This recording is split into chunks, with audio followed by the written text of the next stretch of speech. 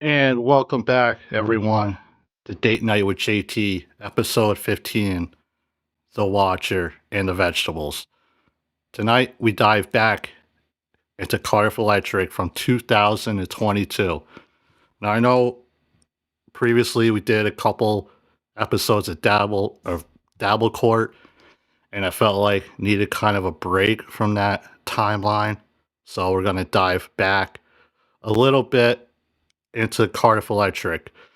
And I know some of this stuff might be, you would say, dated or old, but I think it's fun and enjoyable. And if you watched any of the previous date nights, we covered a lot of Cardiff from back then.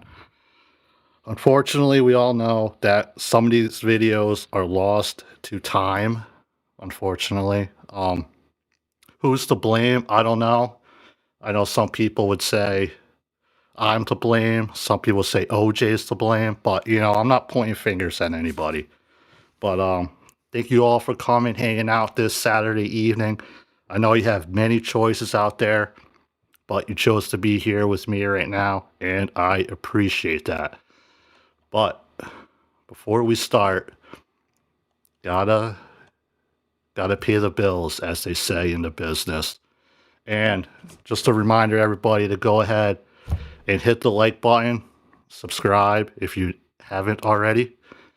And there's also supertip.gg/JT. Yeah, if you haven't been around last week or two, we have changed it from date night to just JT because, well, Tukey yelled at me a lot, and a great woman by the name of Tickle Me Tukey told me they'll give me $100 if I changed it. And my God, I never seen Moody work fast enough, and he quickly changed it for me.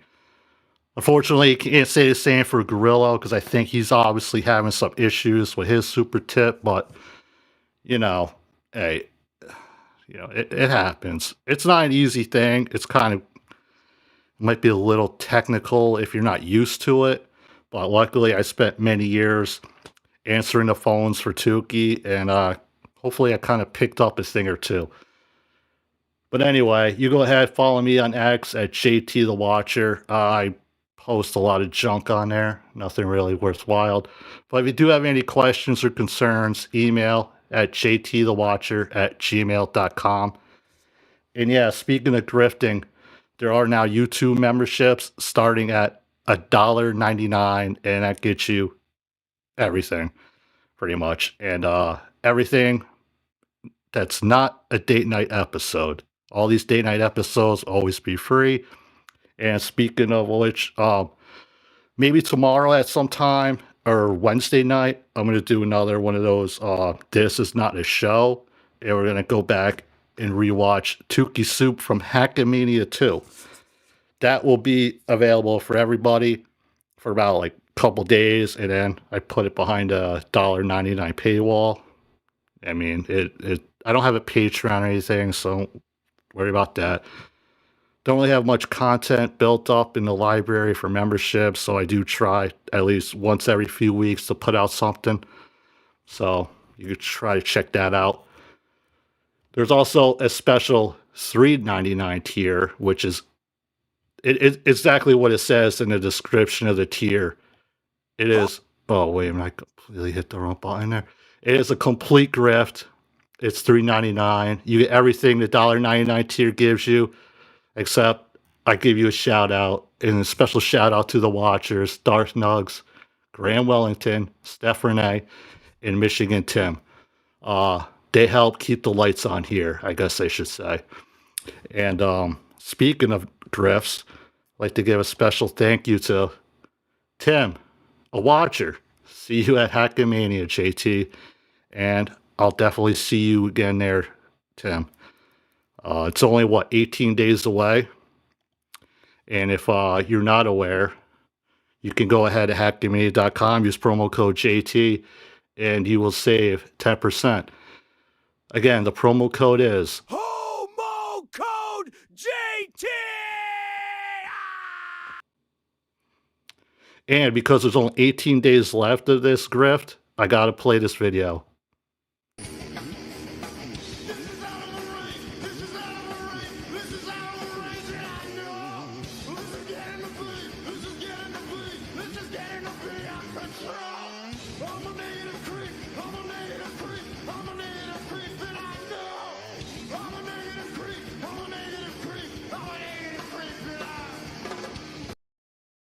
Yeah, that's right. It's as easy as that to go to hackmania.com. I know people are starting to get, FOMO. It is what it is. I know Vegas It's not an easy trip to make out to. That's why everyone kind of starts the promotion way back in, like, what, November? October, was it? I have no idea. But it's been going on for a while. And it's getting down to it. But unfortunately, if you can't make it, there's a live stream that will be happening that you can tune into and watch. And if you are a member of this channel during Hackmania, I'm going to try to bring back the old walk-in talks. Might do a few of those from downtown, beautiful Las Vegas, Fremont Street area. I don't know. We'll see what happens. Really try to make no plans, because we always say every time we do these live events, like, oh, we're going to do a show, you know, they bring their computers and all that shit. And when it comes time to be like, hey, are we going to do something? It's always like, oh, fuck that, man. I don't really feel like it. So that's why I'm only planning on doing maybe a walk and talk or two, show you the sites, maybe give you some inside scoops. I know for our Tukey Soup show, we've been working on a lot. Just this past week, some new details have arisen. I don't know the correct word. And I can't quite tell you what it is. I know if you listened earlier to Beat Down Live, two lovely ladies have won free tickets, courtesy of a very special dabbler, to Hackmania. And we might just have a little spot for them on the beginning of Tukey Soup that Sunday night. But I can't say nothing more. Again, I know it's only a couple more weeks, and you will not have to worry about seeing any of these fucking promos or plugs again until the next event. Does everyone like my new outfit? It's an Armani custom suit. It is perfect for date night as well as Hackmania formal night. Thank you, Trigger. And yes, I did make myself a voice on Super Tip. I don't know why. I thought, well, it'd be creative.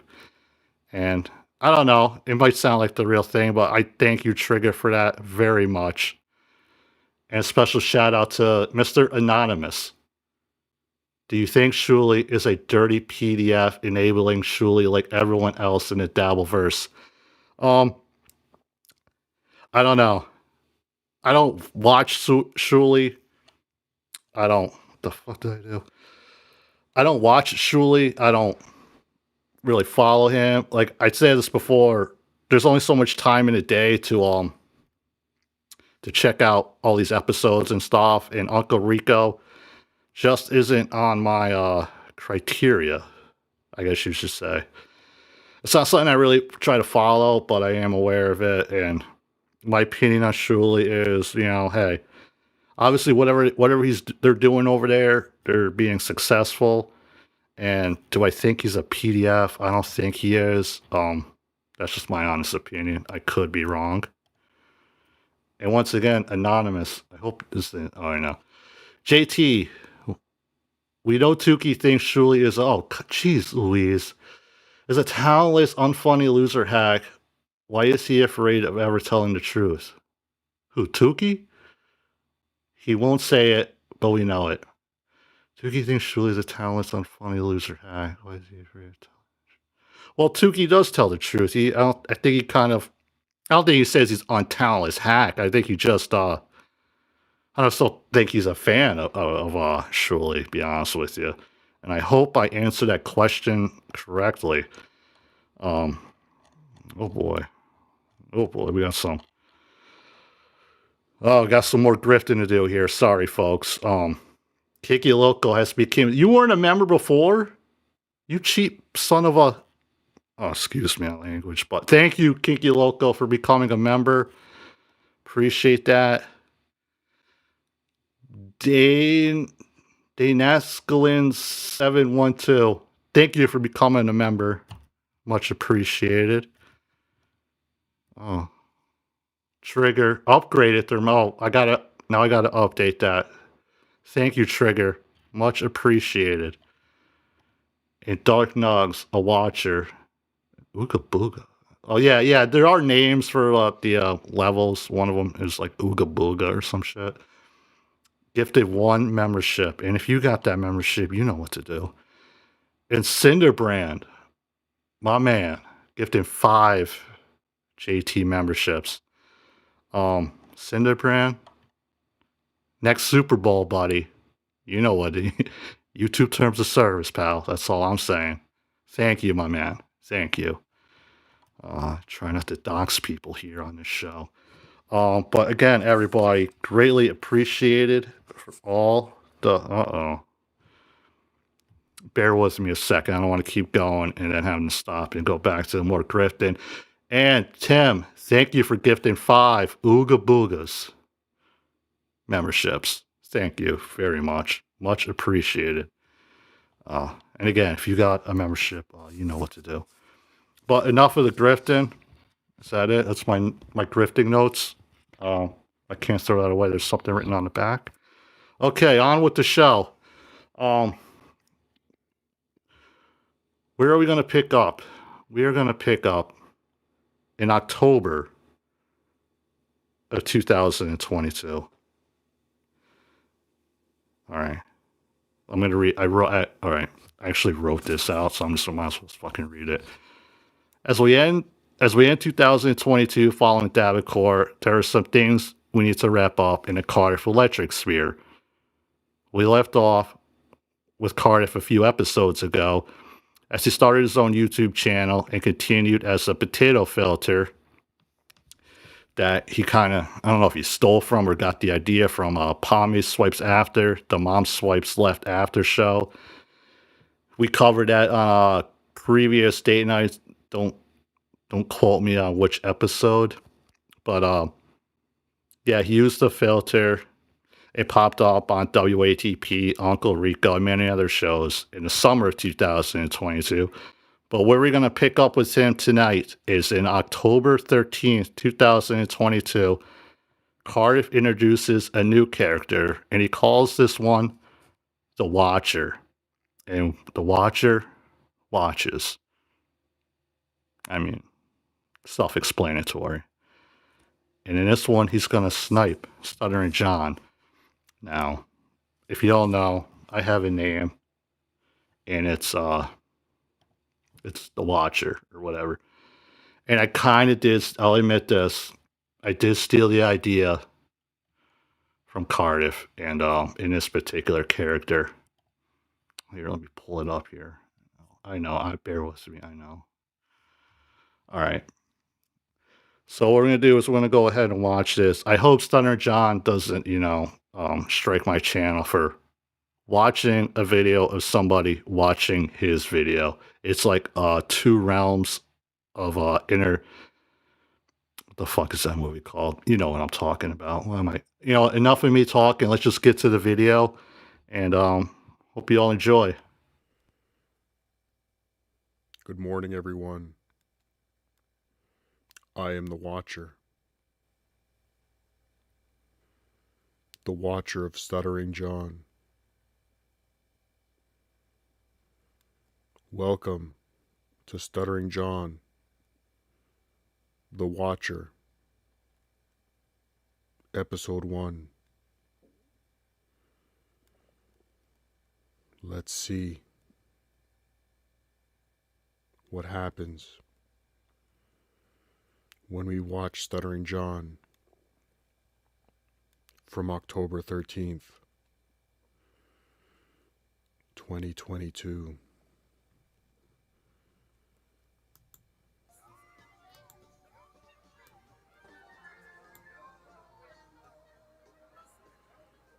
Yeah, baby. Welcome to the world famous Stuttering John. I'm watching you, podcast. John. Hold on, let me just do one small thing here.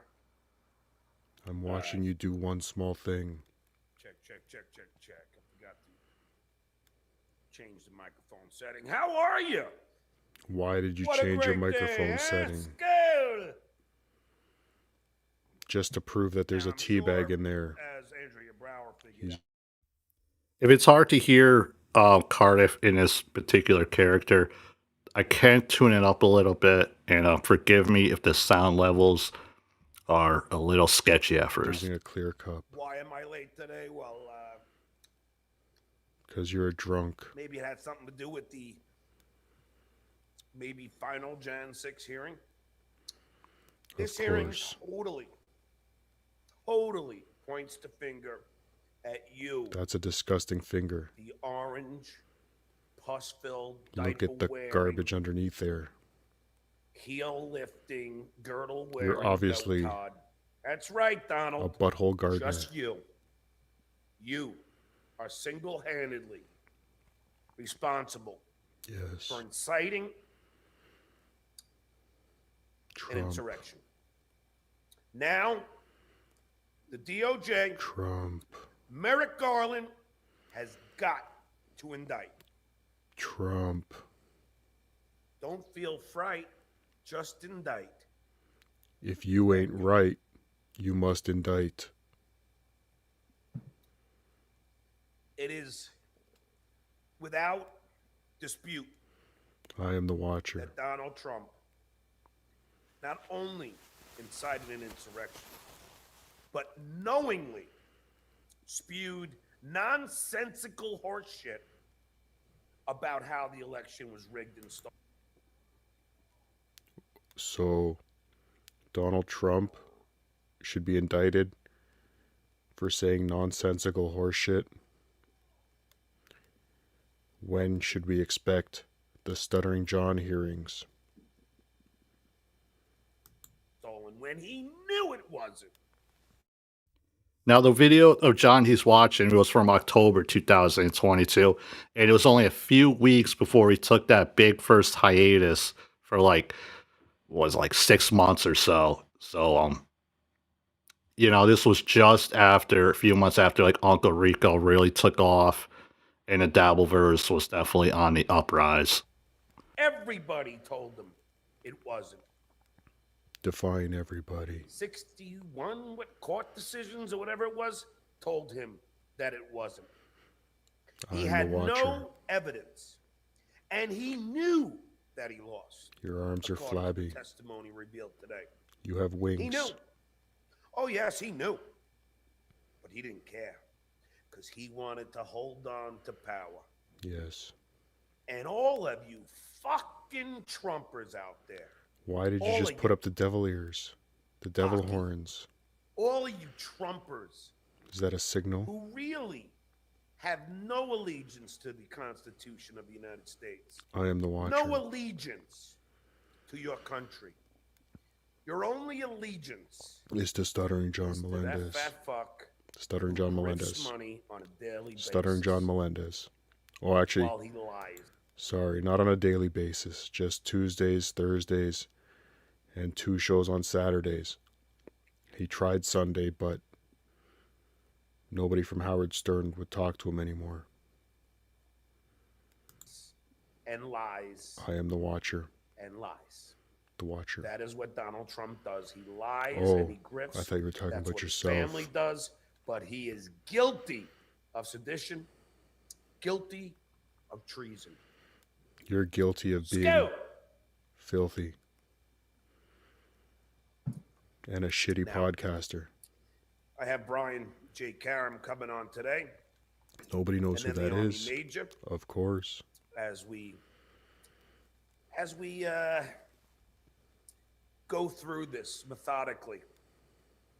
My favorite moment This episode of Stuttering John the Watcher is brought to you by Richard Ojeda, the myth, the man, the legend. Coming soon to the Cardiff Electric News Network. That would have been so great if that happened, but as we all know, in hindsight being 2026, unfortunately that didn't. has to be What? watching Nancy Pelosi I am the watcher. and Chuck Schumer Yes. Those are on the two phone people. with Mike Pence, on the phone with the cops in Maryland, on the phone with the cops, You've established that they have Virginia. phones. all trying to get help for the Capitol Police. Because Trump was sitting on his fat ass in the presidential dining room, loving it. Loving it. Just like you're Fred, loving this right now. I blame you too, Fred. Who the You fuck didn't is love Fred? your son. Oh, Nah. him. You didn't love him. You gave him no love. Just like your father didn't You love made him you, feel John. like a loser. You're a loser, John. And now, he's the monster that you have left us, Fred. I don't even like Trump, Why didn't you just pull out, Fred? Why but not? I like him better than you. Why couldn't you just pulled out? Instead, you gave us this fucking monster that is really Remember how offended you got? started a whole... I think the Fred he's referring to. I don't know. Is that Trump's father? When Howard suggested something similar to you? What can I say? A whole You are new a whole. confederacy of white supremacists. Yes, that's what's That's happening. what Donald Trump is. Plain White and simple, supremacy he's has a never white been more supremacist. rampant Listen in to Noel America Kassler. It's been on the show many a time. because of Trump. He I witnessed am the Trump's watcher. racist comments Just like directed Pockface. towards people like Holly Robinson Pete. Oh no. I'm not going to let the N-word... No, they want me to let the N-word win. Yeah. Yep, that's what Donald Trump said. You've obviously let psoriasis win. When Holly Robinson Pete Or cirrhosis. Either one applies. was in the lead and prepared to win Celebrity Apprentice. Yeah, That's what That's you're not the fucking only talking about? Kassler has said that He's talking about Donald The Trump has Apprentice. used the N-word. I'm not going to do a roll call. How 'cause I about gotta the go times deep that into you've this. used the N-word, John? Feel free to super chat. Many, Andrea many and times. Benny and my other moderator. Wait, did he say no roll call today? Thank God. You guys remember when Cardiff first came around on YouTube? Every episode he would start off with the roll call. It was a great bit.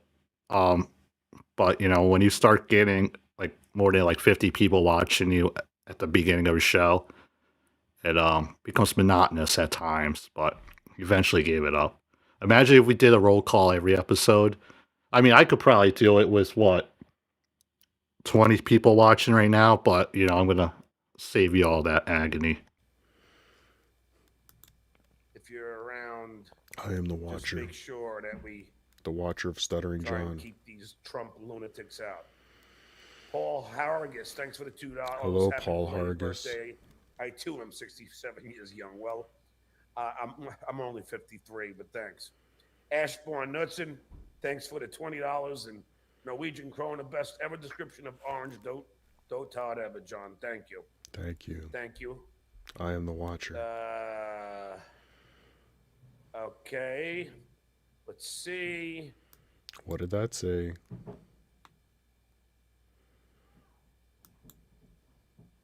To this, feel free to super chat Andrea and Benny and my other moderator if you're around $20 and Norwegian krona, best ever description of orange. Don't I'm not doing a roll call.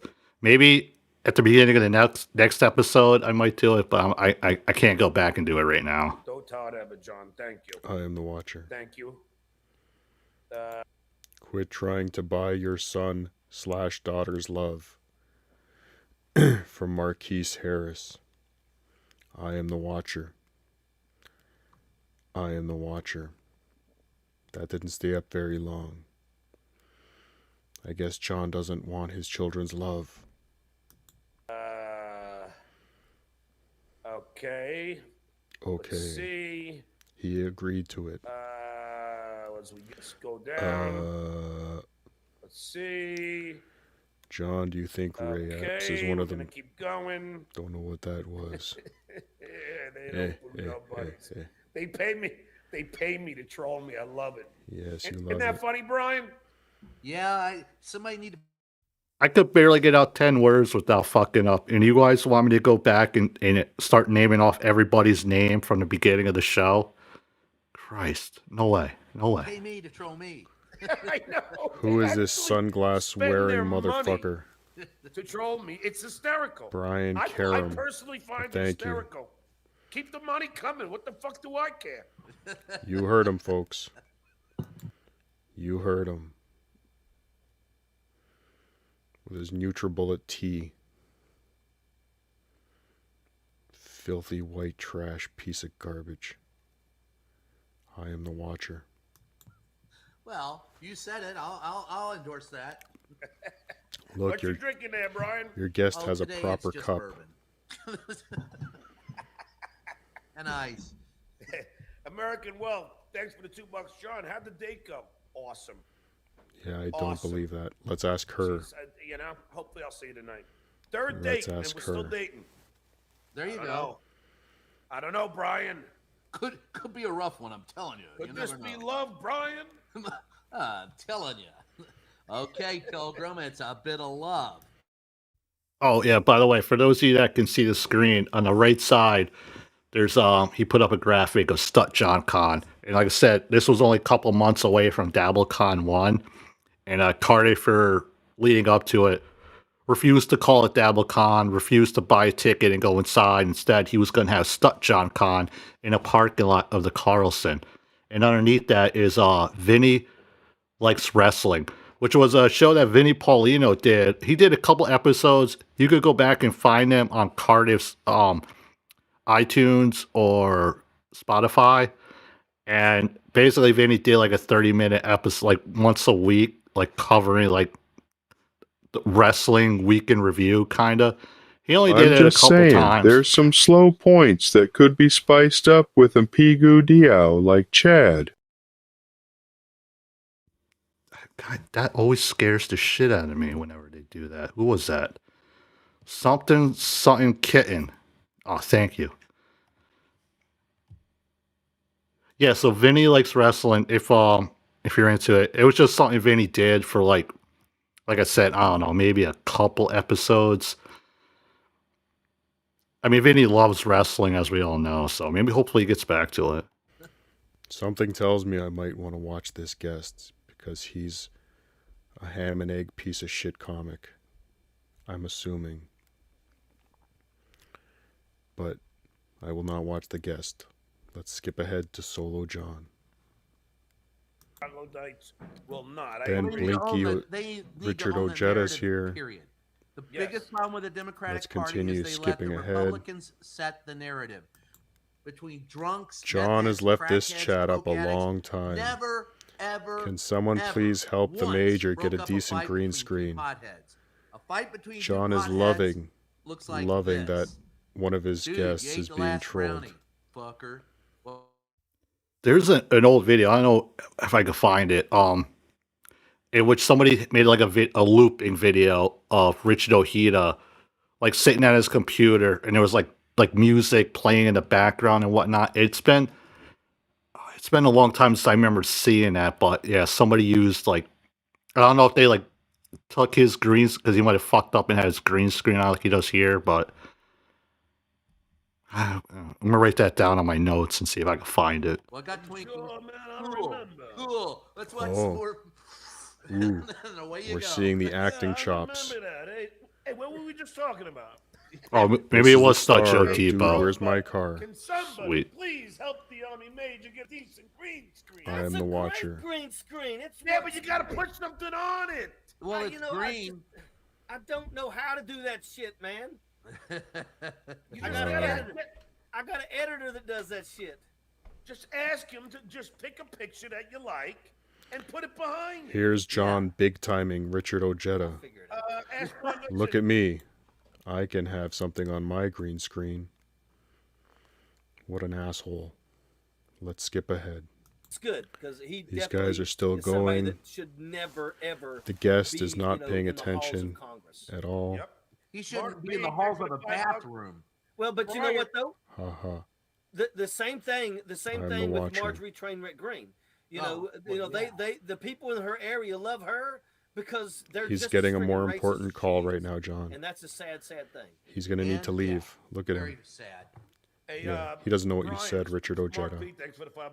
Brian, I recently learned that you're lead singer of a band named Rhythm Bandits. Now, we really need to watch this part. This is gold. I am the watcher of Stuttering John. That's true. Do you have any recordings that we can hear anywhere? I think Facebook and probably on where else are we? Can you sing us your YouTube. biggest song? Well, we do a lot of rock and roll, including one of my favorite protest songs, "Meet the New Boss, Same as the Old Boss." You know, by Can All you right, sing? go ahead. "Won't Get Fooled Again." By Yeah, do it. I can't do that without music. That's a tough one. We do some You were Lennon fighting in the streets. This with is our great. children at our feet, and the children morals that we at our feet, worship will and be the gone. morals And that the we men who worship spurred us on will in go. judgment Oh of my our God. wrong. They decided the shotgun What a sings a song. useless- I tip my oh, hat to the he's new so proud of Constitution. himself. Take a bow for the new revolution. Smile and grin at the changes all around. Pick up my guitar and play. Just There's no way John knew all the lyrics to that song. like yesterday, and I get on my knees and pray we don't get fooled again. Great song. But we also do, Yes. I do a little bit of, we do a little bit of everything. And Green Day, and we don't do Herschel All the Walker. modern His songs stuff. are horrible. But Well, I mean, I saw the other day. Earlier in the episode, the boys were doing their best Columbo impressions. I really should have clipped that. I've never seen one episode of Columbo, but from watching John all these years, I think I know the entire series. Then John plays a video from the Lincoln Talk Project. about Nancy Pelosi. I said, we're going to kick that bitch out of Congress. They want to replace the American people with millions of desperate people that can't even speak English in the United States. We saved the most. you couldn't even get Ronald Reagan elected today in the role of the Senate. That tells you what the Republicans are all about. Damn. Control. And I know. that's it. The Republican Party Oh, today Republicans are bad. is not the Republican Party of your father or your grandfather. Hell, look at the Senate that I tells am the you what watcher. the Republicans are all. The Donald watcher of Trump, Stuttering who John. is Oh, at the then he played center another of video. 19 pending criminal and There you go. Oh, Oh, yep. I would love to see little Monko gone. Wouldn't that be? Well, What listen, do you really think? A documentary called 6 Feet Apart about the first weeks of the COVID pandemic and how Donald Trump fucked that all up. Yep. COVID was all right, Trump's well, fault. I have it. Well, Thank we're goodness linking up, brother. Biden saved Well, us. you, All right, you, man. you live. Saved us all. Well, we're linking up, brother. Well, you, All right, you, man. you live about a couple of blocks from my kids, so yeah, we'll hook up. Definitely, I'm looking forward to it. They're And all going to hook up someone and asked, have a the book is date. available internationally. You can order it online. I am the wherever fine watcher. books are sold. The watcher of Stuttering John. All right, guys. I'll see you guys. See you guys, everyone. All right. I want to thank my guest, Airborne. the great Brian Karam, and the Army Major. He wasn't Richard great. Ojeda. He was a hack. And it was Just a great like you. show. And as you know, I started late. Yo. because You're a drunk fuck I was watching the hearings, and I You were this might be passed the last out. one, so with a Coors can up your asshole. Ladies and gentlemen, hopefully I did this right, but we have a special guest tonight. Special guest, would you like to tell him your name? I'm Dennis. What's up, guys? Hey, Dennis. You've been around the Dabbleverse, I would say, for a long time, right? It feels like it. What do you remember about this time of like late 2022? Like just after like Uncle Rico and all them started getting going? This is like the last time. Before that, there was like a Shuley split, really, in the John world, and then WATP just kind of like stinks now. But like this episode, I know for a fact WATP was still good at this time, so that's what I definitely remember. This bit by Cardiff was, I can't believe he lost his filter. This is killer stuff. I mean, Yeah, it was the one and only time he did it, right? I mean, yeah, it might kind of add to the lore of it, but he shortly lost the filter right after John left or something. I think that's what happened.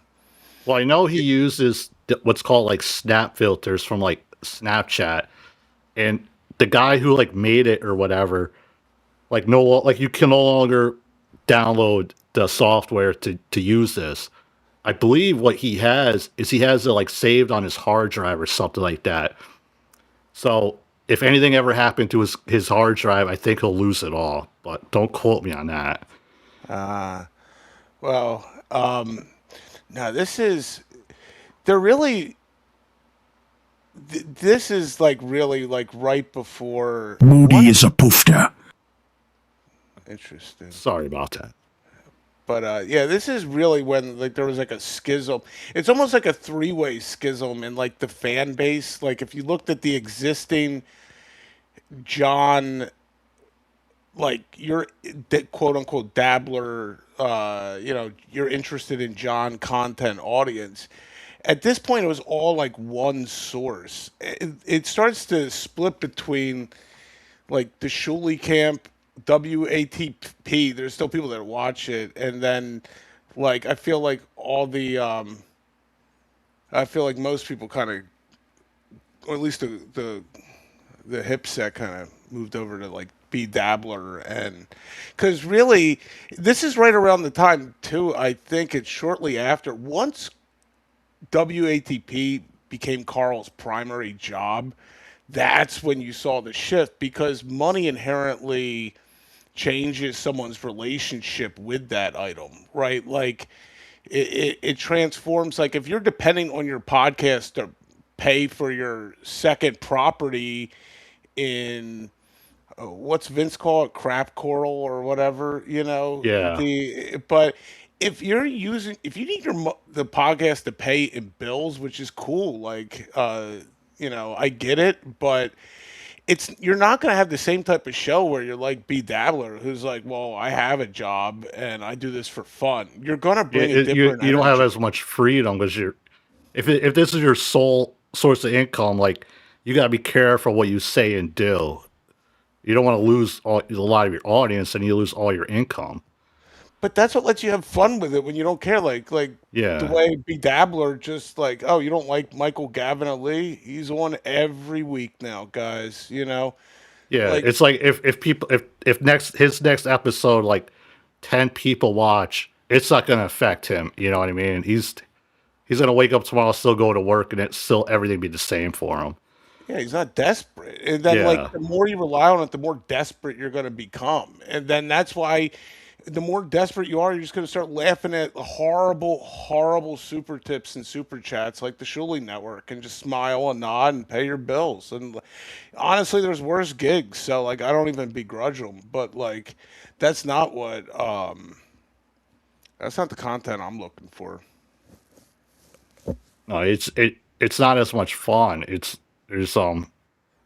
because you don't think it's genuine.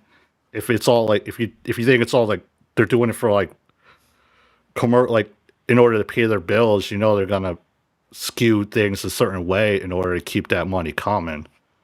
Yeah, you commodified your product. I mean, once you commodify something, it's like I said, it's you want to commodify, John. There's people who just want to throw rocks at the retard and pay money to do it. Like, I don't know. Like every time I've been a troll, I've never thought, how can I profit off my trolling behavior? Like I'm like, I'll pay money to troll people. I mean, like invest in anyway. Going off. You want to watch some more of this? Yeah, let's watch some more of this. I'm rambling. All right. I got to do my job, my friends. I got to watch the hearings. Your job if is the substitute Yankees, teaching. then I would still be here, even though I'd be pissed off, but I'll be here. But I have to watch the hearings. I have to see what's going on. But I do appreciate my moderators today. Way to go, moderators. Thank you for unblocking Cardiff. Loco and Andrea Brower. He appreciates I'd also it. like to thank my guests. Kinky Luke on the OG. The Watcher of Stuttering John. Thank my sponsor. Dude, listen to how BetOnline.ag. clear They're not your John's sponsor. talking there. Delude. I didn't mean to interrupt, but like, listen to how clear you can understand John. This is at It's what least 3.5? No, 2002. Yeah, it's like 3.5 years ago. speech pattern differences, even the format. That's still a real show. Going on some hate fest or just having quad fathers sit there, yes sir, yes sir. Like, I mean, it's night and day. I mean, this is still better than KC's show, but like, When he came back from his like hiatus, his show was never the same as it was prior to it. The whole beer on the balcony era and stuff. When he came back, he knew he was just coming back for the super chats and the trolls. yeah, for real. Delusional fuck. I wonder if the 2 bets I made, did it carry over? CLNS 50 Because I can't. is not your the Yankees promo aren't code, playing, I shithead. can't lose them. The game didn't happen. And so all I You got can tonight is lose. the Guardians game. John, your life didn't happen, and you've lost in life. Why would betonline.ag be any different? CLNS 50. Which, you know, I Yes. hate when that's the hardest thing about being a Yankees fan is the weather. Because you never can predict if it's going to rain or not. The hardest thing about being a Yankees fan is you have to be some piece of shit New Yorker who thinks he's better than everyone else. Because That describes some of it. I'm a Mets fan myself, and living in New York, he kind of describes it exactly. Nah, man, go Phils, yo. his team spends more than any other team and still really doesn't win that much. Fucking losers. I also like to thank all my people in here. I am the thank watcher. everyone for the super chats and everyone just for being here. I understand. You can thank me for the super chats. There are a lot of people out of work. You didn't show my the super unemployment chat. rate is down to record lows. Yes. And Record low I'd also unemployment. like to thank, That's the everybody here. I'd economic like to news thank that all my came out Patreon today. members who, Never mind the computes. This is interesting because remember, this was in October, and he just said he'd like to thank his Patreon members. And you remember a couple weeks from this, he just ups and leaves and screws all his patrons over.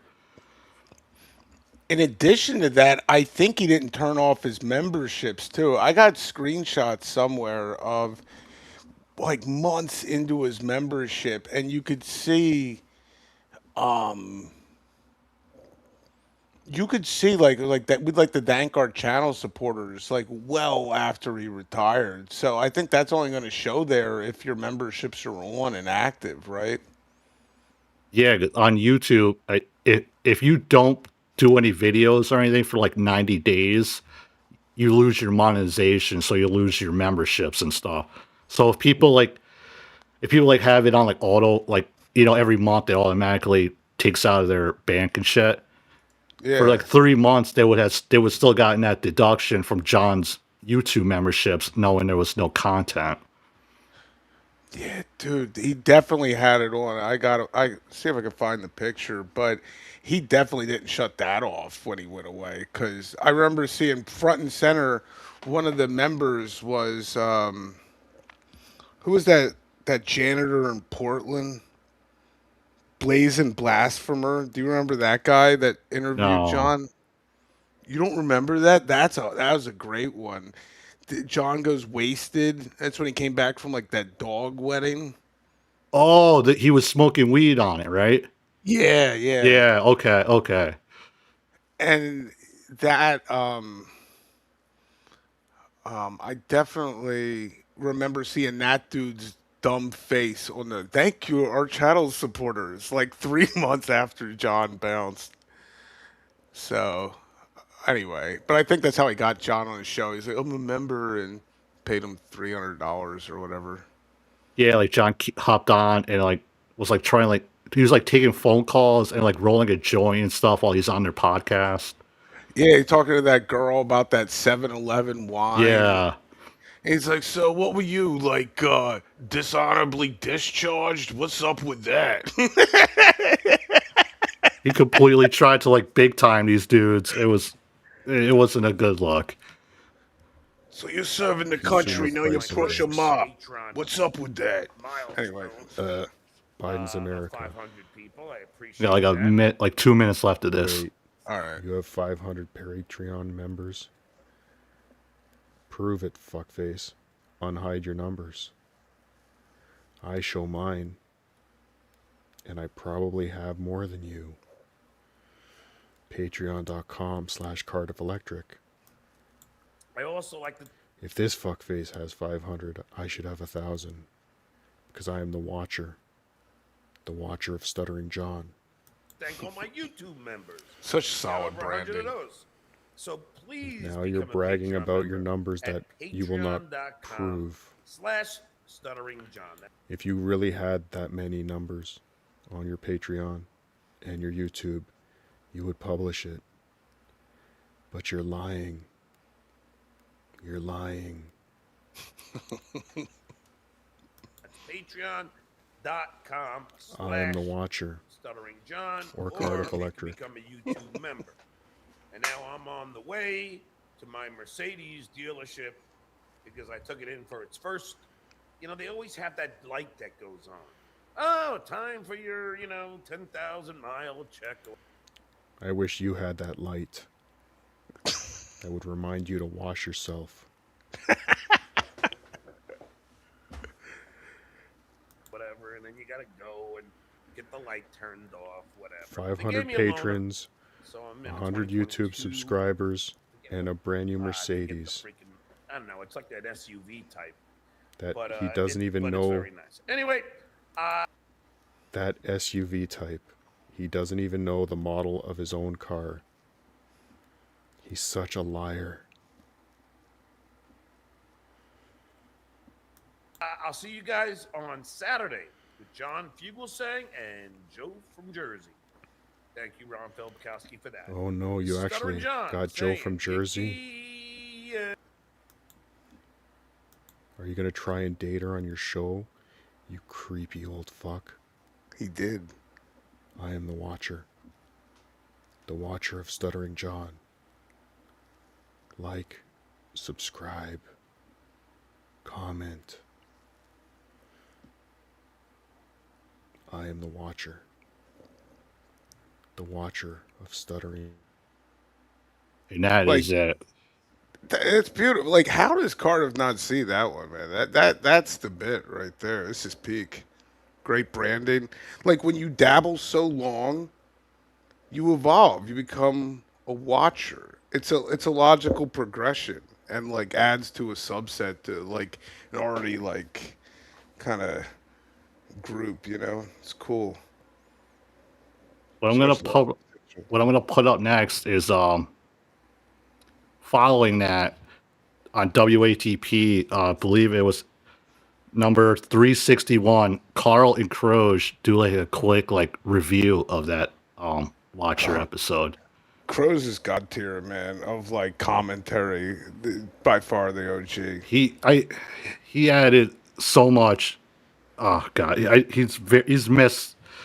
He's very well missed, and I think if he came back now, I don't know if he could like fit in with like Adam and Carl. I don't. No, I want to show her Crows like reviews. Who are these podcasts? And just be like, yo, it just stinks. I would love his insight on what's going on, like since he left. Like, I don't know if we'll ever get it, but I know he's doing well wherever he is. All the legends walk away. Crows, Carlos Danger, you know, they're just like, I'm done with this. So I'm going to go ahead and play this one real quick. I do want to give a Stuttering John update. I saw that you have a Stuttering John clip. Yeah, I brought one clip in. We never got the chance to talk about this, but towards the end of the Stuttering John era that we've just witnessed, there were all these shows that were coming out that were reviewing Stuttering John content. There were, and that's my thing. There was one that came out that I loved. I thought was really special, and it did. This, I believe, was in November, so this was after John left.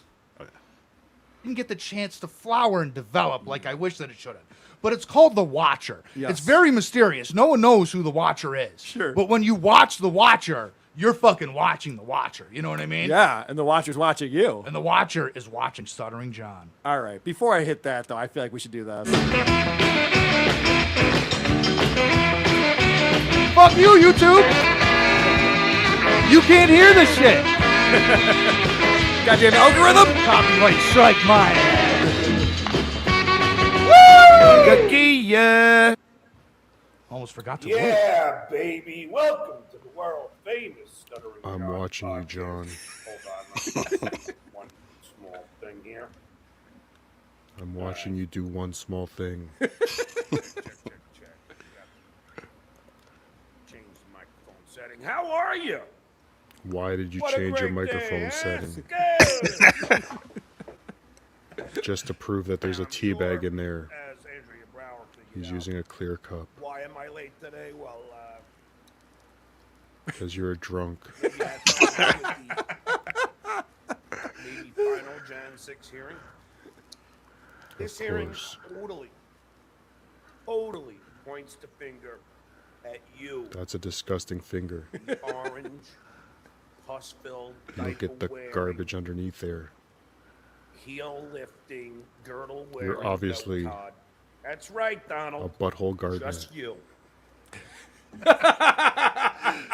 Digging in the old butthole garden. Again, very mysterious. We'll never know who The Watcher is. Right. No one could ever find out. But my God, that was compelling content. I miss you. That was fantastic. So just quick updates on Stuttering John. The mods are pissed at him. Oh, boy. And this is being well documented right now by Muttering Jay. Muttering Jay. On the case as always. As always, if you go on Twitter, Muttering Jay is finding these chats between Benny Loco and Andrea Brower and Carlene Martin. And they're all like, what the fuck? I got charged? Yeah. Carlene Martin's the funniest one. Yeah. She got charged $5 for Patreon for November. And she's like, I could have used that money for food. Well, you should have. If $5 means that much to you. Yeah, don't give it to Stuttering John. That's for damn sure. So apparently, people are pissed at John because everyone got charged in November on his Patreon and YouTube. Yeah. But there's no new content coming out. And no old content Right, either. the old content's gone Yeah. as well. Also, let's not forget, he missed 3 Beer on the Balconies in a row in October. Yeah. So he really wasn't delivering that month either. He came out and said the November charge was for October content, which is not true. Yeah, that's not how that works. He's just an asshole. And it's great that these people are really turning on him right now. The other Stuttering John news? Oh, go ahead. Motherfucker doesn't have a friend in the world. No. He doesn't have a friend in the fucking world. He's ruined every single personal relationship. It's still true today. Dude doesn't have a fucking friend, and nobody he trusts. Everybody screws him over eventually. Well, you know, and the co-hosts keep getting progressively worse. I mean, you could say the political stuff is... He's running out of people to have on. Like, dude, I get you don't want to hear Ojeda yell about politics. Neither do I. But, like, you want Ava? Like, you want Quadfather? Yes, sir. You want DG? Like, dude, the bottom fell out after this in terms of, like, co-host quality. At least Ojeda puts a sentence together, even if it's boring. He's ever had. Yeah. He finally has a circle of people that like tolerate him and like him and show up every week. And he completely fucking alienated him and like just ghosted him. Just thanks for the money. Fuck you. Yeah, no, he literally, we played this on our show. His October 31st episode of Beer on the Balcony, which all of these mods are watching because they're all part of that support group. They're watching him say, tomorrow, November 1st, we got a great show for you. I got a great guest lined up. Yep. And then he disappeared. So it wasn't like he was telling people, by the way, I'm going to take some time off. I got some personal, because I always say he's got personal shit going on, which is odd that he's got personal shit going on. And yet he just had a camera crew over to his house this week. And apparently he's filming some documentary about Howard Stern or something. That Howard wants nothing to do with, by all. Of course. I think they're talking about the Vice, like Shock Jock episode, if I'm correct. No, you're correct, 100%. That's the one they did. They also did something on O&A, I think, but yeah, it had nothing to do with Howard. And I remember them talking about like John got paid. It was like $500 to do it. No, yeah, it's I think they say here too. Like, I don't even think the other people got paid. I think they just John begged for money, and they're like, I guess we could write this into the budget. It's going to feature Grillo, Jackie, John. From what I've heard, yeah, guys that worked there 35 years. Correct. And from what I've heard, John's the only guy who insisted on getting paid to do it. So John got like $500 for that. So that's like 2 weeks worth of super chat. Well, Classy move. fuck, that's a month's worth of Yeah, super chats. yeah. So no wonder he's not giving the content And he anymore. doesn't have to give YouTube 30%. Oh, that's a good point. That is net cash he's pulling down. Wow. Good job, Johnny. All right, so Stuttering John, he's still out there, still tweeting at people and putting out messages on his Patreon and stuff, but no new episodes. Yeah. He says January he'll make his return. God damn it. That's the update. Impressive that he found a way to piss off even the few people left on the planet that aren't disgusted by his every breath. Speaking of pissing off everyone you've ever known. It's time to mock Zumok. Woo! I do want to... Yeah, I want to take that down. Back then, he at least had mods who weren't trolling him and were actually fans. But after ripping them off when he left, that was it. And that is true. Thank you, Robert Falcone, for that one. And then they can develop other parasocial relationships with other mentally ill Stern members like Casey Armstrong, right? Yeah, they all tried to be a mod for like Andrea. Did she try to be a mod for KC in the beginning? Last time I wanted to torture myself and watch KC's show for more than 5 minutes, she's like, happy to be a mod. I'm like, okay, that's where, same day, what's it? Same old trash, new trash can. It's like, for real. That was an interesting peek, not only to what Cardiff was doing back then, but also an update on where Stuttering John was. And at the end of that clip, you heard him mention the infamous Chad Zumok. Now, back then, Chad was, I think even he admitted to it. He was kind of deep into the sauce at the time. But how's that different than today? Well, he claims he's been sober for 2 weeks now or so. But back then, on Cardiff's Electric Channel, he interviewed Chad Zumok for the very first time. Now, unfortunately, we don't have the video to it, but we got the audio to it. Yeah, I mean, I asked Cardiff if he had the video. It was somewhere buried deep in some files, and unfortunately, couldn't get it in time, but I did try my best to come up with a little something. That way you can see at least what the interview was like. So, I'm going to go ahead and start watching this. And I think it...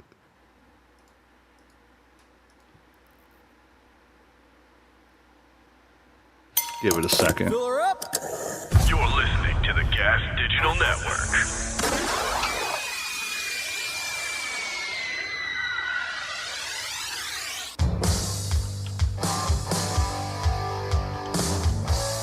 Cardiff Electric. I can't skip the intro. Nah, this is good. Cardiff Electric. He's so cool. Come out and play. He's the guy all the other guys are jealous of. Figure true. That's right, Robert. That all the girls want to be with. Cardiff Electric, the most famous podcast in the world today. He's got great guests on his show, like Dr. Steve and some other people. We love you, Cardiff.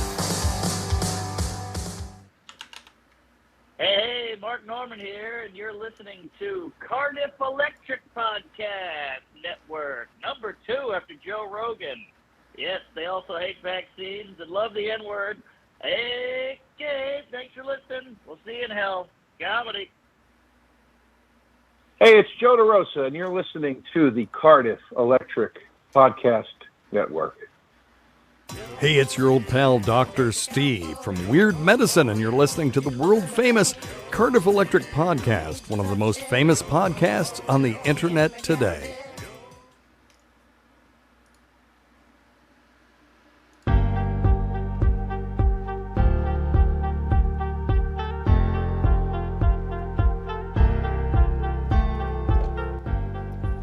Yeah, I would say you can still go to iTunes or Spotify under Cardiff Electric. You can still find all his old episodes for free. Old Cardiff is great. New Cardiff's cool too, but it's a little different. But yeah, I sent you a screenshot of that was in April of 23, so that's like 5 months after he left, and he still had donos on.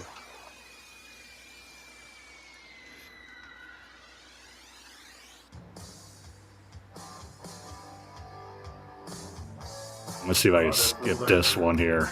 The most famous podcast in the world today.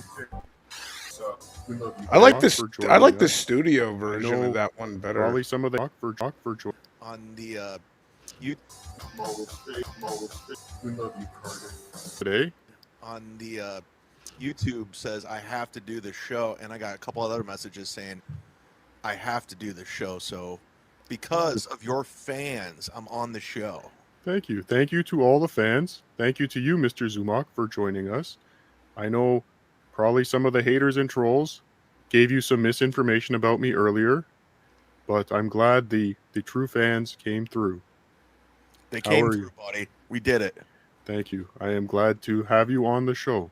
God bless you.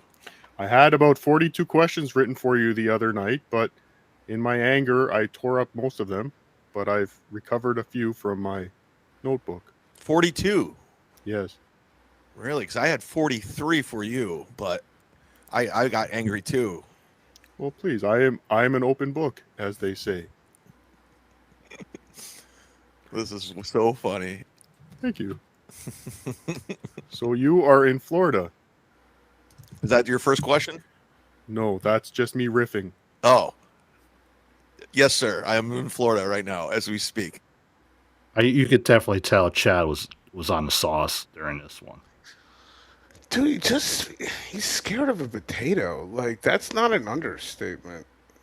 I think he gets nervous around anybody or everyone, for that matter. Yeah, that's fair. Yeah, dude, he's just a fidgety, insecure dude, man. Very fidgety. Like, I don't know why Chad just has like Cardiff's the one guy he just can't stand. Like, he hates him. Well, every time Cardiff's around, or if he's on his show, or when he calls into be Dabbler, and Cardiff says just 2 words, Chad immediately starts getting all anxious and on the defensive. Yeah, why do you think that is? What do you think about Cardiff specifically gets under Chad's skin so much? I don't know. Maybe. Like I said, this is the first time these two interacted on the show, and I know previous up to this they did communicate off air and stuff to get together to do this. So I don't know. Maybe might find out here. How is the weather? Is that the first question, or is that riffing? Still riffing. Weather's good. It's warm. There's Jules David right there. Thank you for the $10, Jules David. Glad you were both were able to finally get together on a live show. Chad, please share this out on Twitter. Do I have permission to use clips on my next live show? No. Is that Red Bar's wife, or is that a fake Jules David? I believe it's Red Bar's wife. They've tried. Yeah, the video you see on the far right is just a 5-second loop of what the actual podcast video was. We don't have that available. We just have the audio. So with the picture and that, you kind of get the idea as to what the podcast did look like. Tried to get me on their show. I've been very busy though. So, I do have questions. Who are you? No, I'll riff intermittently, if that's okay. Did you need questions in advance? I have guests that needed that. No. Jackie the Joke Man insisted. Oh, you had Jackie the Joke Man on? Oh, I've had, if you heard the theme song, I've had Dr. Steve and other people. I'm doing Jackie, Dr. Steve show on Sunday. He's a good doctor. He's a good guy. He reached out to me. He's good. What will the, is that Weird Medicine? I don't know. I think Are it's you a his doctor? Patreon. He's trying to explain what it is. He has another show?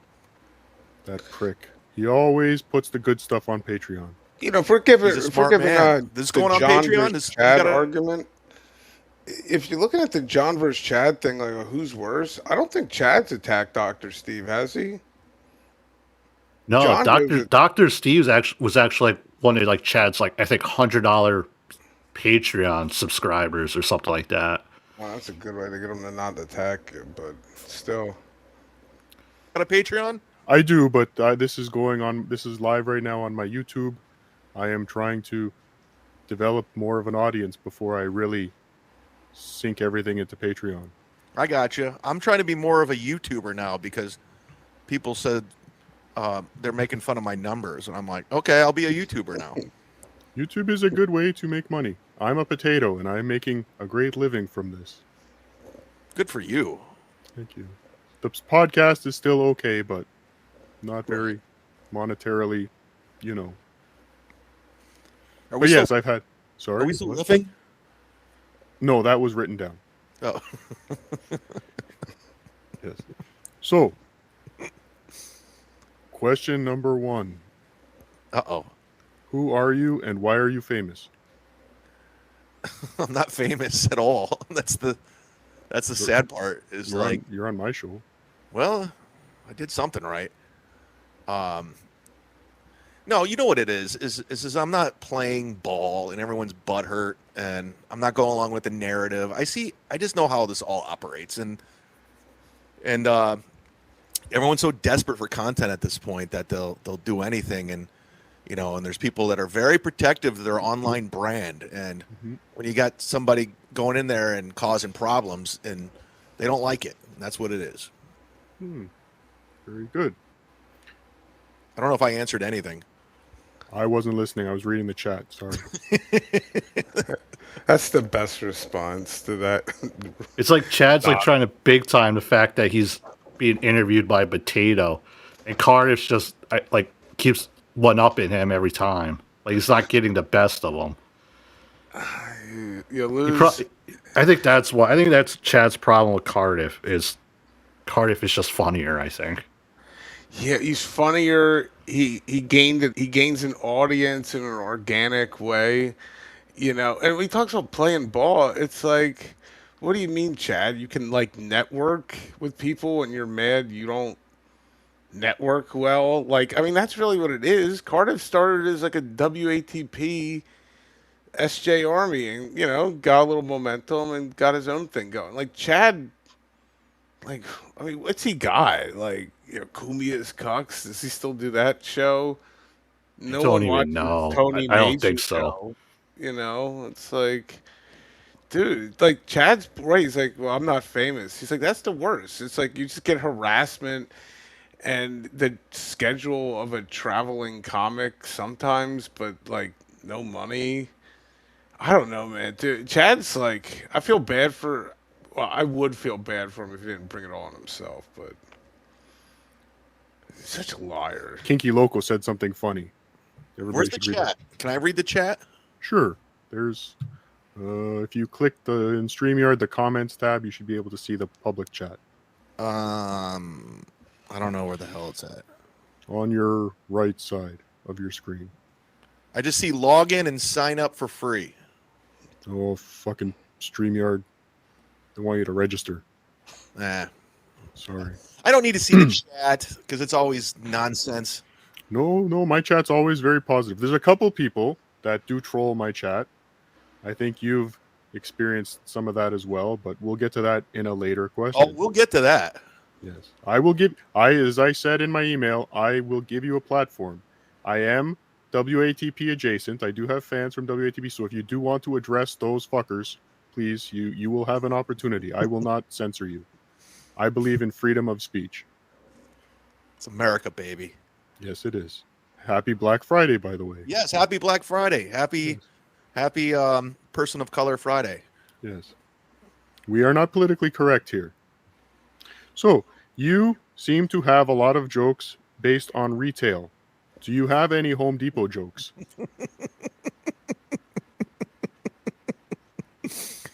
I actually made fun of myself the other day.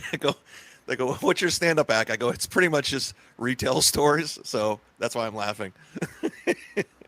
I'm very observant. I need a Home Depot joke. You definitely need a Home Depot joke. There's a couple Home Depots that I'm very closely affiliated with that I would love to say next time I go in.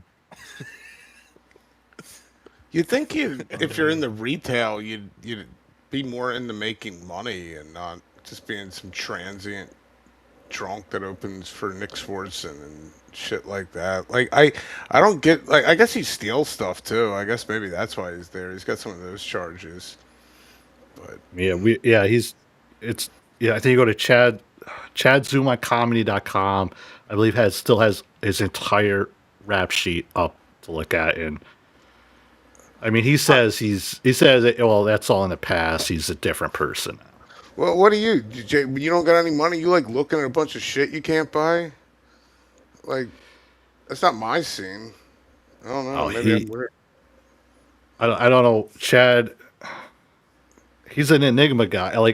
It's hard to nail down exactly what is his deal. Like, what was his problem back then? How does he have money too? It's like literally not sustaining. Think of what stuff costs, dude. I bought cat litter. It was like $20. It's sand. You know, it's like, what's this guy make? He sits around and gets $2. $2 super chat's like 67 cents. It's like, after, I don't know, man. I don't know how these people live. I think El Haribe used to say that all the time. How do they live? I mean, he claims that he does these comedy gigs, and it's enough to sustain him with the YouTube and well, he no longer has Patreon, but I mean that's what he claims. So I have no clue. He had to inherit money. It's the only thing that makes sense, and he's like living. There was that $50,000 supposedly he got from an uncle or his father, a few months back, but he never came out and said it. He's got to do that, man. That's got to be something like that. It's not sustainable. Things just cost. All that money is not going to last either. It's probably gone by now.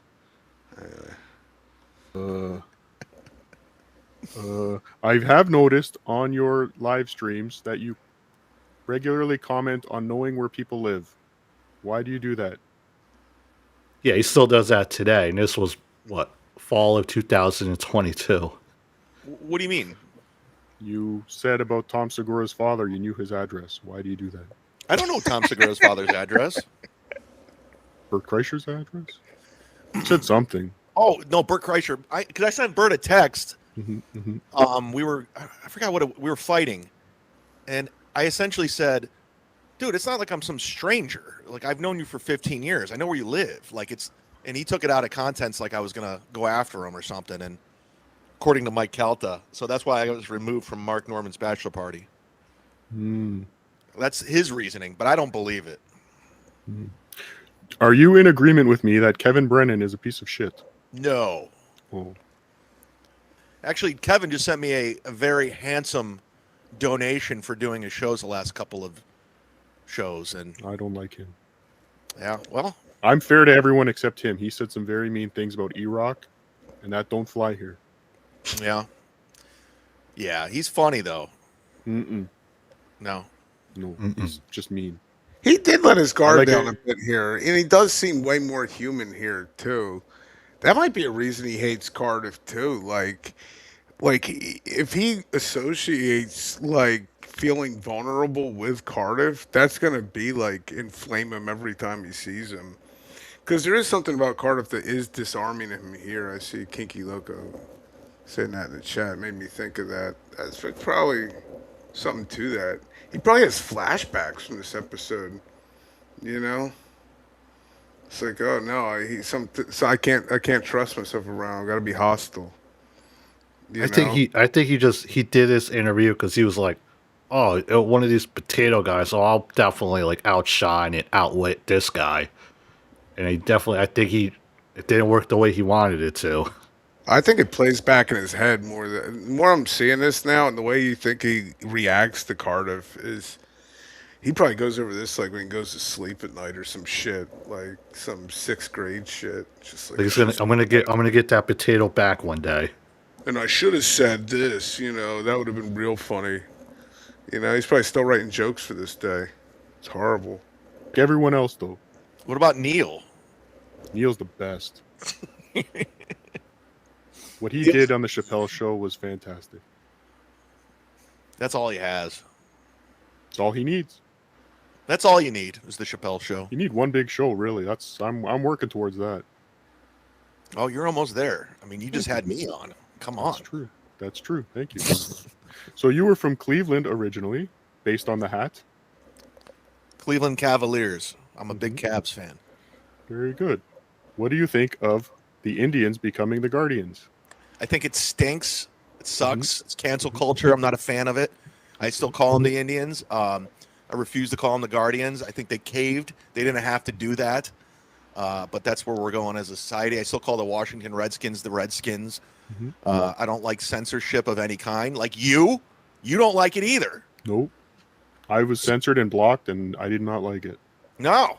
So I can't support this. Two Bears, One Cave is a great podcast. Chad, be honest. I disagree. Is that Bert Kreischer's show? Yes. Although I did listen to the episode with Quentin Tarantino because Bert wasn't on it. I'm not a big fan of Bert. You and me both, brother. Fame and fortune has not turned him into a good guy. Like, if I was to meet him, I would say, I get it. The machine. Move on. It's absolutely right. I can't disagree. Vinny Cash, this is gay. All of this is gay. Thank you, Vinny Cash. Vinny Cash is a good guy. Chocolate or vanilla? Chocolate, baby. Thank you. Why did you vote for Donald Trump 2 times? I didn't.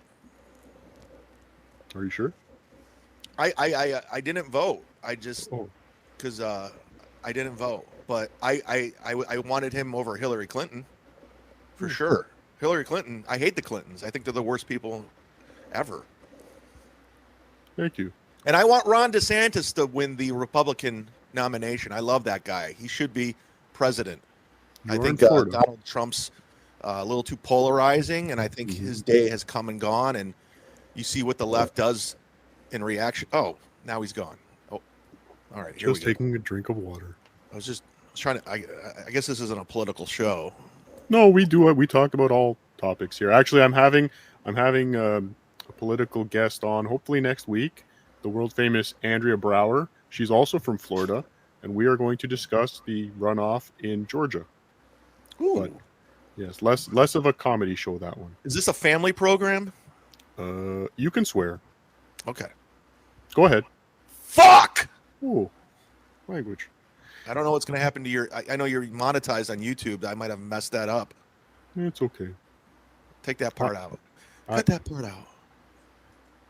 I still remember when Dabbler and Cardiff sent Chad the link, and then Chad popped on and played porno on his phone up to the camera, and try to porn bomb and take down their channel. I thought that was a real shitty move, Chad. Hey, Chippa. So, that's all the questions I had. So let's riff some more. You had some things you wanted to say. I think you want to yell at some people. Please go ahead. I've done Chip Chipperson's show before. Have you really? Twice. He's a nice guy. Yeah, it's fun. Jim Norton's a great dude. Who's that? Great comic. Who's Jim? Norton. Never heard of him. Oh. Chip's good though. Oh. Okay.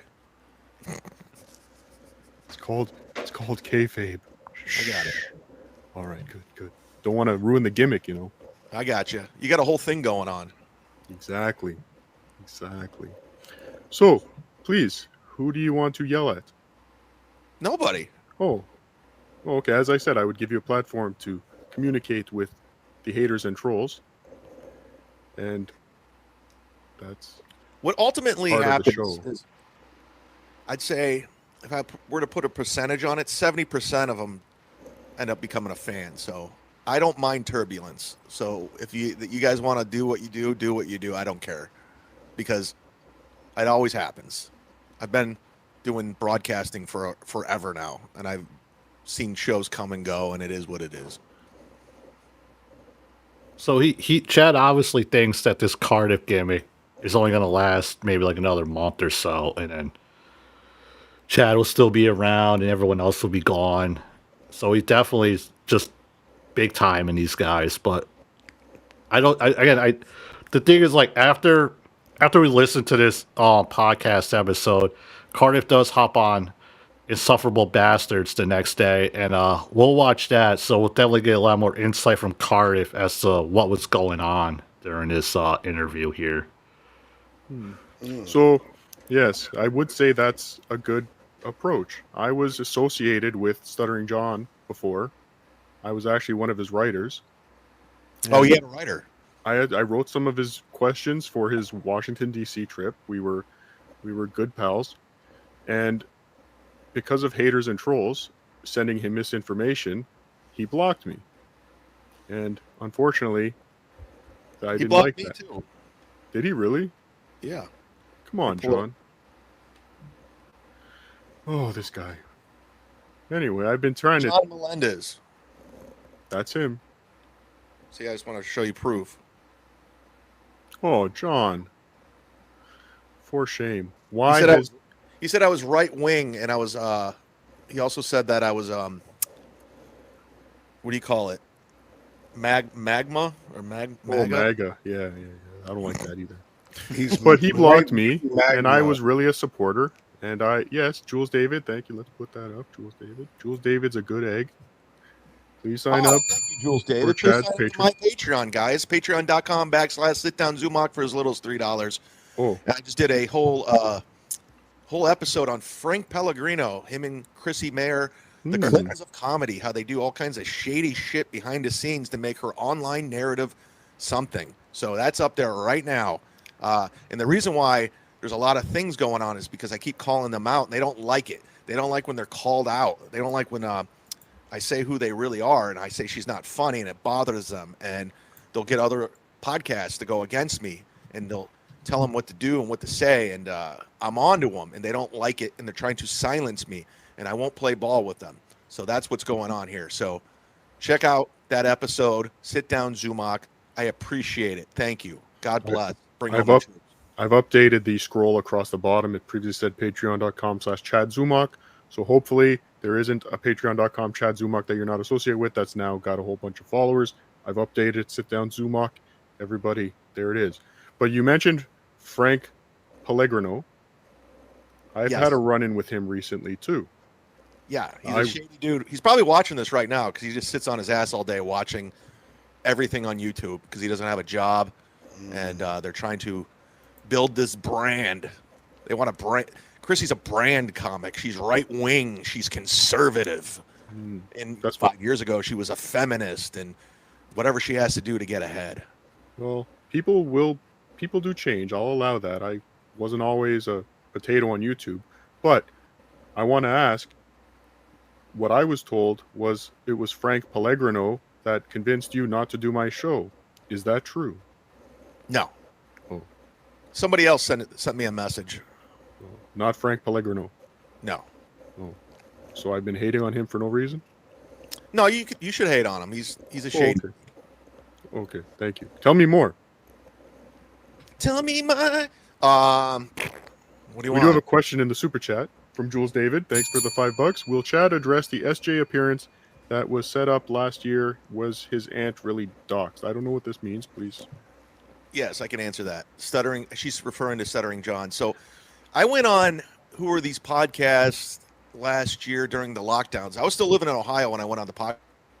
That's a famous WATP episode where Chad went on and completely like derailed the interview in himself, and he ended up not coming out looking so good from it. I watched that episode live. Well, it wasn't watched live. That was back when it was Discord only. And dude, that Discord, everyone was so mad. Chad just steamrolled the whole episode. He kept trying to like derail the interview into like, he was like, oh fuck, this has been so long. He was trying to like shit on some random dude that like nobody knew who the fuck he was talking about. Maxwell. Yeah. That's one for the. Well, it's I don't know. That's another one we might get into one day if we ever start diving into more Chad shit. Podcast, and I thought it'd be funny because at the time Kevin Brennan was shitting all. Where'd you go? All right. Water. All right. Sorry, technical Kevin Brennan was difficulties. shitting all over Chrissy like nonstop. That's how I found out about her. So I thought it'd be funny to go on who are these podcasts and shit on her and stick up for Stuttering John. I didn't know him at the time. I never met him. So it didn't go well. It backfired. It became a thing. And then Kevin had Stuttering John on his podcast, and we were shitting all over Chrissy. And then it was before everyone was like really going after John. I think they were at the time. And then John was being like, he booked me on a show without me agreeing to it. I never said, yeah, I'll do your show. And at the time, somebody put my aunt's address on Reddit, and then he put something out with my email address. I don't remember exactly how it went, but I sent him a DM like, I go, what the fuck are you doing? You're a fucking idiot. Take that down. And then he started coming after me saying I'm a piece of shit. I'm a fucking asshole. Stuttering John did. Yeah, so he turned on me because he booked me without me saying I was going on, and he put out my, I don't know if he had something to do with my aunt's address, but he put out my email address, and it became a thing. So it all backfired. I don't think he did that on purpose. He is technically inept, but he does have quite a short fuse. What's that? He does have quite a short fuse. Yes. So thank you for that. Thank you, Jules David, for the great question. That was great. She fucking nailed it. I can see your computer screen in your sunglasses. I hope you're not doxing yourself. Oh, no, it's just your show that's in front of me. Okay, good. No pornography? None. Okay. What kind of pornography do you like? I'm actually on a porn hiatus. I haven't watched porn in 2 months. Ooh. Because, congratulations. How? What's that? How? I'm trying to eliminate distractions. No, but how? How? Just that you just don't watch it. Oh, I don't know if that's possible. Oh, it's possible. Do you have like some app that forces you to not? No, it's just self-control. What's that? I don't have time to explain. He's making him uncomfortable. Now, JT, do you think this is Chad's best interview you've seen him in, like in terms of making him sound likable? Can you think of like other instances where he seems pretty normal at this part of the show? Well, I think he learned from this every time he went on and did somebody else's interview to not be the same way. I think, his best episode probably is that Hypocrisy Police he did where he filled in for John. That's probably, if I had to pick like my two favorite appearances, probably be that and this. Yeah. I'm racist. But yes, Chrissy Mayer, she started something with Stuttering John. Have you heard the term dabbler? Yeah, I know all about it. She jumped on that train. She jumped on the train. She actually started the train. She put the key in the train ignition and started it, and she coined the term dabbler. Yeah. You guys should be ripping on her. Tell me why. What can we rip on her about? Please give me some things. Well, okay. Other than that, I mean, that's obvious to everyone. So, yeah. Just the not being funny part? Yeah, that's how it all started with me and her. It just I just didn't think she was funny, and I stand by it. And I'm sorry it bothers people, but that's just my opinion. And on the Cardiff Electric podcast, you, my friend, are entitled to your opinion. Fuck yeah, man. Yes. What do you think about Carl? You were on his show.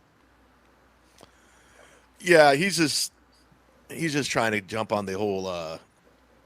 He's just trying to appease Kumia. He's doing well for himself with it, but I don't know. I'm not a big fan. Would you say he's a cuck? Yeah. Kumia cuck. That's a good description. I've heard that before. Yeah. And here's the thing. I never really had a problem with him until he decided to come after me. And I'm just like, then people just start sending me things about him. And I'm just like, oh, okay. Now, sorry. So we have a super chat. Now, the last time I asked a guest this question, he ended the show immediately. So I'm a little hesitant. So please, if you do not want to address this question, I will understand. I think he was referring to the time he interviewed Jackie Martling. Yeah. Because Jackie was not happy with what Cardiff was doing. Of course. It's such a joke man can't take a joke. But can Chad tell a funny joke for us? Sure. Come see me November 28th, opening for Daniel Tosh in Sarasota. December 1st with Don Jameson at Side Splitters, and December 2nd and 3rd with Don Jameson and Jim Florentine at the Boca Black Box Theater, where I'll be telling all kinds of jokes. And if you want to come home, where I'm from, Cleveland, Ohio area, I'll be at the Funny Stop the 26th and 27th for my birthday shows, telling jokes. So come on. Even still, over 3 years later, he still performs at the same 3 places regularly. I think he's in Ohio this weekend at that same place. On out, and you'll hear all kinds of jokes. Happy birthday. When? 26th and 27th of what month? December. In Cleveland. 27th. Oh, you're a Christmas baby. I am a Christmas baby. Did you get ripped off as a child? Yes, I did. I'm sorry. More than one way. I'm sorry. Here's your birthday / Christmas present. That sucked. Yeah. I feel for you. But yes, the last time I asked Jackie the Jokeman if he could tell me a joke. And he left the show. He was very upset by that. I thought he would enjoy telling a joke. Well, he has jokes. Like, they're legit jokes. They're not like a stand-up routine. I thought it would be perfect for the show, but he disagreed. I'll tell you my first joke I ever written. Please. I think I'd be a horrible organ donor. Why? Because I'm an Indian giver. That was my first joke. Hold on. I get it. Yep. Little misdirection there. It's not politically correct in today's climate. You must have a Guardians giver. That's better. So are all your jokes Cleveland themed? I'm trying to stay on brand. I got a brand, Cleveland themed. I do love Cleveland, actually. Do you really? I do. I've been there for a few baseball games. I've been to the Christmas Story House, Rock and Roll Hall of Fame. What's that? Jacobs Field. I still call it Jacobs Field. It's Progressive Field. Yeah, it's Progressive Field. Because they're a progressive town. It's in Tremont. And here's a great story, Potato Man. The Christmas Story is a half mile away from Ariel Castro's house, where he kidnapped the 3 women that were in his basement for 10 years. Mm-hmm. He's a good bass player. Half mile away. Really good bass player. I saw him once. He's a good bass. Are you from Cleveland? Because that's a deep cut right there. The bass player? No, the fact that you knew he was a bass player. Oh, I'm not from Cleveland. Yes, Next you are. question. You are from Cleveland, aren't you? No. Because nobody knows that Ariel Castro was a bass player. Nobody. What? Next question. You're busted, and you knew the Christmas Story house was there. I'm a tourist. What part of Cleveland are you from? North. I'm not from Cleveland. I've been there a few times. That's all. Baseball game. Big baseball fan. You know some deep cuts, though. Yes. What's your baseball team? All of them. What's your favorite baseball team? Well, they're Guardians now. You're an Indians fan. The Guardians. Oh my goodness. Kenny Lofton, Albert Bell.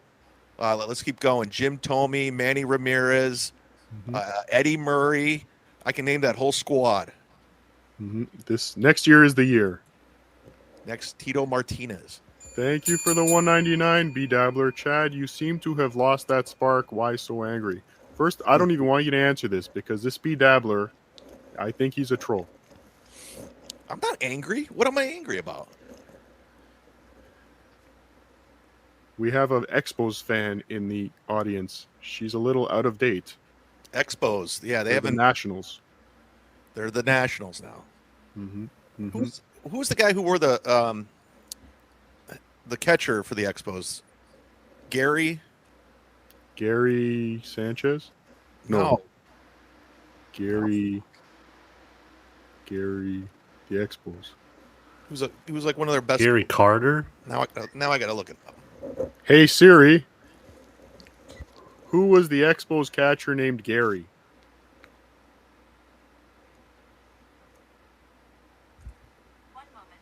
Oh, fuck you. Gary Carter. Gary Carter. Hey, you got it. Siri. He was with the worked Mets. I had Gary Carter's rookie Yeah, card. it was. Oh. Vlad Guerrero. Shut up. Player. What was your favorite? Did you collect baseball cards? Yes. What was your most favorite baseball card and the most prized possession baseball card? Maybe the Ken Griffey Jr. rookie Upper Deck? card. 1989? Upper Deck, Ken Griffey Jr. rookie card. I got that in a package, like an Upper Deck package, and it was the very first card. And at the time in the Beckett, it was like $500. I should have sold it. It's not worth that anymore, I don't think, is it? No, not at all. None of those cards are worth anything. Yeah, I had the entire 91 Donruss set that I put together card by card from the packages. That was quite an accomplishment. 91. Who was in that class? Rookies. Trying to think. I don't remember, but it was the red border cards. I remember that. I had a Ricky Henderson 1980 rookie. I had a Kirby Puckett Fleer rookie. Thank you for the $2. Oh, Canadian. Happy birthday, Cardiff. It's not my birthday, but thank you. I had a Tony Gwynn rookie, a Don Mattingly rookie. Very nice. My favorite baseball player growing up was Mark Grace because the Chicago Cubs, the WGN network was on more than the Guardians. Thank you for the $5, Chico Ruizing, Chad and Cardiff. Amazing chemistry. How did you guys get to be such a good... That's a good question, but I think we should consider doing this on a regular basis. But before you answer that with an obvious yes, I want to know, do you have Barry Bonds rookie card? I had Barry Bonds, Pittsburgh Pirates rookie, Bobby Bonilla's Pittsburgh Pirates rookie, Andy Van Slyke. I think I mentioned this on somebody's show. I do have a Barry Bonds rookie card, and I brought it to somewhere to have hey, how much is this? And this was a few years back. He told me it was like $8. I'm like, it's Barry Bonds, like the home run king or whatever. He goes, yeah, it's like $8. I'm like, get the fuck out. Baseball cards are worthless, to be honest with you. Dude, it's kind of ridiculous to even trick people into thinking they're worth anything to begin with. I mean, it's just a card with a picture on it. I mean, I can understand if you had like a 1950 Yankee or some shit like that, maybe it's worth something, but no, I mean, I don't know. Dude, that's a... But do you think it's interesting? Chad's like... I don't know, man. You see, he's talking about this stuff. He feels so natural in here. You never see this side of him. It really is interesting to watch. Yeah, because he's not like talking about like the narrative or kumias or any of that. It's just stuff he likes and stuff he's not defensive about. He's like, oh yeah, I like baseball cards too, man. Those are cool. I had some of those cool. It's like, dude, it's not like I'm saying it's the most compelling material, but it's compelling. Just like you don't hear this. It's not the same old Chad. Yeah. likes Pittsburgh Pirates rookie card. Isn't it interesting how different Barry Bonds looked on his rookie card to his home run smashing seasons? He never had to do steroids. He was already an incredible player. He was when he was with Pittsburgh. He was, but he saw Mark McGwire and Sammy Sosa getting all the. He's like, "Fuck these guys!" So he started taking roids. But he didn't have to do it. He was already great. He was great, but he wanted to be greater. Actually, Tex Fartson brings up Nolan Ryan. I have a set of Nolan Ryan cards that are always very meaningful to me. It was like a Nolan Ryan tribute set. I think it was from. Oh, I had that. What was the card company that started with a B? A B? B, was it He Bennett? had Topps, Donruss, Upper Deck, Fleer. Maybe it was. There was the Canadian Topps, which was I forgot the name of that. Who gives a fuck about Canada? Yeah, trust me, I know. If you get a chance, watch the Nolan Ryan documentary on Netflix. It's fantastic. Ooh, was it the knuckleball in the documentary? I think Or is it so. just about Nolan Ryan? It was all about Nolan Ryan. Oh, thank you for the $4.99, Charlotte Prolific. You're the Dick Cavett of potatoes. He might be. I think he's talking to me, but yes. Score? No, it wasn't Score. Obnoxious John Beckett. Maybe Beckett. Anyways, it was a whole Nolan Ryan set. It kind of showed him, as a young baseball player, as an old baseball player. I like Nolan Ryan. He could throw a fastball. I'm telling you, this documentary on Netflix is fantastic. It goes through his whole career. I will check. You want to watch it right now? Yeah. We should do a watch party. I think you'll get kicked off YouTube. I've got a couple copies. Conan O'Brien gave me a copyright strike the other day. Team Coco? That was interesting to do like a watch along to something that'll get kicked off of YouTube. If we only knew. Team Coco, that mother. Bowman. Thank you, Graham Wellington. Bowman, yes. Bowman, yes. I forgot about Bowman.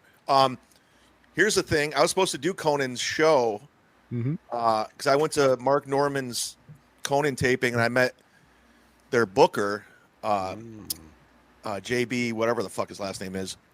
And I sent him my tape and they were going to say, we're going to get you on next season or next year. And then lockdowns happened and then Conan's show got taken off. So I never got to do it. Day late and a How did dollar you short. survive through COVID? I moved to Florida. So you were able to still do comedy in Florida?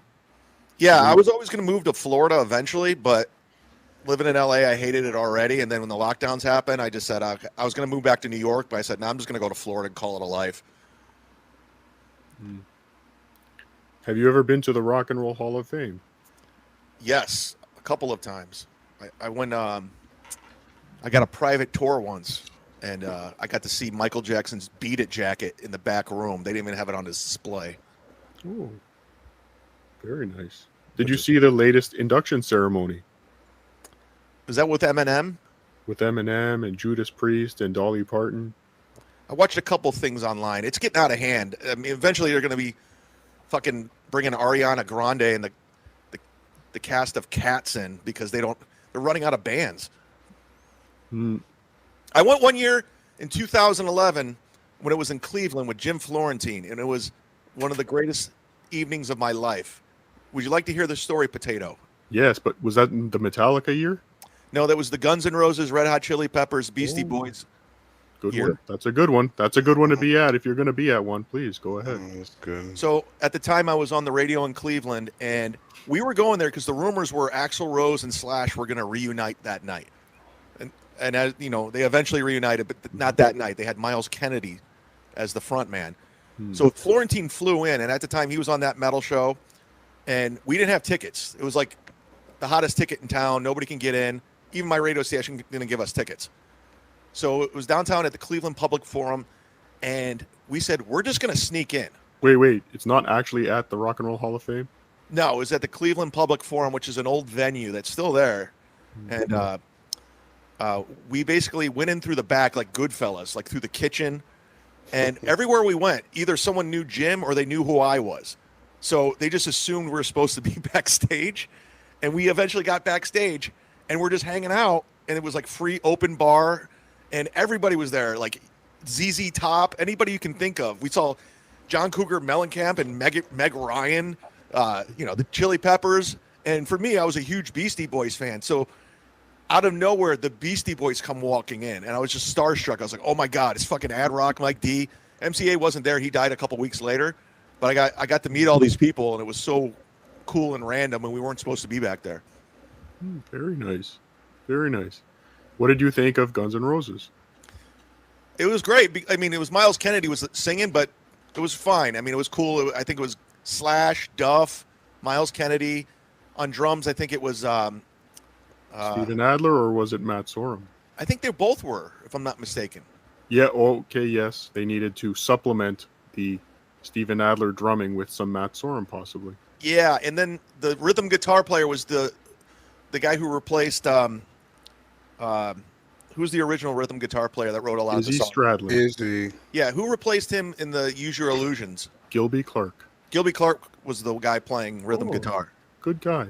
Good guy. Great guy. You should have him on the podcast. I've tried, believe me. Oh, I know. Trust me. I'm relentless, though.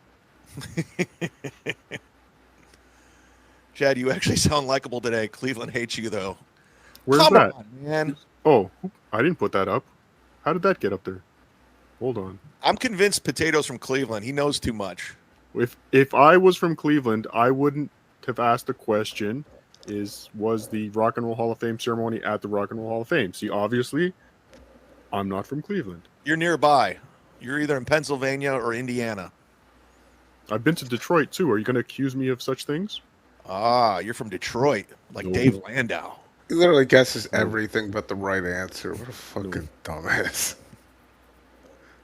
Like he was so even like now he like wants to know who and where Cardiff is. Like I don't even. It doesn't matter. It has no. Issues with Pat Dixon? He was on. It doesn't matter. Like what's his name, what he does for a living, where he's really from. He's just a potato on the internet. That's the only thing that matters. He wants to dox him. I mean, he's tried multiple times. I was living with Gino at the time. They'll never get it. They'll never get it. And I was living with Gino, and he called because we went to Gotham. Because who's the guy he has on his show? The bald guy. He was like my lane. Kevin Dombrowski. He was opening for Carlos Mencia. And he goes, "You want to go to Gotham and hang out and get drunk?" I go, "Yeah, let's go." So I blew it off. Ironically, I blew off Pat Dixon's show to hang out with Gino at the time. How crazy is that? That's what did Carlos. Years later, he would have knocked him out. Did Carlos Mencia steal any of your jokes? No, but we drank on his tab. We went to a karaoke bar afterwards, and I've told the story many a times. And Carlos goes, "Whatever you guys want, it's on my tab." We're like, bad news. So we drank whatever revenge Joe Rogan ever wanted on him. We took care of it that evening because we were buying drinks for everybody off of Carlos Mencia's tab. See, now I'm being accused of being from Buffalo. See what you've started, Chad? Oh, you are from Buffalo. Way to make Carlos Mencia yes, you are. the good guy in the story. What's better, right? Duff's or Anchor Bar? What's that?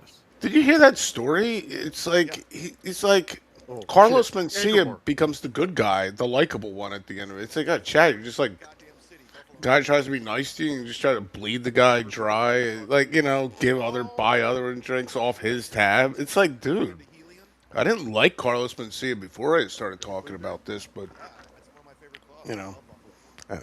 You're just trying to get back at Carlos for like ripping off everyone's jokes and shit, like he's trying to get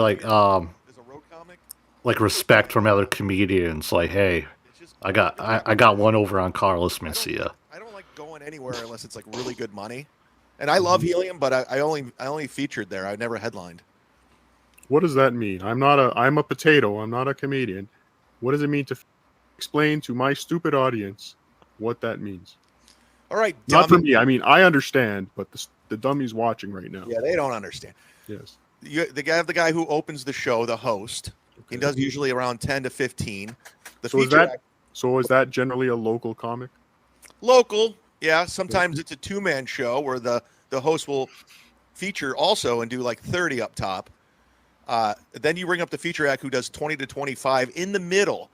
And the headliner does 45 to an hour, which is the guy on the marquee. And that's usually, whoever was there. Yeah. Thank you. Yeah, there you go. What's that donut place in Buffalo that's really good? I went there with Bobby Kelly. It's like a legendary donut place. Dunkin' Donuts? No. You know what I'm talking about. Krispy Kreme. All right. You're not going to play ball. I can't. I actually don't know. I don't eat carbs. Do you listen to Shred and Reagan? Of course. WBUF. Shred and Reagan in the mornings. Are they still on? I haven't listened to the radio in a while. I have not. I used to do their show when I was in Buffalo. You lived in Buffalo? No, when I would do Helium, I'd go on Shred and Reagan. And Josh Potter was their producer, who's now Isn't he banned from a comic Helium who does in Rochester now or whatever, or Buffalo? Of the Great Lakes, which is your favorite? Maybe. Where was the Nikki Glazer incident with? Was that Vinny's place? That was Rochester. Was that the one that she was at the Carlson, and then he tried to he showed up at the radio interview the morning of. Yeah. And as she's walking into the radio building, he's already there talking about how he's her opener or something like that. Yeah. He tried to weasel his way onto her comedy show. And plus that pizza bomber here. You remember that? You ever see that documentary of the guy? The strapped a bomb to him. Yeah, they strapped a bomb to him, and he went in and he blew up. He blew up on Peach Street. Is that Michael Cera or the other guy that looks like Michael Cera? The other guy looks like Michael Sierra. Yes, the other guy.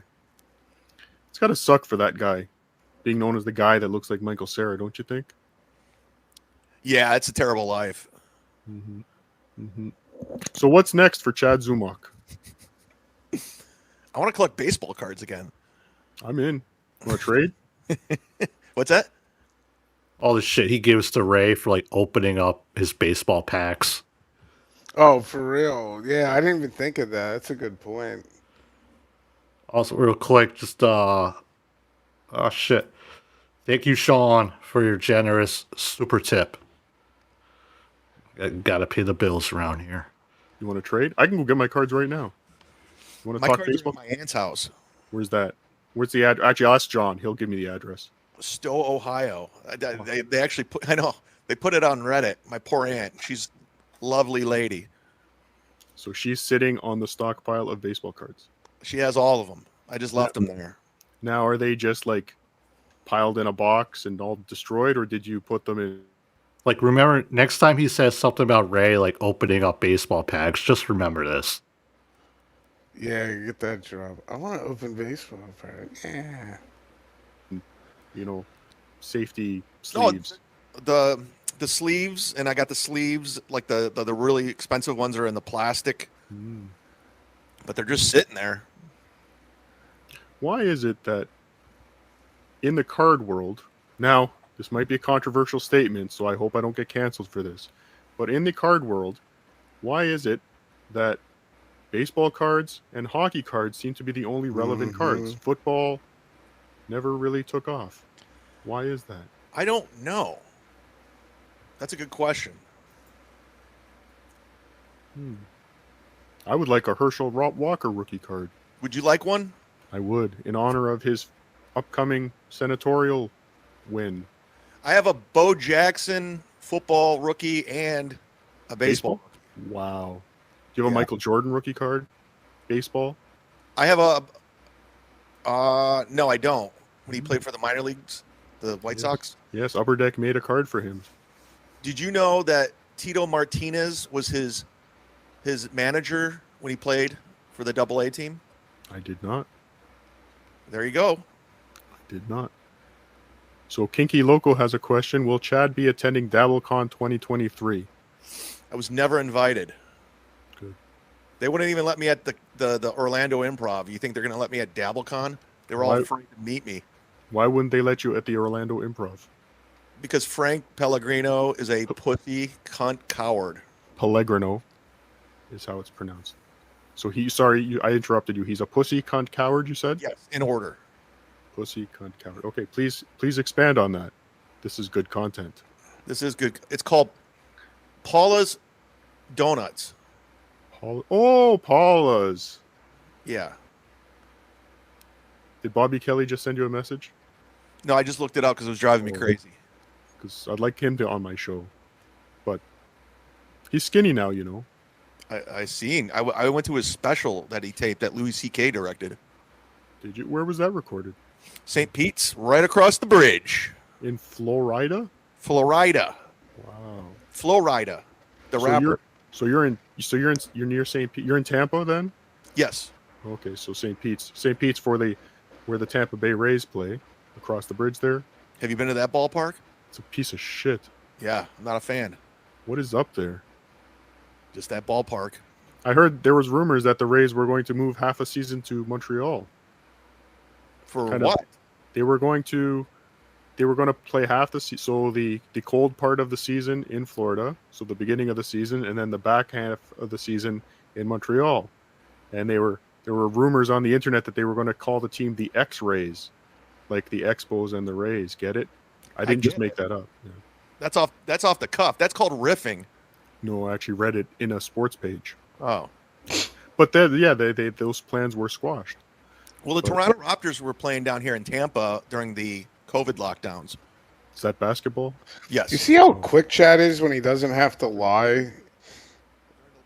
Yeah, he's not thinking of like, oh, what should I say?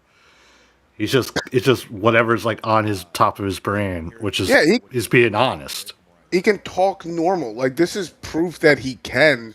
He's just lying all the time. I mean, it's question for you in the chat takes him forever to answer a fucking sentence now.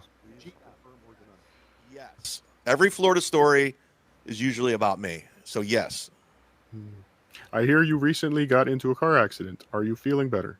I'm sore, but I'm fine. That's good. What happened? I was coming back from a shitty gig, and a car smashed in to my friend's car, and it was scary. Like T-boned, head-on, rear-ended? It was the car went through an intersection and smashed the driver's side front and spun us, and the airbags deployed. My friend broke their collarbone, and I just got some whiplash. So it hit the driver's side. You weren't driving? No. Okay, well that's thank God. That's good. Right? Hey, subscribe to my YouTube channel so I could be a YouTuber. I don't So remember never that happened. story. No, I remember it. And then he came up with some weird lie about, like, there was some lapse in insurance and all this is like as if that's how it works. Dude, it's funny. Well, I was just he giving said him he credit. wasn't driving, right? Yeah, but there's no way. But I didn't really pay attention to YouTube, but now There's- everyone started making fun of my YouTube. This is That's now. You see, he was being honest for a while there, and then he mentions that car accident. And everyone's like, "What the? What? Wait a minute, what?" You hear the whole tone shifted, right? Like, I was just giving him credit, and then he's just got to get back to. Dude, Just pull a story out of his ass, something like that. I wish I heard. I forgot what Cardiff said that made him say that. He was talking normal, and then Cardiff made him lie. You should go back if you. That's the thing, but that something caused him to your YouTube shift from I'll try real Chad to now, fake 'cause I wasn't Chad. trying. YouTube channel so I could be a YouTuber. Somebody, if my moderators are in the chat, please post Chad's YouTube channel in the comments. Thank you. How many subscribers do you have on YouTube? Florida man I keep hearing about in the news. Away from where I live. That basketball? Yes. Oh. It's away from where I live. Florida man I keep hearing about in the news. Please Gina, confirm or deny. Yes. Every Florida story is usually about me. So yes. I hear you recently got into a car accident. Are you feeling better? I'm sore, but I'm Yeah, Chad must have said it like on his show or something previously to that. Because that's a follow up to some other lie, then, and then he's just got to keep it going. Cardiff spoon feeds him in this interview, man. Cardiff knows how to talk. You got to give the potato that, man. Like, and this is really what Chad needs. Chad's so like, you got to like give him everything, set him up, like walk him back down, and you can keep him going. And like I don't know the sustainability of that, but for Chad to have a normal like 2-person show, you got to make it all about Chad. Yeah, as long like if you're feeding him questions, he's okay. But when it's up to him to decide what to do and say, then he starts going off the rails about like all this other YouTube shit and everything like that, and coming up with those fucking wacky stories. 100. But if somebody's just on the other end, like feeding him like what to do and say, like yeah, he's okay with that. He's much more likable than doing it that way. Fine. That's good. What happened? I was coming back from a shitty gig, and a car smashed in to my friend's car, and it was scary. Like T-boned, head on. JT, 19 days and counting. Going to have a good time. I'll be playing blackjack while you're dealing with poker. Thanks, Carl, for that super tip. And yeah, man, if you see me there in Vegas, man, come say hi. Okay, well that's Thank God. That's good. Right? Hey, subscribe to my YouTube channel so I could be a YouTuber. Somebody, if my moderators are in the chat, please post Chad's YouTube channel in the comments. It's like he doesn't want to be a YouTuber. He wants to be a comedian. He doesn't want to have to like rely on these shows and super chats. Like he'd rather make himself known as a comedian more than a podcaster. He wants 1990s. He wants to do like a 1990s comedian specifically, right? Listen to everything he talks about. It's all locked into like everything that was cool in like 1994, right? Guns N' Roses, Red Hot Chili Peppers, baseball still cool, stand up still cool. Only cool people, only good comedians get specials. He wants to live in a day that's dead because he didn't have any fun back then, I guess, or something. I don't know, but all of the shit's so dated, man. It's That was all, probably like, when shit. it was probably like when he thought he was at his prime. Like trying to think 50, 30. Yeah, when he was in his 20s. Exactly. What a game. Wow. What a game. There's one thing the Bills have definitely done this year. That's entertain. I had them going to the Super Bowl, but they're fucking pissing me off. I was pissed. They beat the Browns like they did, and then they squeaked by on the Lions, and they're playing the Patriots. But what a game it was. The December 1st, they're playing the Patriots. Oh, the Patriots. Oh, that's right. Yes. Well, you're a big football fan, aren't you? You do a football show with that fuckface? Hey, he's my friend. When Ken Mosca, great guy. When he who? Who were you talking about? Oh, I thought you did one with Kevin Brennan. Oh, I used to. He quit. Oh, okay, good. Yeah, because he's an asshole. The other guy's good. It was his idea too, and he quit. Okay, that's fine then. I like that guy that you do a football show with, but not Kevin Brennan. Until he apologizes, he's dead to me. He apologized to me. Didn't apologize to me. Fuck Well, him. I don't know what this means. Oh, no, that's not nice. Where's Teeb? What's that? I don't know what that means. Oh, Jason Tebow? I used to do a podcast called Punch Drunk Sports with Jason Tebow and Sam Tripoli and Ari Shafir. And then I got kicked off because I suggested Patton Oswalt may or may not have killed his wife. And All Things Comedy, you're not supposed to talk like that in Hollywood. And All Things Comedy said, we can't have this guy on our network. We're going to lose sponsors. Well, He's still talking about that today. That's why he got canceled out of comedy and everything like that.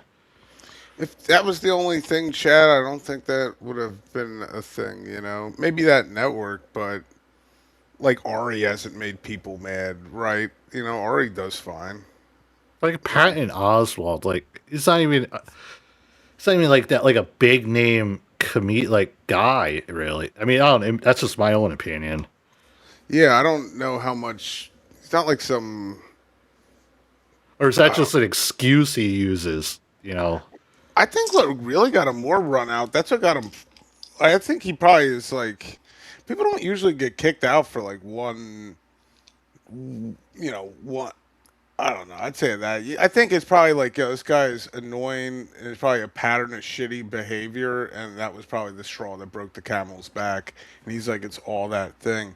And plus, like, he burned all those bridges with Kreischer with that, like, tweet on that burner account he did. And he burned those bridges there, like, I think right around the same time. And then at that point, he's like, there's no one else to, grift off. Yeah, because a comedian like saying something about another comedian's wife, people could just write that off as just two comics joking. You know what I mean? Yeah. So there might have been like something else going on that people are like, all right, now we can. This is okay. Now we can finally just get rid of this guy right now. Yeah, that's more likely what the case is. Real quick here from Redacted. Sorry I'm late. You might have already answered this, but does Tukey El Ribley actually like Chad? Does Cardiff? I don't think. Oh, that's definitely a question to ask those guys. If you're referring to like Tukey, like always posting Chad's text messages and shit like that. I mean, I think Chad realizes anything he sends Rocco's going to share it, especially at this point. I honestly can't answer on behalf of those two guys that question. Does Cardiff like him? I don't know. I mean, again, it's so hard to tell. Like what's. I'm trying to answer it, Kinky. I mean, what do you want me to say? I can't answer on their behalf. I don't know what's really going on in their head. I'll give you a way you can sort of answer it. Do you think Rocco is nicer to Chad than most people are nicer to Chad? Yes. Me too. Like maybe that's just Rocco. That's just the way he is. Like people, like a lot of people reach out to him all the time, and he's always a nice guy to everybody. You know what I mean? I don't think there's besides like John. Yeah, I think like John's the only one that I think is like that Rocco really has a problem with. I think he's just nice. He's just a nice guy to everybody. I mean, in general, he's not threatened by Chad like some people are. Just like some of them just won't have the. The people that are nicer to Chad are those rollover personality types like Florentine and I just like Chad. He's a nice guy. I won't say bad about anything. Or Jim Norton, same way. They don't want to talk bad about like some guy that's an active drunk. But I don't know. Rocco to me gives him the fairest shake at anyone. And I think that's one of the reasons why he likes him. And he's also like Dabbleverse successful, and Chad like is a natural like barnacle. Like he's not that stupid. It's what he always tries to do. Just whether it was in L.A., New York.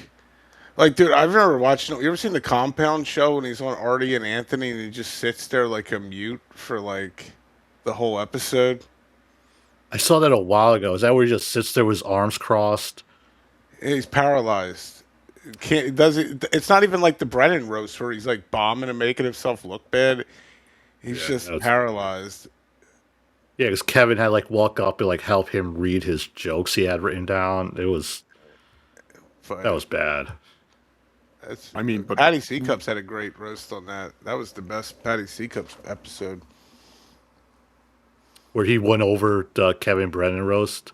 Yeah, that was awesome. That was by far Patty's best video. There's so much good shit that like happened like around this time that I don't know. Maybe that's like kind of like why I like enjoy doing this show, like talking about this shit that happened like years ago. Because there's a lot I forgot, or then there's also a lot that I was unaware of that happened and stuff like that. But I don't know. Maybe that's kind of like why the whole reason I wanted to like start this show and just do it, just to go back and like remember probably like the good shit and everything like that, not just talking about like what happened this week. You know what I mean? Yeah, it's good. I mean, like I said, this happened forever ago. Like if you don't necessarily were around like watching this live 4 years ago. Like, Yeah, because so, he did like Cardiff. People, the amount of, I don't know how many live viewers he had for this interview, but I imagine had it probably been maybe like just as many people that are watching me now here. So yeah, I think I always see weird things. People just found the Dabbleverse, you know. And so it is good to do stuff like. I'm glad you do this stuff. And yeah, plus, there is for every episode like this. I mean, there's 100 episodes that are just mind rot, like brain rot, you know, and you don't really need to remember the minutia with that. But stuff like this is a greatest hits, you know. You can use this to compare Chad's attitude to like this is a clear example of Chad not lying, like at least sections of it, and the way he speaks, and you could just match it up to whatever the hell else he says. You could use this as a Chad lie detector. This is great. I'm interested to like because I said like after this is the insufferable bastard show where they talk to Cardiff about this and like you get like Carlos's reaction to it and everything, which is pretty good. Carlos, the managed to get him one here. The legend. I know he's lurking. He's aware of this. I think it's just right time. I think whenever not everyone's always available and stuff, but I asked some people. I'm like, here's the link if anyone's available or want to like come give your thoughts. More than welcome to. And I appreciate you hopping on tonight, man. I mean, it's fun. I hope this gets Carlos to come out. Is there any better Dabbleverse exit than here's an award show? I turned off all my memberships and I quit. That guy's the man. Yeah, and he's missed, but I think he's not gone. I'll say that. I think it's just his show isn't around, but he's still out there. Yeah. We all know what really happened there, right? With Patton Oswalt? Yeah. Yeah, he's a piece of shit. Yeah, absolutely. Yeah, he wanted to marry his crush from high school, the girl from Dream a Little Dream with the two Corys. So he knew his wife probably had a pill problem, and I don't think he necessarily tried to stop her. Mm-hmm. USA versus England. You've got USA in that. I'm assuming we're talking about football. America, baby. Are they playing today? I don't know.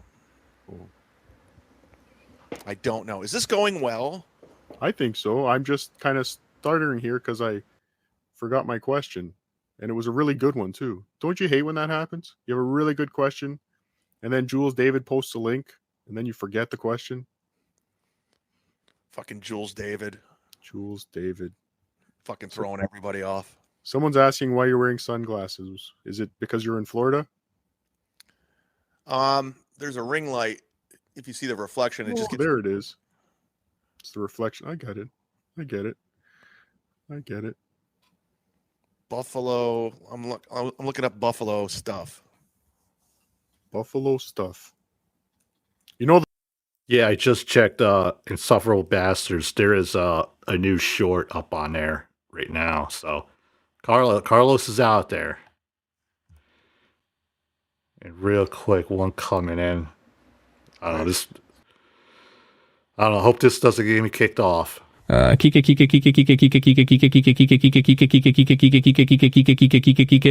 Hilarious, Kevin. Thank you, Kiki Loco, for that generous super tip. Kiki Loco.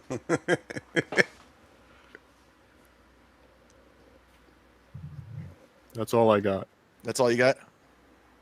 Okay, he might not be from Buffalo. Thank you. Here, I'm going to look it up because it's driving me crazy. Is it Trader Joe's? Crazy. Come on. Tonawanda? No. What the fuck, man? Now I'm mad. Now I'm angry. It's not giving me any information.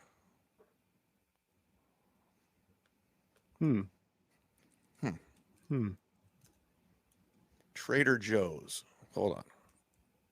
Hey Siri, what's the closest Trader Joe's to Buffalo, New York? The nearest one I see is Trader Joe's on Niagara Falls Boulevard in Buffalo. It's in Buffalo. Want to try that one? Thank you, Colin Manning, for becoming an Ooga Booga member. I'm a big. No, I don't want to call them. Shut up. Go fuck off. Even the buffalo wings at Wegmans is good. Did you know that wings were invented by mistake? I think Anchor Bar is the very first place wings isn't that true? Like the very first wings of all time. It was Anchor Bar, I believe, and it was just something that was discarded back in the day. I remember when I was a young potato, you could get chicken wings for like 6 cents a wing. It was garbage food. Here's a good trivia. Did you know that Buffalo Bills? Oh, it's off the screen. Oh, sorry. What? Where? What? Something about the Buffalo Bills were the only NFL team to actually play in New York. No. The Buffalo Bills are the only NFL team to actually play in the state of New York. Mhm. There you go. Yep. The Giants and Jets play in Jersey. Yeah, there's a little trivia for everybody. See, you learn by watching the show. Mm-hmm. Yes. And the funny thing is, New York City, they always brag. Hey, we're the Big Apple. We're the best. They don't even have a football stadium. And then their two teams have to share a stadium. Yeah. Bunch of cucks. Yeah, and the Yankees playing the Bronx. Buffalo's going to be getting a new football stadium soon for the Bills. That'll be exciting. I've heard that. Yep. That's actually, I think, starting next season. They're going to have the new stadium up. Yeah, but is it? I mean, is that really an argument against the team? Like, if you've been to New York, where the fuck are you gonna put a football stadium in Manhattan? They back in the 50s, they played at I'd say the 60s. I remember the Jets played at the old Shea Stadium, and every time they try to put a football field inside of a baseball stadium, it looks like shit. You know what I mean? Always. So, plus, if you're in New York City, like you consider the Giants and the Jets and like that whole area, North Jersey, like that corner of Connecticut, New York, it's all New York. Yeah, it's. That's like something. Yeah, that's such a silly argument to make that it's not just because it's not technically within New York's borders. Jersey City's more Manhattan than Staten Island is. It's closer to Manhattan, I think, too, because it's like right across the Hudson. And it's all the same, man. It doesn't matter. Hey, boss. Okay, what's your handle? At Cardiff Elect on Twitter. Can you unblock Cardiff Elect? Cardiff. Hold on, let me delete that. Fucking Siri. Yeah, Cardiff told Chad to contact Rich Voss to unblock him on Twitter. That's what they're doing right now. And no, Mikey, I don't like blue cheese. Cardiff Elect? Yes. On Twitter. I'm doing his podcast. I'll let you know if he texts me back. I would appreciate a great WATP You're a good episode, egg, too. Chad Zumach. Thanks, buddy. You're winning people over today. Look at Bonnie's a legend. That's a great episode. Chrissy Mayer one's also top tier one where they bomb on her. That's awesome. I remember when she was the guest on WATP and she called in from the fucking Little League field. Like that was like a slap in the face to Carl. He just took it. Like, come on, man. Dude, we really got to put together an approved set these are the best episodes right there. There really are some legendary podcasts. Like, how many podcasts you go back and listen to? Very few. There are ones I've gone back and listened to. I've listened to the David Lee Roth one of WAPP at least 3 times. The Kevin era, the early ones. I remember going back and listening to those. He added so much to the show. Him and Croge. I mean, it's still it's still the same. It's still Carl, talking about podcasts, but Kevin and Croge definitely added a lot to it. It kind of feels like a band where all like some of the key members left, and it's like, well, you got Carl left, but it's kind of like, okay, well, I know Pink Floyd still existed after like 1983, but like, did it? Like, it's one of those things, man. It's just not the same vibe at all. Yeah, it was David Gilmour playing guitar, but it wasn't Pink Floyd. Dude, yeah, with meaningless lyrics. Guy, I don't even get David. Don't even get started on that. Like, you want to talk about the most vapid lyrics you've ever heard on a song? Anything post Roger Waters or any David Gilmour solo work. It's like he doesn't have anything to say. I've never heard anything like it. Roger's got nothing but stuff to say. Where did you go to college? Anyway. My first. Yeah, back to Cardiff in Zuma. I went to a small college, Division III college, in Hiram to play soccer because I was good at soccer, but I didn't like it, and I quit because even though I was on the team, I wasn't playing, and I was like, this is stupid, so I quit and I went to Kent State University. Oh, I heard 4 people died there once. Yeah, I killed them. Oh, that was you? Yeah, I was in the National Guard. Neil Young wrote a song about you. 10 soldiers in Nixon's coming. Yep. Yeah. That's the one. You've heard it. My dorm was right where the kids got shot. Like the parking lot to the left was where the kids got shot. My dorm was right there. Cool. Yeah, it was pretty cool. I look out the window. I'm like, oh, kids died right there. And then I'd laugh, and we'd all laugh, and then we'd go back to sleep. What were they protesting anyway? I don't know. This song didn't tell us that. World War I. Oh. Desert Storm. Oh, so it was the 90s. Ron DeSantis fought in Desert Storm. Did he really? Yeah. Our next president. Vote for this guy, guys. He's a leader. And he's 44. Dude, stuck in graduated Yale with 1992. honors. Like, He's a with Desert Storm. Everything is back when he's 20, man. Who's talking about Desert Storm? This guy isn't even a veteran. Yeah, you're right. When you said earlier, like his references end at like 1995. He's not a veteran or into politics. He's talking about Desert Storm. Ron DeSantis. He got rid of Rogan. What did he do with Rogan? He kicked him out of California. Oh, Gavin. Yes. What'd you think I said? I was thinking of Gavin from Kumia's guy. Gavin Rosdale? Yeah, from Bush. From Bush? Mm-hmm. No, I didn't think of Gavin Newsom, the governor or mayor or whatever. Governor.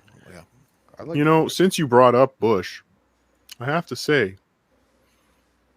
Breathe in, breathe out, breathe in, breathe out. Oh, come That's on, it. Chad. Why is I that used to the think song they you were referenced? a bunch of losers.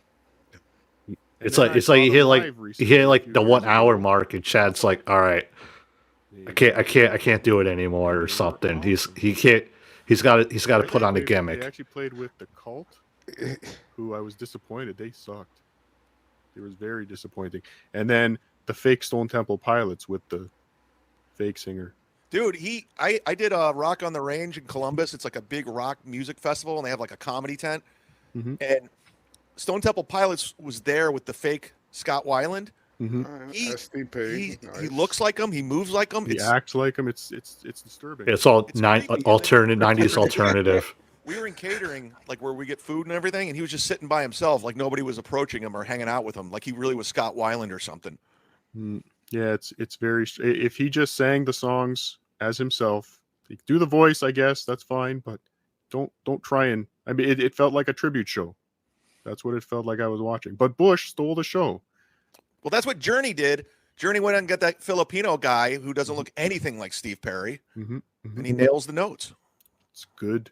It's a good documentary about him. I think that's on Netflix too. Steve Perry or Journey?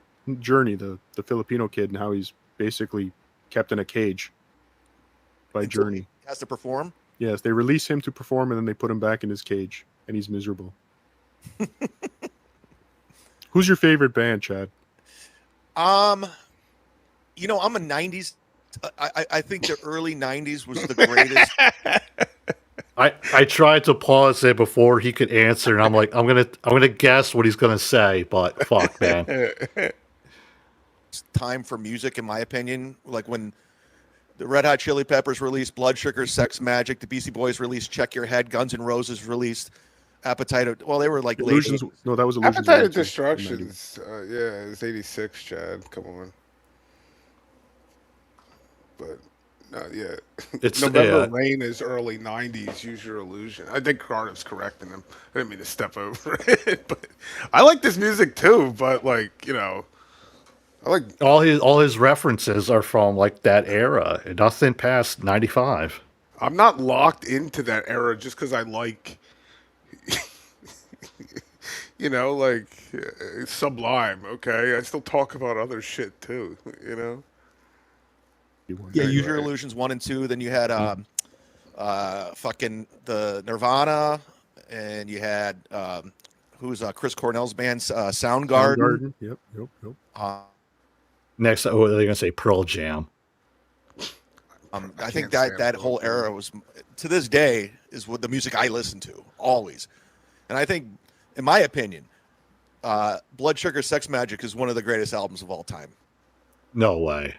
It's not even the best Chili Peppers album. I mean, maybe just Californication's better, dude. Yeah, and I'm also not like the biggest Chili Peppers fan, but I disagree with the Blood Sugar Sex Magic album. It's a fantastic album. I saw that. I saw my favorite guitar player. Sorry for talking over you. Go ahead. No, please. You're the guest. I saw them this summer. I saw them back in the day, and I also saw them again this summer. And they, by far, they were better now than they were in the 90s. Amazing.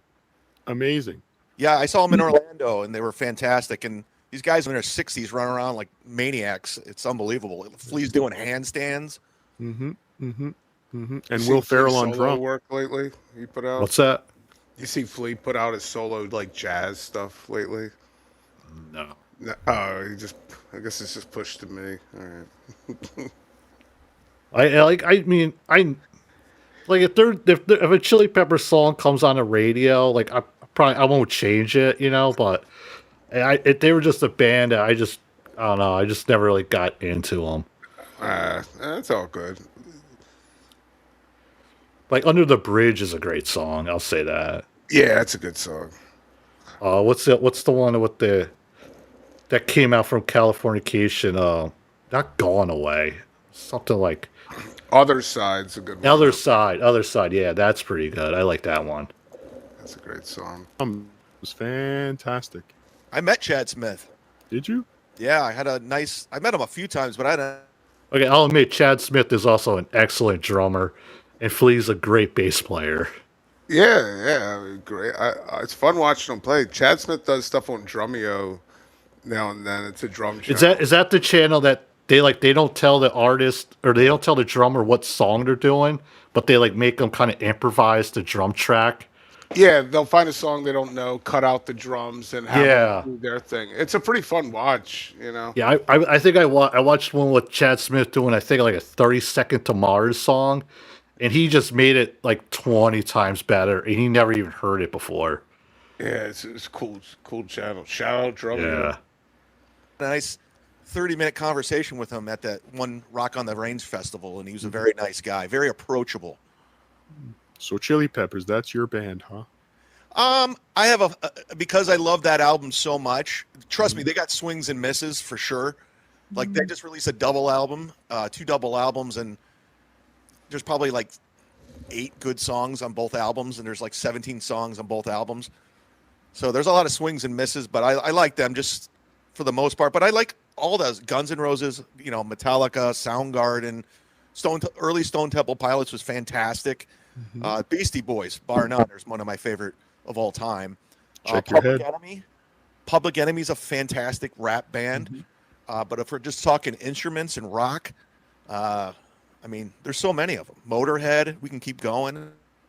I did see that episode, Kinky. Yeah, John Stamos at the end of it looked like he just did like a 5-hour workout or something. He looked drained. Like he was sweat was just pouring off of him by the time he finished that song. But that's if you're into like you're not even into drumming, but if you're into music, like that's definitely a channel to check out. I don't know. How do you feel about Motley Crue?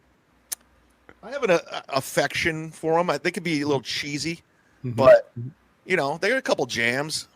What are your 17 favorite songs from Motley Crue? 17 favorite songs? Mm-hmm. I don't even know. To look up Dr. Motley Crue Feel songs. Good, Home Sweet Home. Wait, this guy says one of your favorite. Dude, this is weak.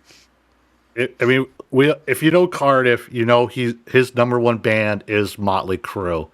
So of course, he could probably name you every song they ever played on any album. Girls, girls, girls. Kickstart My Heart. Yeah. Chad's struggling. Kickstart My Heart. That's what he's playing in the intro that I play before the show starts. And his theme song's based on a. Is it It's Motley based on Crue? it. It's a People, Motley Crue B-side or something, I think, or something. yeah, and I'm not a big Crue fan, so I don't know it, but that's what people say. Yeah, I don't know. I'm no super fan, but I was a big Metallica fan than anything back then, because I was always thought of Crue as this hair band, So I was always into like I guess you say more loser rock or. well, I think Dave Mustaine is cooler than any member of Metallica. Dave Mustaine's been talking Cash Money shit literally since he's been kicked out of that band 40 years ago. Like it's I could just watch Dave rants just on YouTube. Yeah, I remember when back when Metallica put out that Some Kind of Monster documentary, they had Dave in it. And Dave talked about how he was driving to go talk to Lars for the first time in years, and he sat in his car and he turned on the radio and it was a Metallica song playing, or some like on his way to go talk to Lars for the first time. Like that guy definitely got. Some of it was his own wrongdoing. He definitely has had a huge drinking problem, but as far as like talent-wise, like the guy was a master on the guitar with riffs. I listened to the new Megadeth album. It's all right. And he has that voice that just like no one can sound like him. No one can play like him. Cool dude. I met Nikki Sixx because he used to be on the radio too. He had a radio show. Sixth Sense. Sixth Sense. The Sixth Sense, and his co-host was Carrie Kasem, who was Casey Kasem's daughter, and I got to be friends with her. Mm.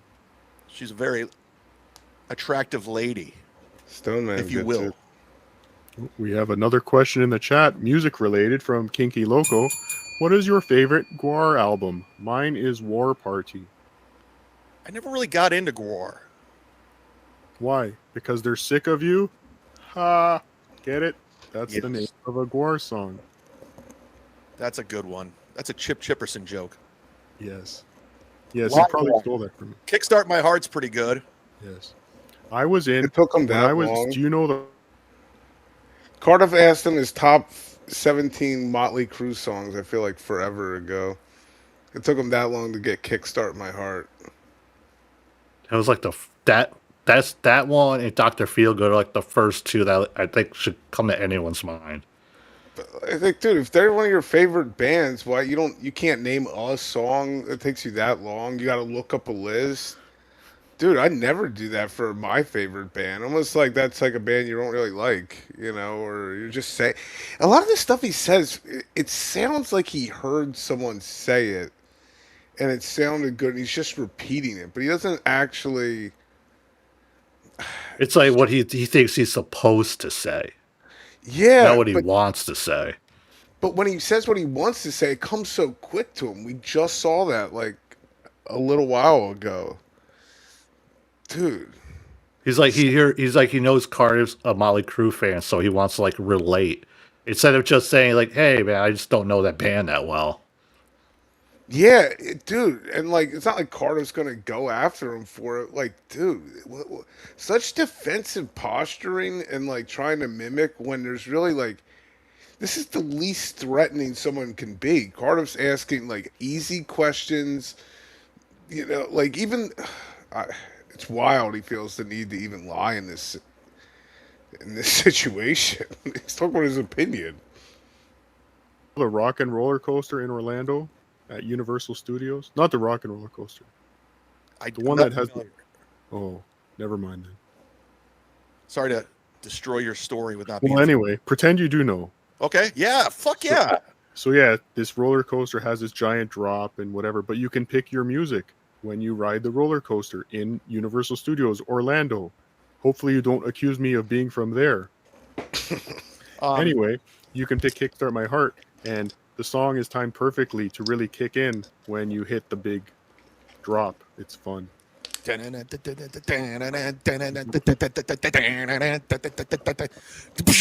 Yeah, that's cool. Mm-hmm. Where'd you go? Where'd you go? Oh, I was just getting my guitar since we're talking about music. It's Who's your time favorite- for the music portion of the show. Who's your favorite guitar player? Cardiff Electric. Who were you influenced by? That was just great timing right there. For real. Jeff Beck mostly. Jeff Beck. What about Lindsey Buckingham? Yes. He names the guy from Fleetwood Mac. Like, I mean, I he's can't a think good of guitar any other guitar. Like, just I don't know. Think about the music Cardiff's saying he likes too, and then like you pick like and listen, Fleetwood Mac. Lindsey Buckingham is a great guitar player. It's not. It doesn't make sense. That would be your guess based on any of the music Cardiff said he's liked up to this point. You know. No, Dean Ween sucks, Dr. Scotty Jones. Do you like Ween? They're too weird. That's definitely a riff onto Carl and Ween. Yeah. Yeah. Oops, It's like that's not the one I meant. It's a dorky band. Mm-hmm. Especially when your name is Dean Ween. I mean, anybody who likes them must be a cuck.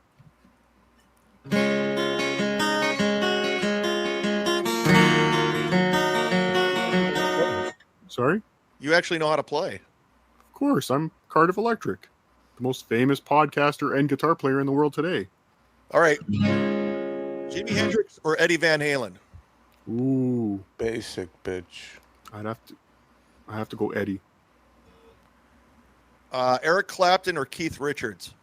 Is he getting this all burger? Like, what's that prep burger? It sounds like he's like reading this off of a website or something right now. Dude, this is not natural. Like he Googled like top 100 guitar players. Yeah, that's literally what it feels like. This just came so, and Because he was definitely like uncomfortable talking about music, so he's like, "Shit, what do I gotta do real quick?" So he like quickly like pulled up Google or something on the computer. Instead, yeah, you're right. Instead of just being natural and just saying, you know, hey, maybe I'm not as knowledgeable into like music and shit, you know. just act normal. Like, not everyone's into every single thing, you know. You don't have time to. But dude, this his transition to this like it's like boomer tier Facebook trash. Would you rather pick Jimmy Page or Jimi Hendrix? It's like, dude, come on, man, go fuck yourself. I can't. A classic Zumach. Like Brian- Swiscar. That's my favorite guitar player. Swiscar May. Squisworth. What was he in? What the hell? Metalocalypse. Okay. I'm like, Brendan okay, now I Small get it. Technically, is playing guitar. No, but anyway. Was it Murderface, the bass player? Yeah, dude, that's one of the best shows ever. They just started putting Aqua Teens up on YouTube. I hope they slam up Metalocalypse up there. Nice. You know, that's a tough one, but I'll go Jimmy. We have a question. Do you like the Isotopes? I don't know what that means. I don't know what that means either. Yeah, nobody knows. Sounds very irrelevant. Or this one, Wenzer. Do you like Weenzer? I don't know what Weenzer is. Maybe it means Weezer. It's all right. Their first album was pretty. Well, the first two albums were good, but I don't like Weezer Chad, fans. They the bother. first and third album are good because that's the Blue and Green album. Yeah, Second one I think is Pinkerton. It's not that I don't really like it. Some I people. remember the Blue album. It was what the Sweater Song and Buddy Holly. Yeah, and Green albums with Hash Pipe and Island in the Sun. Those are the only two good Weezer albums. Again, from like 1990. Was it Blue album was like what 95? Yeah, yep, we're right back there. And I think Green album's 98 or 99 or something. So we still haven't hit Y2K. No, Yeah. I don't. Yeah, I'm afraid his brain will explode if you bring that up.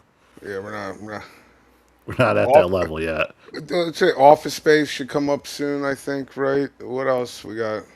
Blockbuster Video. Come on, I forget. Surprised he hasn't mentioned Michael Jordan yet. I don't think.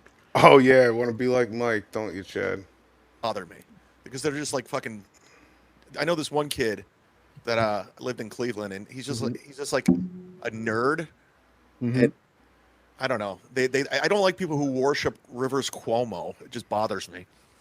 I remember I was at a bar once, and there was a girl there, and she went to the Weezer show the night before, and I said, "How was the show?" And she talked for about 45 minutes. That's annoying. It just nonstop Weezer. It was terrible. Somebody said the Misfits suck. I don't know. Kinky Loco's right. Maybe you just have a bad attitude. I get it. Yeah. Oh, here's one. Controversial statement from King Cap. Buckethead is the best guitar player. What say you, Chad? What's the origin of Buckethead? Like, what's his story? I know he was in Guns N' Roses for a hot minute, but what is his whole story? Like, who is he? Nobody knows. He's just like Cardiff Electric. Nobody knows. But he is a very good guitar player. He's very prolific. He has probably... Chad's like a guy who sees a magic trick and immediately has to go online and be like, how do they do that? Like, he can't just let the magic happen, just let it be. No, you're absolutely right. Also, Kinky Loco's right. It was in the early 2000s, but it was still pre 9/11. Yeah, it's in that era. We'll say that. Pre 9/11, I think's the cutoff, really. Yeah, from 77 to 9/11. Yeah. Hundreds of albums he's released. He's a very prolific guitar player. But yes, he was in Guns N' Roses for a hot minute. And he wears the KFC bucket. And he wears the KFC bucket on his head. That was the Chinese Democracy album. An underrated album, to say the least. Jams on there. Better is a great song. I like the title track, Chinese Democracy. Shackler's Revenge. Thank you. Shackler's Revenge was a good song. Thank you. I think they play that now with Duff and Slash. They do. When I saw them in 2017, they played. Yes, I think it was Shackler's Revenge they played. That was the only song they played from that album. They played Better when I saw them. Oh, did they? Yeah, and Chad seems like a fan of the Dave Matthews Band's violin player. It's kind of a weird song, but I heard about him. Sorry's a great song. It's a good song. Yeah, it's a good song. IRS isn't bad. There was the one band I wish I saw back in the day, the original lineup. That would have been fantastic. Yeah, they were very combustible at the time. Brian Patrick Carroll is Buckethead's real name. Oh, don't. It's just like nobody asked, and he just had to pull that up. Always be doxing. We don't want to dox people here, Chad. Yeah, I'm fucked it. Have you ever heard of Jason Becker? He is the Mozart of our time, and I would bet my left nut on it. There's a fantastic documentary on him called Not Dead Yet, and it's fantastic. No, I haven't. Jason Becker. I just pulled him up. He's an American composer and virtuoso guitarist. So we have a question in the chat here. Would Chad rather co-host with Shuli or Carl? So, gun to your head. I know you would. Well, actually, I guess it'd be Shuli. You've already answered that. Never mind. I'm friends with Shuli. Yes. Okay. But would you do a show with him? I think That's Shuli's what we- hilarious. He's fantastic. He's a great comic. He's a good broadcaster. Him and not Carl, but Levy are killing it with Uncle Rico. They're funny. They're comics. They're fantastic. He would later go on to say that like he shits on him every day and all that. But maybe he was just hoping to get that link, that invite. Dude, he did get that link that one time whenever he's playing along with John and all the fake PayPals and all that. Yeah.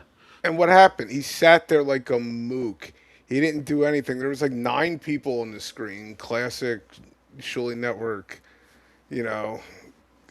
but he just sat there like a mook. He didn't do anything. Like everyone was there. Shuli, Carl, Bob Levy. I think Kumia was there too. Like all these people, he's talking cash money shit around, and then he's just sitting there like a fucking boob. It's like, dude, just be you, Chad. Come on, man. It's exhausting. I'm exhausted watching him lie. I feel like I've lied a little. It's like now everything he says, you're like questioning, like, is that real? Is it not real? Every time he talks, I just think like, how quick is this response? I can't really unhear that now, and I didn't used to always be like that till I think really I just saw that clip where every time he talks, I'm just like, what's the reaction? How fast? It doesn't matter what he says, how fast, and that's really what I've been watching. Would you go on Uncle Rico? Yeah, of course. Right now? Right this second. There was a Metallica question here. I can't find it. What do you know about Metallica? What do you mean? What do I know? I know. I don't know. There was a question. I lost it. The chat's moving too fast. I just blocked 4 people by accident. Sorry. I You're blocked think now. Ride the Lightning and Master of Puppets are my favorite Metallica albums. Mm-hmm. I think Cliff Burton was an amazing bass player. I think Jason Newsted was average, and Robert Trujillo is pretty good. They're solid. They're fantastic. Jim Brewer's got some amazing Metallica stories because he opened for them for like an entire year, and I don't want to do him. He tells them on his podcast. But he was telling he opened for Metallica. Yeah, it was crazy how he got the gig, and he was doing. It was like a lot of audience interaction. I went to see Metallica. It was like 2018, and they came to my town. And Brewer, like they didn't have an opening act or opening band, but they had Brewer come out, and what they would do is they played like classic like rock songs and everything, like getting the crowd all excited. And then Brewer would come out and be like trying to hype up the crowd, like yeah, and he would tell like jokes like related to like he would do his Lars impression. He would like kind of like just pander to the audience, knowing who they're there to see and shit like that. It was interesting, like I said, but a lot of like people didn't really start showing up into their seats until like the lights went down and you knew it was Metallica was about to hit the stage. So it was basically like your normal like opening band, basically. But was he? Is it really doing his act, or like you said, he's more of like a hype man? It sounds like. Yeah, he was definitely like pandering to like playing to the crowd and whatnot. He wasn't going into like his normal bits about like family life or shit like that. He was making jokes, about Lemmy or Ozzy and shit like that. Definitely something safe for the audience. That he wouldn't. Like they weren't great jokes, but they weren't something that he wasn't afraid the audience would react negative towards. Remember the '90s version of Joey C? It was Kids Rock Midget. Remember he said this midget that came around with him and like hype him up. Oh, that was he died like fuck. Yeah, but that was Joe C. Now we not Joey C. He was Joe C. Yeah, he Woodstock '99. He brought him out. He goes, what song was it? American Band? No. Ball to the ball. He goes introducing Joe Seed, and I can't. I used to know his like what he's saying like by heart back in the day. That's a great great. That's Woodstock. it. 3'9" with a 10-inch dick. Yeah. Yes. And then he fights Gary Coleman, also dead in the Cowboy music video. That's yes. Oh man, you'll remember the not. Goddamn. I remember the '90s. Great episode. Great. Not So does straight Chad. stand up, but Still there. he does James Hetfield and Lars's voice like identical, and he tells it's just so funny. I just can't even do it justice. He did crowd work with 40,000 people. Yeah, it was a whole interactive thing, and he had like a DJ. It was like a whole weird. You do a little stand up, you do trivia, he go backstage, and it was. He did it for an entire year. So we have a question from Insufferable Bastards Podcast. Sounds like a great podcast. F, Mary, kill. Gino, Carl, or Ski Mask? I know 2 of those. I'm going to say kill all 3. That's Well, how the game works, but then. thank you. That's how I play. There's another question for you here. Would Chad have spite sex with Chrissy Mayer to get back at Pellegrino? No, she doesn't have a No, penis. I don't find her attractive. We would have sex with Frank to get back at We Chrissy. need an Uncle Cardiff crossover episode. Allegedly. I don't think Chad can help you. Dude, like, who is he in the closet from besides himself? That's the most weird thing. Like, they all pretty much got proof he has sex with Swartzen for money. Remember that like podcast where those guys like, oh, it's known he pays bad comedians to have sex with them. Remember that came out like a while back? Like, that's so believable. Thank you, Stephen Howe. Please make sure. I mean, But like, why in the closet? It's 2026. This is not like you're not gonna get Matthew Shepard as a gay man in Florida, Chad. Like, I mean, for Christ's sakes, we had like every week there's a new trans person in a Dabbleverse, and it's like, I don't know. but like, who's he scared of? He doesn't have any family, really. He doesn't have like. He works in an industry where that's almost a benefit. He could probably get more gigs if he like. I mean, if you're a gay comedian, I mean, I can't. Off of the top of my head, I'm trying to think of like another openly gay comedian. But like, but think about it. When is it not okay to be an openly gay comedian? In the early '90s, right? Remember when Ellen came out as gay? It was like a big thing. See, he's thinking people are going to react like it's the '90s. That's how stuck he's in this early '90s like haze he's in. That maybe it's just his age. Dude, man, he's like homophobic against himself. It's like really. I don't know. Anyway. I mean, then again, I mean, for all we know, maybe he's straight. I mean, nobody knows, man. I think like stuff like Mud Shark. I think it's like, how the truth wants to come out. People want to give you. Like there's always a hint of it. What's a Mud Shark? Someone who has sex with black men. He's telling us he likes to have sex with black men. To him, he says he didn't know. Fine.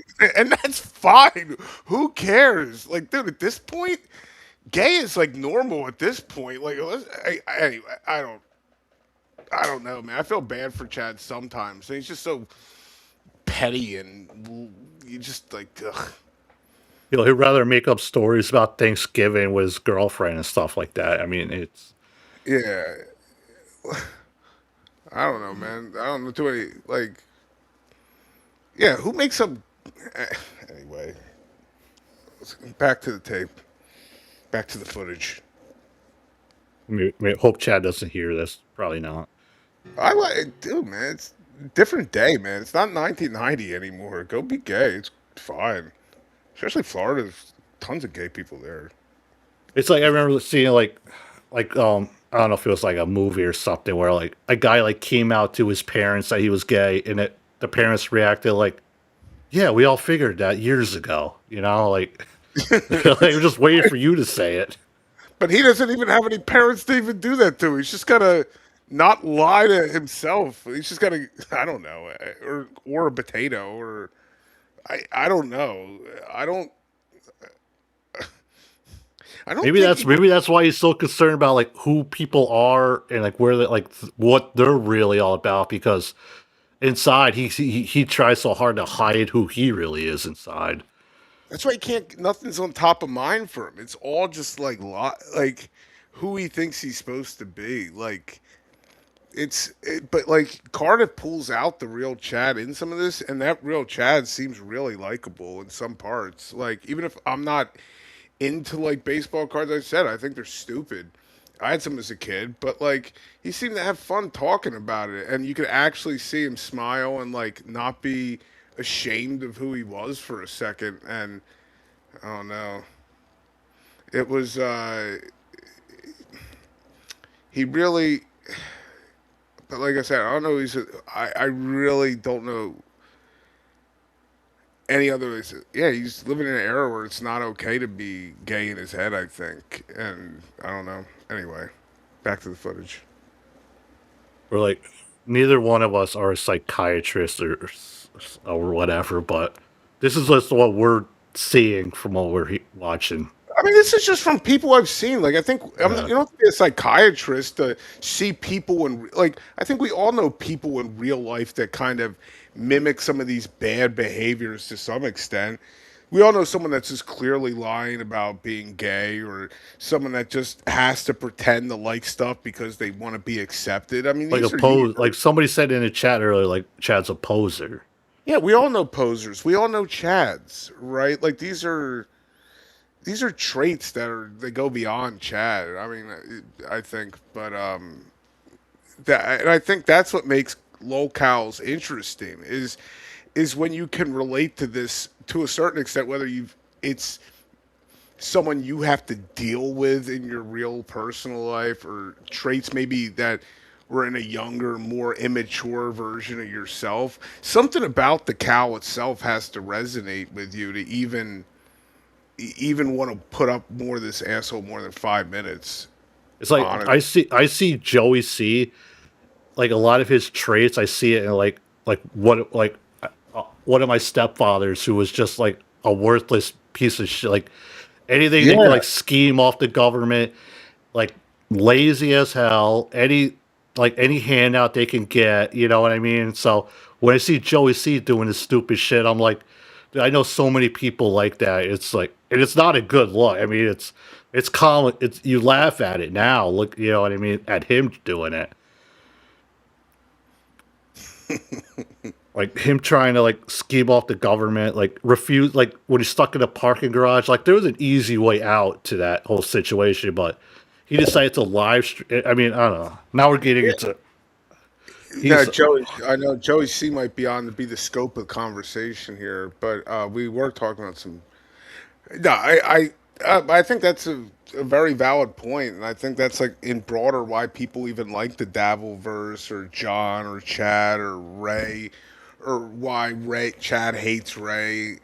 I mean, there's stuff that resonates with you in these people, good or bad, for better or worse, you know. And I think that's one of the more interesting things about it. You know, what particular flavor of awful are you? Everything's so much things are sometimes the only thing unique about something is what's bad about it, right? Like the only way Chad's actually unique as a human being is his particular homogenization of all of his weird little traits, and like he's uniquely bad in his own right. But that's the only way he's unique. He doesn't have opinions. He doesn't have unique actions or thoughts.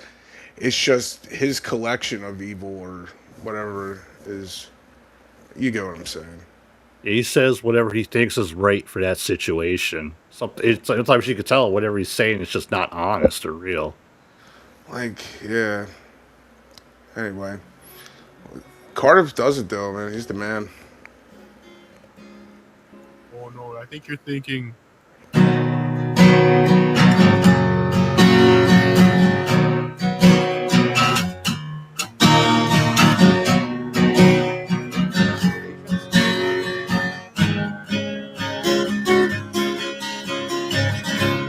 Explain patience. Patience? Yes, that's what we all need is a little patience. That's because if you didn't have patience and come on our show, we never would have become friends. And next time you come to Buffalo, I mean, wherever I am, I will come to see your show. Okay. Well, thank you, Chad. Any plugs before we end the stream? Yeah, check out my website, danecook.com.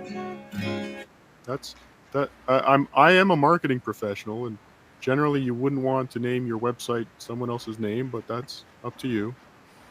No, I'm a YouTuber now. I'm not a comedian. I'm on YouTube now. So youtube.com, right there. Sit down Zumog, or patreon.com. Sit down Zumog. Need a little patience. With the mask, it's kind of hard to hear your plugs, just FYI. If you're going to YouTube, you should probably not wear the mask. COVID. That's true. Thank you. I appreciate that. You know how many potatoes were killed during that pandemic? Oh, don't get me started. You guys almost went instinct. Exactly. But there was a lot of gnocchi. That's a pasta joke.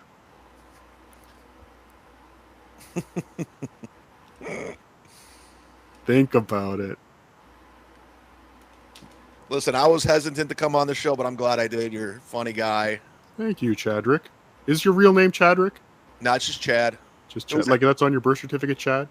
Chad. It was going to be Chadwick because I was named after a character in an Elvis movie. My mom named me. She wanted to name me Elvis. She was talked out of it, so it was Chad, short for Chadwick. But we made sure it was just Chad because Elvis played a character in a movie called Blue Hawaii. That's my dumb existence. A shitty Elvis movie. That's okay. Elvis was a pretty popular guy back in his day. He was a hero to most. Well, thank you for John Wayne.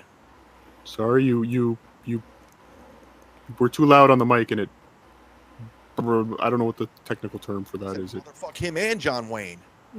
Public Enemy. Fight the Oh, pop. thank you. Yeah. Well, Chad Zumach, thank you for joining us. It was wonderful to have you.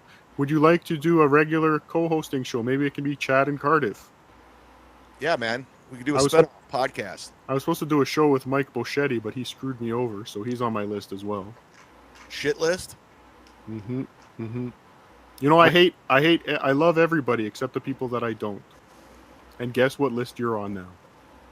I'm on the like list.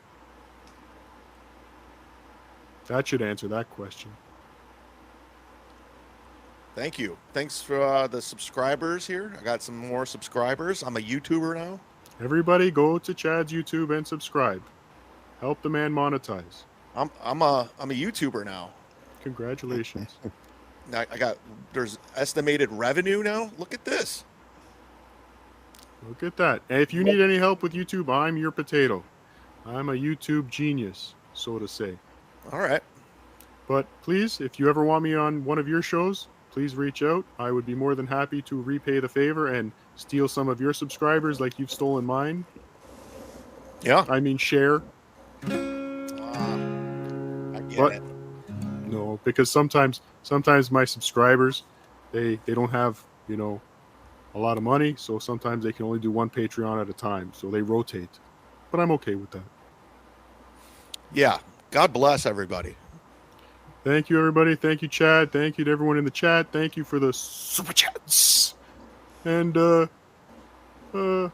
Gagia, everybody. Gagia, Chad.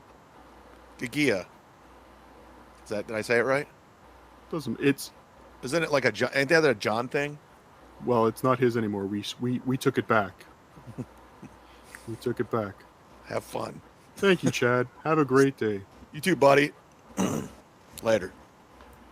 How do I leave? How does this end? Hold on.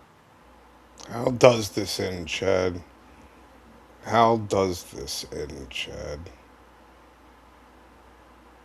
That was Cardiff interviewing Chad for the first time. Unfortunately, we did not have video. It's not lost. It's out. I mean, Cardiff does have it, unfortunately. Just didn't have it in time for tonight. But all right. What I'm going to play next is the following day. Cardiff hops on Insufferable Bastards podcast with Carlos Danger. And this one is a video for you people out there. So I appreciate everybody sticking around throughout that. Cardiff did lose his channel, but he was fortunate enough to gain back a lot of his old videos. Unfortunately, it's just so much, and none of them are really like organized or anything like that, I believe. So again, sometimes we just don't have the time to like sort through all that stuff and everything, but it's out there. It's not lost like my Dabbler Court episode is. So I'm gonna go ahead and we'll start this. Hi, this is Stuttering John Melendez from The Howard Stern Show. And for some really stupid reason, you're listening... Insufferable Bastards. Great name for a podcast, morons. This is our theme music.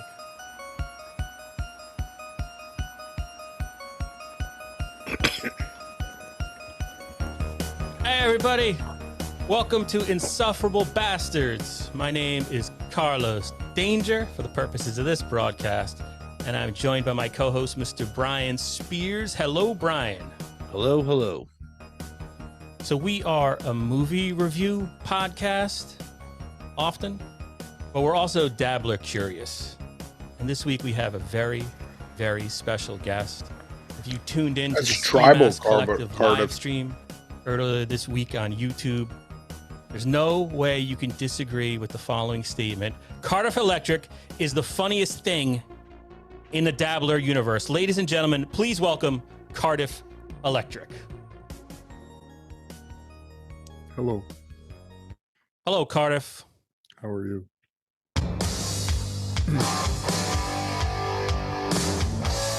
Cardiff Electric, the most famous podcast in the world today. Cardiff Electric, he's so cool, come out and play. He's the guy all the other guys are jealous of. Cause he's the guy that all the girls want to be with. Cardiff Electric, the most famous podcast in the world today. He's got great guests on his show, like Dr. Steve and some other people. We love you, Cardiff. Thank you. Thank you so much, Cardiff, for coming on again. As you know, I am a big fan, or as I've just admitted, I am a big fan. And before we begin, I just want to say patreon.com, Cardiff Electric. / Cardiff Electric, yes. I am a www. HTTPS, yes. Yes, all the things in front of it, yes. I'm a new subscriber as of this morning. Thank you. Congratulations. Thank you. I ordered a coffee cup about a week ago. Very nice. I'm hoping it arrives. Also, youtube.com, Cardiff Electric. Yes. If you're not already done so, please subscribe. Thank you. To this person. What? Unfortunately, today you can find that at Cardiff Elect on YouTube. To this potato. Thank you. Shortly after our last episode with Kevin from Why Do I Podcast, Cardiff reached out to me and said he would do this show, which I very much appreciated, and I jumped at the chance to talk. I imagine he just simply messaged Carlos and said, I will do your show without ever being asked. Talk to you because I am, as I've said, a big fan. Thank you. But I have noticed when I enter your chat, I watch your live streams, hours worth. I feel like I know you. I feel in my mind we're friends because I've hung out with you for so long on the internet. Thank you. But there's been a turn. I used to come into the chat room. I would say, hi, Cardiff, I love you. And Cardiff would have some kind words. And now it's this, and I just want to. You have a beef with us, and I want to straighten it out. I hope, and I want to make amends if it's needed. Sure. This is how you greeted me last time. This was earlier this week, I think. Stream, Insufferable Bastards podcast. Welcome to the stream, even though you screwed me over. What did we do to you, Cardiff? Well, I think I was a little jealous that you had Kevin on. And I'm still mad at him. But I'm doing his show on Sunday, and hopefully we can patch things up. Oh, so it was just a thing of jealousy. So I apologize for not inviting you first. I guess that's what it might have been. Yes. We also stole your content. We did do an episode where we listened to the Jackie interview. That too. Which you I apologize. I thought it was transformative content, but I understand why. The copyright strike is coming. Don't worry. I play Friday the 13th the game sometimes late at night because I'm a man child, and I did play an episode of the Stuttering John puppet as I was playing the game. So that was the other. I have forgotten about that. I don't even know if it counts. So for that, I apologize as well. It's okay. I forgive you. Thank you, Cardiff. I appreciate that. But you had a huge day today. We're recording this on November 25th, day after Thanksgiving. Black Friday. Happy Thanksgiving to anybody who celebrates. Same to you. You had on Chad Zumock, the stand-up comic, Florida's most wanted comic, was on your podcast today after canceling earlier in the week. Yes. I believe it was Monday. I believe Monday he was scheduled to be on the show, and he backed out. He backed out because of haters and trolls. Can you specifically say which haters and trolls postponed that interview? I don't know. After my interview with him today, I'm more confused than ever, to be honest. Initially, I had thought it was just the general haters and trolls. You may have seen them on Dabblers Anonymous and who are these podcasts, but I got some information that it was Frank Pellegrino, the failed comedy club owner in Long Island, New York. White Plains. Well, actually, now he's in White Plains. That's where the club was, because that's up by me. I don't know what any of that means. Thank you. It's all Long Island to me. That's rude, Cardiff. Okay. I'm sorry. Go ahead. No, I guess we're done here. No, not quite yet. Oh, okay. But anyway, so I was under the impression that failed comedy club owner and fiance to unfunny comic Chrissy Mayer was responsible for having Chad Zumock canceled. But according to Chad Zumock today, in his own words, it was not Frank Pellegrino. So I may have, misspoke. Do you want to apologize to Frank and his fiance? No. During that interview today, let me ask, I thought it went well. What was your impression of the interview once it was over? How long did it last? You were playing the guitar. You're a gifted musician, in addition to being a great interviewer. Thank you. I believe it was just over an hour, if not well over an hour, as they say in the business. And it went very well. I got a lot of good information. As I said, starting off the interview, I had many more questions prepared for Monday, but in my anger, I destroyed them. And I wish You said you had hadn't. like 47 questions for him, or 41 questions, 40, I want to say. 42. 42, okay. Luckily, I was able to, use the pencil technique on my notebook to recover some of them. So today wasn't, all fresh questions, but yes, I was able to recover a couple, and I'm glad we got some answers to some of those questions. And then we talked baseball cards for about half an hour. That was fun. That was fun. Yes, a lot of guitar rock music that I'm not as familiar with. Do you have any tattoos? Right Nice now, transition. No, that's just face paint. Oh, okay. Thank you. Was your Cardiff goal? doesn't really use those other filters anymore, like the Australian Cardiff, tribal Cardiff. You don't see too many of them. No, I don't. I don't know if he lost a few of them or what. I know he obviously still has the Santa one, the bat. The bat one's good. tattoos? I'm sorry, Cardiff, I interrupted. What Do did you you say? have any tattoos? I have one. I'm ashamed of it. It was a mistake. What's her name?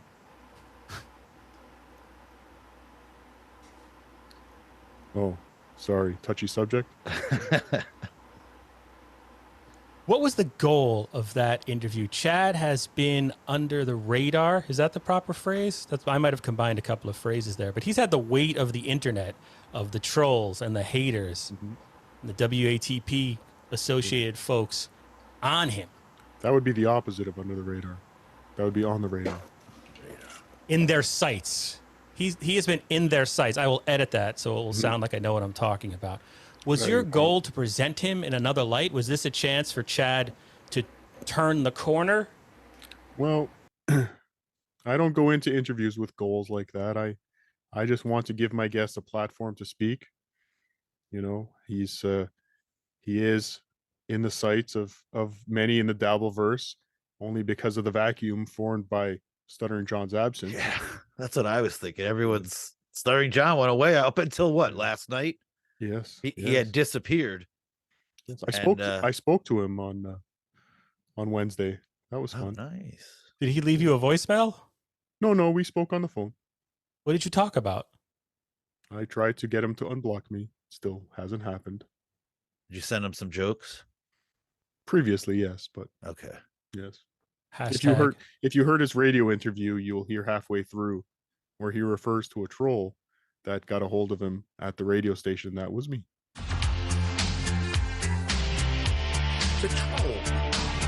Evidently, John got like stalkers and stuff. Yeah. How did they get to me? I don't know how they got to you, James.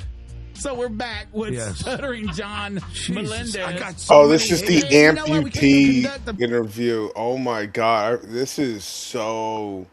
Yeah, he clowns on the guy because he pulls his he has his foot like up on the table. Anyone that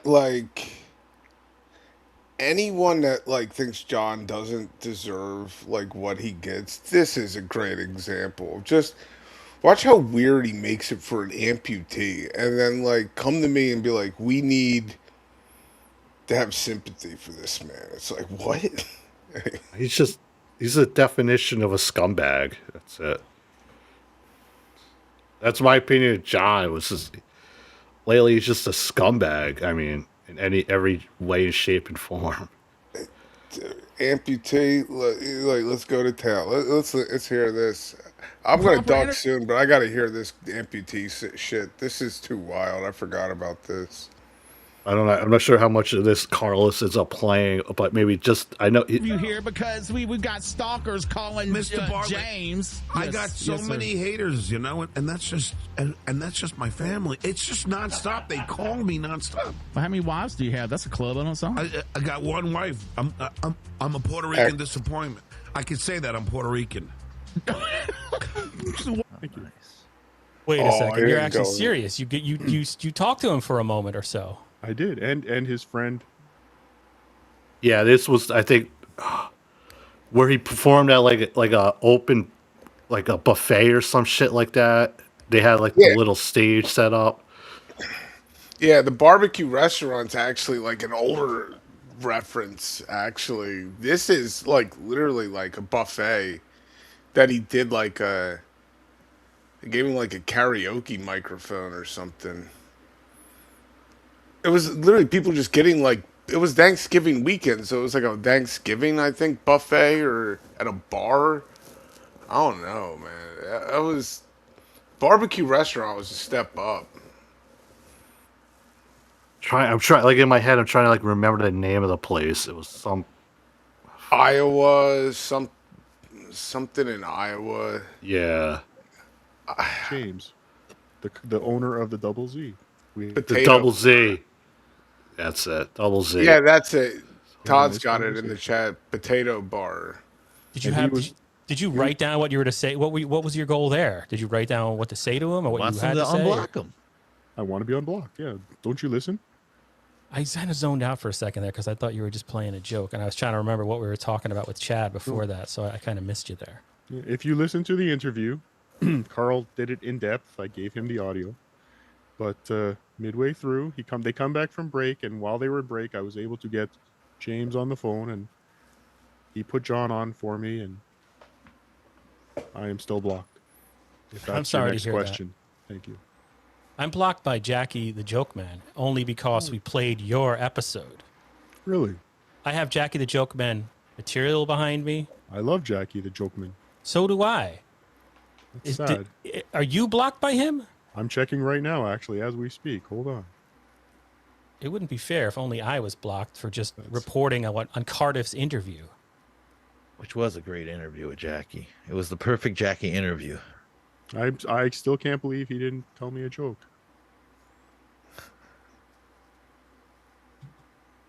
One thing with the Chad interview, I noticed that you got Chad to talk about momentarily what high school he went to. Mm-hmm. Was that a signal to the dabblers who've been trying to figure out where his high school yearbook is so they can get the superlatives? Yes. That was quite sly. That was about 45 minutes into that interview, and I believe that was the goal of the interview. That was your goal. No. I found a copy of that high school yearbook on eBay, but he's asking way too much. It's not worth it. Is the person asking more or less than for a copy of One Too Many, the Stuttering John movie? Much more, almost $100. Whoa! With shipping, it's crazy. Oh, I am blocked. Oh, thank you. I didn't know I can add him to my list. Yes, you're welcome. Chad Zumach, actually, if you saw the interview, he tried to help me get unblocked by Rich Voss. That was very nice. I thought, and there was some miscommunication that led Rich Voss, stand-up comic, to block you. Very funny man. Yes. Did you say you're having him on soon? That was a lie. I was trying to endear myself with Chad. And it worked. One thing about the Chad interview today, you did something, or we got to witness something we never see when Chad is on YouTube. He was laughing. He was smiling. He was in good spirits. It was a whole different Chad Zumach. No, Rochi, Carlos isn't here with us. This is from Insufferable Bastards podcast from Thanksgiving time of 2022. Right when you mentioned Jackie the Joke Man, he was very his eyes went bright. Joke Man, sir. Jokeman. And his eyes went wide, and he had a little bit of a smile on his face. Like I was There's a twinkle. Right. Yeah. Jackie brings everyone together. But yes, I think. But us. Well, yes, we are blocked. I'll get unblocked one day, I think. But yes, I think there is a future with me and Chad as a co-hosting a show. I think we bring out the best in each other.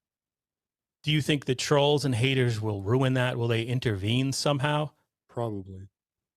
You did call him a tool the day before on a Who Are These Podcasts episode. No, that wasn't me.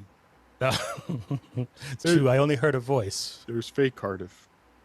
There's many fake Cardiffs. Who appears on Carl's show. And Carl was a little rude to him at one point, too, I felt. Carl, well... Or whoever it was. Here's what you don't realize. Carl actually created a fake Cardiff that he's been using I don't do any of that stuff on WATP. Someone else. That sounds like you have a civil lawsuit brewing, potentially. I'm working on it. Michael Popok's busy, though. Doing what? Pro bono work. To stick with the Chad element, I guess, for lack of a better word, for one more second, you were saying in the chat, and you asked him repeatedly, you alluded to some type of Howard Stern connection possibly exists, and Chad sort of explained it, but I'm not sure I followed because, again, I'm not that intelligent and I have trouble processing things. But what's the connection? I'm sorry, what did you say, Cardiff? I said you were correct. About me being not able to follow stuff or the Howard Stern stuff? The first thing. Okay. How about the Howard Stern and Chad? That was completely made up. But then you dug a story out of him where he reached through the bowels of his mind and brought out something that he did with Sam Tripoli. If I bet I could get you to tell a Howard Stern story pretty quickly. Everyone's connected somehow, especially someone in radio. That's true. Ryan, the movie guy, has Richard Christie Howard Stern stories. Oh, They really? traveled the country. Yeah. Together? Oh yeah, I did a gig with him, and I used to do his Halloween makeups. Well, you weren't in Iced Earth then. No, I was not. I did a Nice Earth music video years ago. Congratulations. Richard wasn't in Ice Earth at that time either. Oh, that's too bad. But he likes Halloween, so yes, you would be a valuable resource to him. I was that's for a couple of years there. I would see him once a year at least. How is your work in the potato field? Can you do a good Trying potato? to think. I've used a potato for texture. Well, I meant potato makeup. But I've never done any potato makeup, but maybe when Halloween approaches, we should get together. Are you going to Stutjon Con? Ooh. See, I'm not as much of a dabbler as you guys. Brian's an anti-dabbler. He thinks it's all too much. I may need a makeup artist. Okay. Well, maybe we should talk. Okay. I mean, that would maybe get me there more than it's just that it's that ride up. It is far. I'm in Connecticut and Brian's in Frank Pellegrino land. Not Long Island. Oh, Long Island. For them, where they are, it's about to Rochester. I'll say like 6.5 hours. That is a haul. I mean, I know Carlos does end up going. I don't think Spears did to DabbleCon 1.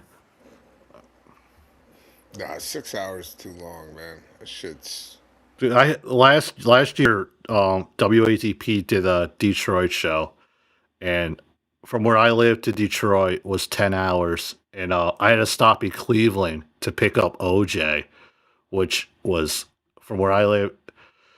I live near Albany to Cleveland was about 7 hours. Then it was like another 3 from Cleveland to Detroit. But I remember, well, OJ doesn't watch this shit, so I'll tell his story. As I'm driving, like leading up to it, like OJ was like, I told him I told him like he needed like a ride from Cleveland to Detroit, right? This wasn't this one. This was the previous one, where Cardiff and Rocco went to. The one we all stayed at the B&B. So the day of, I'm like, all right, I'm heading out. I message OJ. I'm like, all right, dude, I'm leaving now. I should be in Cleveland in 7 hours, whatever. He never told me his address, right? So I get to Buffalo. I get to like a rest stop. I'm like, yo, I'm in Buffalo, right? He goes, all right, man. I'll tell you my address in a minute or some shit. I'm like, okay, dude. At least I know you're awake, and you know what I mean. That you know I'm coming. So I leave Buffalo and I'm into Erie. Well, at this point, I'm like, he messaged me. He goes, let me know when you're an hour away from Cleveland. I'm like, okay. Like, you couldn't just tell me your address, and I'll tell you exactly when I'm gonna be there, right? So like, I'm an hour out of Cleveland. He calls me. And he keeps me on the phone with him as I'm driving for an hour. Like he's not telling me his exact address, but going, he must have known the way I was taking. He's like, all right, you're going to look for this exit, and then you're going to hop on this highway, and then you're going to get off on this exit. He's like, I'm like telling him what I'm seeing, like as I'm driving by, like landmarks and shit. I'm like, just tell me your fucking address. Like, are you afraid I'm going to... And then, he'll never listen to this, so I'm not worried about it. I'm not going to tell you his address or anything, but I get, like, close to, like, where he is, and it turns out he was standing in front of somebody else's house. He wouldn't even, like... I don't know if he was paranoid that I'll tell people, like, where he lives or something, but it was the most odd fucking thing... I don't know. It's just another OJ story, I guess. Yeah. Oh, dude, that's a great OJ story, dude. You know what I'd say? I would beg, if you don't tell me your address right now, I'm just gonna call Vince the lawyer and get it from him. I'm like, those guys. I think those guys like know what I do for a living, and it does involve having to know where certain people live and shit like that. And like, just tell me I'm not gonna fucking doc. Like, I don't know.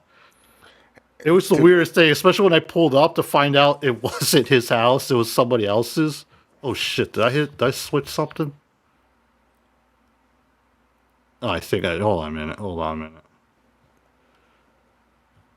Dude, that's a great. You know what? I'd rather drive out of my way to whatever Western Massachusetts and pick Blind Mike up any day of the week over some secretive on the way. It was the weirdest thing. Like I thought he Yeah. wanted. I thought he kept me on a phone for an hour because that way, like, I couldn't secretly like text somebody or post at Dabbler's Anonymous, like, "Oh, I found OJ's house," or something like some weird paranoid shit like that. It was unreal. Yo, that level of paranoia is like, dude, you should have done too. Now I know I'm playing Monday morning quarterback, but like, yeah, dude, someone said it in the chat. That's a very John move. That's a very stuttering John move. You should be like, all right, yeah, I'm making that. Like, do you see that landmark? Yeah, I see it. I'm making it right there. You should have just been driving your right to Detroit, right past them. Just reset the GPS, and then be like, nah, I'm like right around the corner, and just leave them there. It's like, stop being weird. Like, go find your own way here. You know? And I picked him up, right? And so from there, so now we're leaving. We're leaving his, I would say, street, I guess. And then I'm like, all right, so we're leaving his street in Cleveland to go to Detroit. And so as we're like driving, I'm like, all right, man, let me just put it in the GPS, like, the address we're going to. We just follow GPS, right? It said he's going, no, you're going to want to turn there.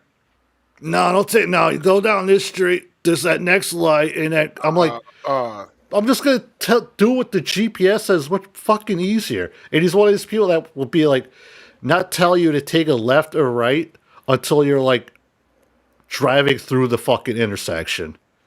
So I'm like, oh my fucking God. I'm sorry. I mean, dude, I hope Blind Mike hears this story. I know OJ's not watching, but I hope Blind Mike versus OJ is probably one of my favorite Dabbleverse like arcs in the past couple years by far. Like, I never seen someone just so buck broken by Blind. Like, dude. yeah, those thank you OJ thing. Like, I mean, who cares? Like, it was such a great. That was probably one of the best things Hack Ride's ever done. Is the thank you OJ bit. That was phenomenal. Just completely buck right.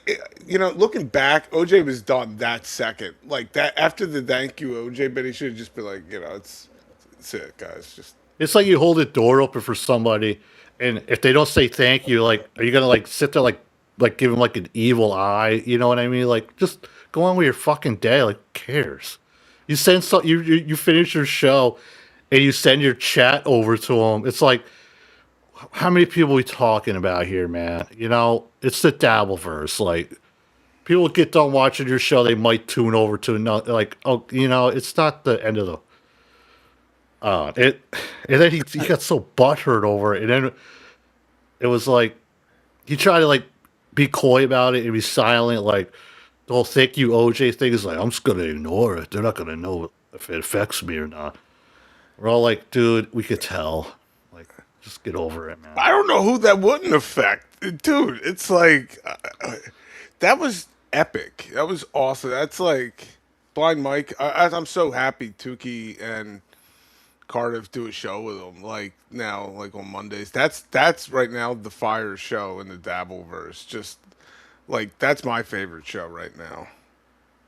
Yeah, and the whole premise is like they don't really talk. They try not to talk. They just try to talk about like whatever the three of them can come up with, and it's great. Yeah. And I mean, I know people that like send me screenshots of them like texting OJ, and they're like they're left unread, on no replies. I'm like, I think he's done, dude. He's done. Dude, I love the way Rocco handled that. You got to shut down people like that. Like, anytime you deal with these people acting like super like weird, super dramatic like that, you got to shut that shit down, dude. Right then, that shows to me like Rocco's actually just like, if if you have that attitude, you're effective in your own personal life. That's probably how you're able to have a real job, have a family, have a Dabbleverse show that does better than all these assholes that put everything into it. Like you can't put up with that kind of dramatic, lame. I didn't want to know anyone. I was sick. Well, maybe you shouldn't. Sounds like you do, because I swear he told people like on a show or something like he was sick. You know what I mean? It was like, because I like OJ, like he would never tell me. Like I was in OJ's eyes, I was the last one to know anything. So if I knew he was sick, it was because he said it on a show or it was public knowledge. Then it was like, yeah, who gives a fuck? It's so disingenuous. Like, are you really that big of like a medical privacy guy? Like, listen, I don't want to tell everyone my medical history, but it's like, oh, generally we know you have some medical things and you're middle aged. Yeah, I think most of us do, you dumb fuck. It's like, yeah, I don't feel great either. Not waking out of bed doing jumping jacks. Like, I don't know. Even if you're really sick, like, dude, stop acting like a bitch. Those are the kind of people it takes down. Little bitch made people. Yeah, They're and still have resiliency that bounce off that shit. The way he left the show when that happened, like it was the most awkward, like uncomfortable thing for us that were still live doing a show. Like we're all looking like, what the fuck just happened? Like, okay, we're gonna keep going. We're not stopped. We're not gonna end the show. You know what I mean? We kept going. It was like, and then afterwards, we're like backstage, looking like thinking like, what the fuck just happened? We're all questioning. We had no idea. And they were like, we just kept going on, the train doesn't stop because one guy got it butthurt over the dumbest fucking thing, man. Yeah, like what? We'll be okay without your opinions. You're gonna walk back, Like, oh fuck, we're not gonna know how to put the super tips up on the screen. I'm like, dude, and then there was I'm sorry to keep talking about OJ though, but there was like a time where like previous to this where he had like a fit and he goes, tell JT how to do the super tips or some shit like that. And I'm like, dude, this is literally all you do. Ready? Watch. I clicked a button. That's it. Dude, I mean, inflated self-importance, man, dude. It's like, tell me you're being insecure without being insecure, man. It's like, John, tell me you're paranoid without telling me you're paranoid. He went to go meet John like what was it, the week or two before, and then he was like, John's a nice guy. I don't know the big deal. I'm like, okay, yeah, sure, that's your opinion, man. Then he got all affected by people being like calling him out for it, like you're a John Ballwasher now or some shit, or you changed, like just like egging him on, you know what I mean? And he just took it to heart, like just move on, man. And think of what world he's existing in too. Like, if you were like, is he expecting this? Like, tell me you're sick, JT. I'm sick. I hate you. Oh, like, Jesus. Like, is that what he's really expecting? Like, what is this? Anyway, it's either that or he's just wants people to know he's sick, but that's his ghetto way of trying to get it out there. Like, I want sympathy, but I really don't. But I kind of do. And oh, look, I'm walking back on my opinion, even if I want sympathy. He then the last hack he goes it was because he didn't want to go there because of Nick Rekieta. I went to it. I saw Nick Rekieta there. I didn't talk to him. Like, yeah, he was standing like off to the side talking to people. Like, doesn't mean I had to walk up to him and introduce. Like, you know what I mean? He was just another guy. Just who cares that he was there? Who gives a fuck? It's like you're scared there might be scumbags in Las Vegas. OJ? Yeah, it's fucking Las fucking Vegas, man. Sin City, you're scared there might be some irreputable people. That was upon Mike's point. I thought that was Dude, it's like talk about someone that like shoots an arrow and paints a bullseye after it, right? Like you don't want to go. Now you're trying to justify it, and then you're trying to act like we didn't just see you paint this fucking shoot the arrow first. It's like, dude, I don't know. I've dude, all we watch are liars. Like I know lying. Like that's basically what the shit is. Just watching liars. Chad, OJ.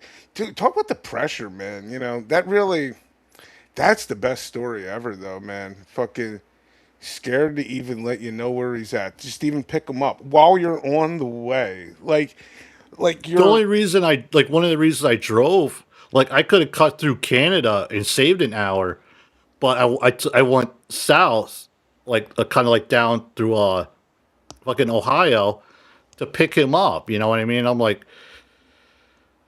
and then this last year, this Detroit show, I want to, and Cardiff couldn't go at the last minute. Rocco wasn't gonna make it out, but I'm like, all right, man, I'll go. So we were all gonna originally me, OJ, and Cardiff were gonna get a Airbnb, but Cardiff couldn't go. So I'm like, all right, I was like, oh, last minute, I'm like, all right, I'm gonna get a hotel. Unfortunately, me being me, I fucked up and I got a horrible hotel that was nothing like the description was on Travelocity. And of course, I didn't know it until I pulled up to the parking lot.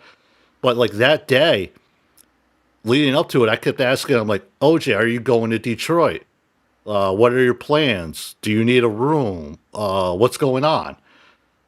I was in Detroit at the car rental place picking up my car, and I get a text from OJ that says, I'm an hour away. I'm like, oh, thanks for letting me know you're coming. He goes, where do you want to meet? I'm like, I gave him the address to the hotel I first booked, and I meet him there. Of course, it was a complete fucking shit show. And I'm like, at the last minute, I'm sitting in the parking lot, like on my phone going, looking for another hotel to stay at. And I ask him, I go, while he's there with me, I go, well, what are your plans? Are you staying? Are you getting a place? Like, help me out here, like, give me something, right? Tell me anything. And he goes, he just sat there, oh, fucking no. I'm like, all right, I'll figure this out. And then I got another room, a place to stay at. Okay, maybe it wasn't the greatest fucking hotel at the time, but unfortunately, it's my second one I'm paying for that weekend. And I go, okay, are you staying? Or, I still had no fucking clue. I ended up leaving like a date. I flew back a date earlier just because it was a fucking disaster. And, like the whole thing, it like, again, I don't know if it's just the way he communicates, or maybe it's just the way he communicated with me, because maybe he thought like I'm not somebody who needs to know whatever the fuck. Then don't ask for a fucking ride. They got transportation available. You can drive yourself. They offer planes and buses. Oh, he won't fly. He won't fly. Greyhound won't dox you. Yeah, and what's it that? Oh, I forgot about the fear of flying. It's like, is he on like a no-fly list? That was my theory. That like, no, I think he just had a bad experience before on a flight, and he just refuses to fly again. Yeah, dude, yeah, like. It is weird. It's like last week we were covering like Dabbler Court, and leading up to DabbleCon, and you know what happened at DabbleCon 1 with him and Kevin Dumbfuck, the whole pissing on the jeans thing, right? And I just came up with a random, I call it a dabbleverse theory, that the whole pissing on the jeans was made up. It was a work to get OJ closer to Rocco. I just thought of that off the top of my head. And then I'm watching like these old videos and stuff, and I'm starting thinking, I was like, could this actually have, like, no way. And then I'll start thinking, like, the DabbleCon 2, OJ showed up with those same pair of jeans. And I'm like, if a man pissed on my jeans in a hotel, I'm not touching them. They're staying right on the fucking floor. Like, did he really bring them home? Like, I don't know. All right. So here's so your theory is because Kevin Dumbfuck did have a pretty awkward reception at that DabbleCon. I think like everyone knew that he was like one of the only people not well received. Yeah. And like you think OJ probably just like he's there with Kevin Dumbfuck, takes like a bottle of water, dumps it on his jeans, calls Rocco. Yeah, man, this asshole's pissing all over my shit, man. I just got to get out of here. And then you keep the jeans because you just dump the Sani on them, you know. Yeah, because I'm thinking like if somebody pissed on a T-shirt I owned, I wouldn't. I'm not gonna pick it up off the fucking. I'm not touching it, especially if we at a hotel. Like, fuck them. I'll check out. I'm no like, Keanu, man. I don't get down like that, you know. I don't know. It's weird thinking about it, like all these years later, and now I'm like diving back into that time, and I'm like starting to think of I don't know. Maybe it's just I'm just coming up with it in my head, but it is fascinating, and I am like curious to like start watching some of that shit from back then, and maybe figuring out some things maybe we didn't see then or whatever. But it is interesting. Yeah, this stuff is good. It's just, I know I feel people are like talking bad about OJ, dude. He's not. I'll tell you this right now. He's not coming back. He's not listening to any of this shit. OJ wouldn't defend any of you in the chat. I want you all to know that. If he is listening, send him this clip. Maybe he'll come out of wherever he's hiding and respond finally. Whatever. Yeah, I think Rocco handled it like a G though, man. Just like, dude, I don't play that like, dude, I don't let you just. I'm in my 40s. I'm not like grow up, dude. He's older. It shows you a guy like, I mean, I don't know, like competency and like effective at dealing with children. You know, guy raised some kids, probably good at dealing with babies. This guy sounds like what so shut up. You know, sometimes people are going through something and you got to be like, yo, you okay? Yeah, sure. But that's not what this is. It's a pattern of bitch-made behavior, you know? And your story just sealed it off. Now, you see it sometimes, Todd. You see sometimes this OJ simpery, so it's disgusting. I know. I'm with you, bro. Let's try to. I think I might have lost where we were in this, but let me see if I can pick up where we left off here. Again, if you're just joining us, this is Insufferable Bastards podcast from Thanksgiving 22, following the Cardiff and Chad interview. No, it was not. I did a Nice Earth music video years ago. Congratulations. I'm in Connecticut and Brian. That now it's worst. Traumatic brain injury. But I thought like Dabbler and Why Do I Podcast and Cardiff did a live stream looking at the Cabby Stuttering John boxing match, the press conference leading up to that. Mm-hmm. I remember listening to the actual fight in my car. I was going to a work conference at Hofstra University and not being able to get out of the car because I wanted to. Pest gets it. All right, this is Pest. I hope you're listening. Don't turn off for a minute, Pest. I'm gonna tell another OJ story. All right. Oh shit. I was like, we were doing a show or whatever, and Pest was in the chat, and Pest gets at OJ a lot, trolling or whatever you want to call it, right? And after the show, he during the show, I could like put up chats like I am here, right? I had like that access to like one of their channels or something to do it. And I happened to mention Pest or some shit like that. And after the show, OJ goes, "Yo, why'd you put up that Pest clip or that Pest comment?" He goes, "He's a psychopath." And I'm like, "What?" Like, all right, dude. Pest whatever. Wins that route, dude. If you get to that point. And then after OJ left a couple months ago, I don't know if this was on air or off air, but I mentioned something about playing a Pest clip. And Cardiff goes, "Oh, I don't know if we can play that." And then Rocco says, "He's gone." And I'm thinking, okay, all three of us realized there was a period where we couldn't even mention Pest. But hope you're happy, Pest. Hope that lightens your day, man. That's awesome, man. That's a great. But that's the kind of shit like you would have to like work around. And that's like, why who fucking cares? He's a clipper, a chatter, whatever. Let him fucking put whatever shit he wants. No one, don't look at it. Rocco's a G for shutting that shit down. And Pest is a great clip. People, all like Carl, Melon, all them play his stuff, whatever, you know. That's what he does.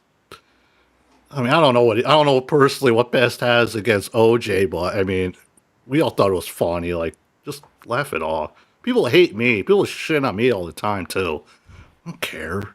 I'm not gonna make everybody like pretend to ignore him or that he doesn't exist.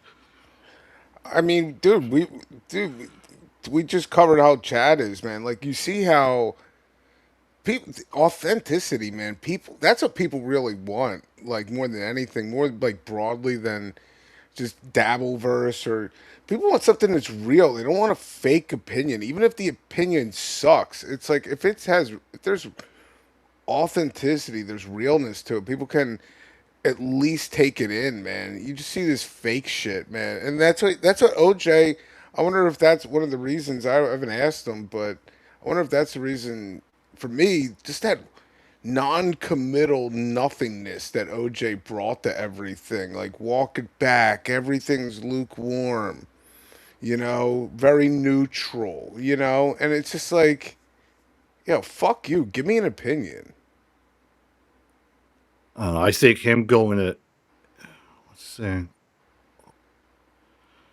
Bro, I was just trolling him. Did I see that I got under his skin, so I pushed more? Yeah, that's that's what a troll is. You know? I don't know.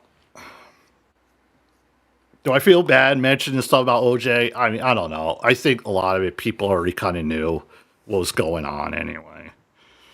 I mean, dude, like you said, this. Dude, I mean, if he's gonna. To me, what I really despise most about that is he's desperate enough to ask for a ride, but he wouldn't tell me his address because he was afraid of dox it. Yeah, like that combination is a particular kind of only. And this is after we've been doing shows for a while. It's after we all stayed No, we were on. Actually, that was the trip where all four of us were staying in the same Airbnb for like 4 days. You know, like I know Cardiff's real name. Okay, I know his real name. I know where he lives. Whatever. Never in my life will I tell any of you. You know, OJ, you could tell me what your address is if I'm going to pick you up. I'm not going to fucking tell anybody. If you trust him enough to pick you up, you got to trust him enough with the address. There's only particular kind Jesus Christ, it's on fucking real. It was that was my only thing I could think of is that he really didn't want me to dox his address. Like, who fucking cares? But like, dude, at that point, you shouldn't be asking a person you're scared of for any help, right? Like, if that's one thing, if he thinks you're gonna dox him and you just want to play it super safe, you know, drive yourself then. But dude, that's what I'm trying to say. There's not that many people that fit that profile, right? There's people that want to go that would drive themselves, or right? There's people that would not want to go and then not go. There's people that would ask for favors and trust the person they would ask for the favor of. But there's only really a small percentage of fucking people that would have the nerve to ask and the audacity not to trust. Fucking weird shit. Yeah, I hear you. All right. I think that's enough for now. To listen to the end of that fight. Mm-hmm. And to me, I felt at that time, looking back, that was Howard Stern making a return. It was a year or so after he had run for governor, and I thought and like maybe it was around the time you're saying it as well, Brian. I thought that was a return of the show. Yeah. But beat Dabbler and everybody, you guys are all crapping on it. Am I wrong, Cardiff? Oh no, I thought that's no, just the I think some of the fakeness around a lot of it. was what we were crapping on. No, I was still in at that time. Definitely still in. But also, you have to understand, I think around the time that the Howard Stern show started to drop off, the Opie and Anthony show really started to take off. So there was a pivot point, no, a crossing of the streams maybe. But I think a lot of those Howard Stern fans leapt off and jumped onto the Opie and Anthony band. Yeah. And they were the ones that really Brian. would bring those all the good comedians, yes. One thing, okay, so Stuttering John is what he is now, as we all know, and he's generated tons of incredible content and creative content and things like Cardiff Electric, probably Cardiff being at the pinnacle of everything we're seeing, obviously.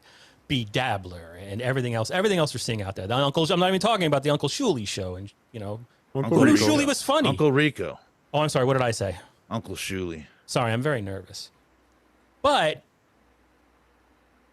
doesn't Stuttering John have a legacy that is positive on the Howard Stern show that we should respect in some way? Maybe it wasn't because of who he was. Maybe he didn't write anything, but he did contribute in a way, and that he was there. Do you think? Cardiff, what is Stuttering John's legacy on that show?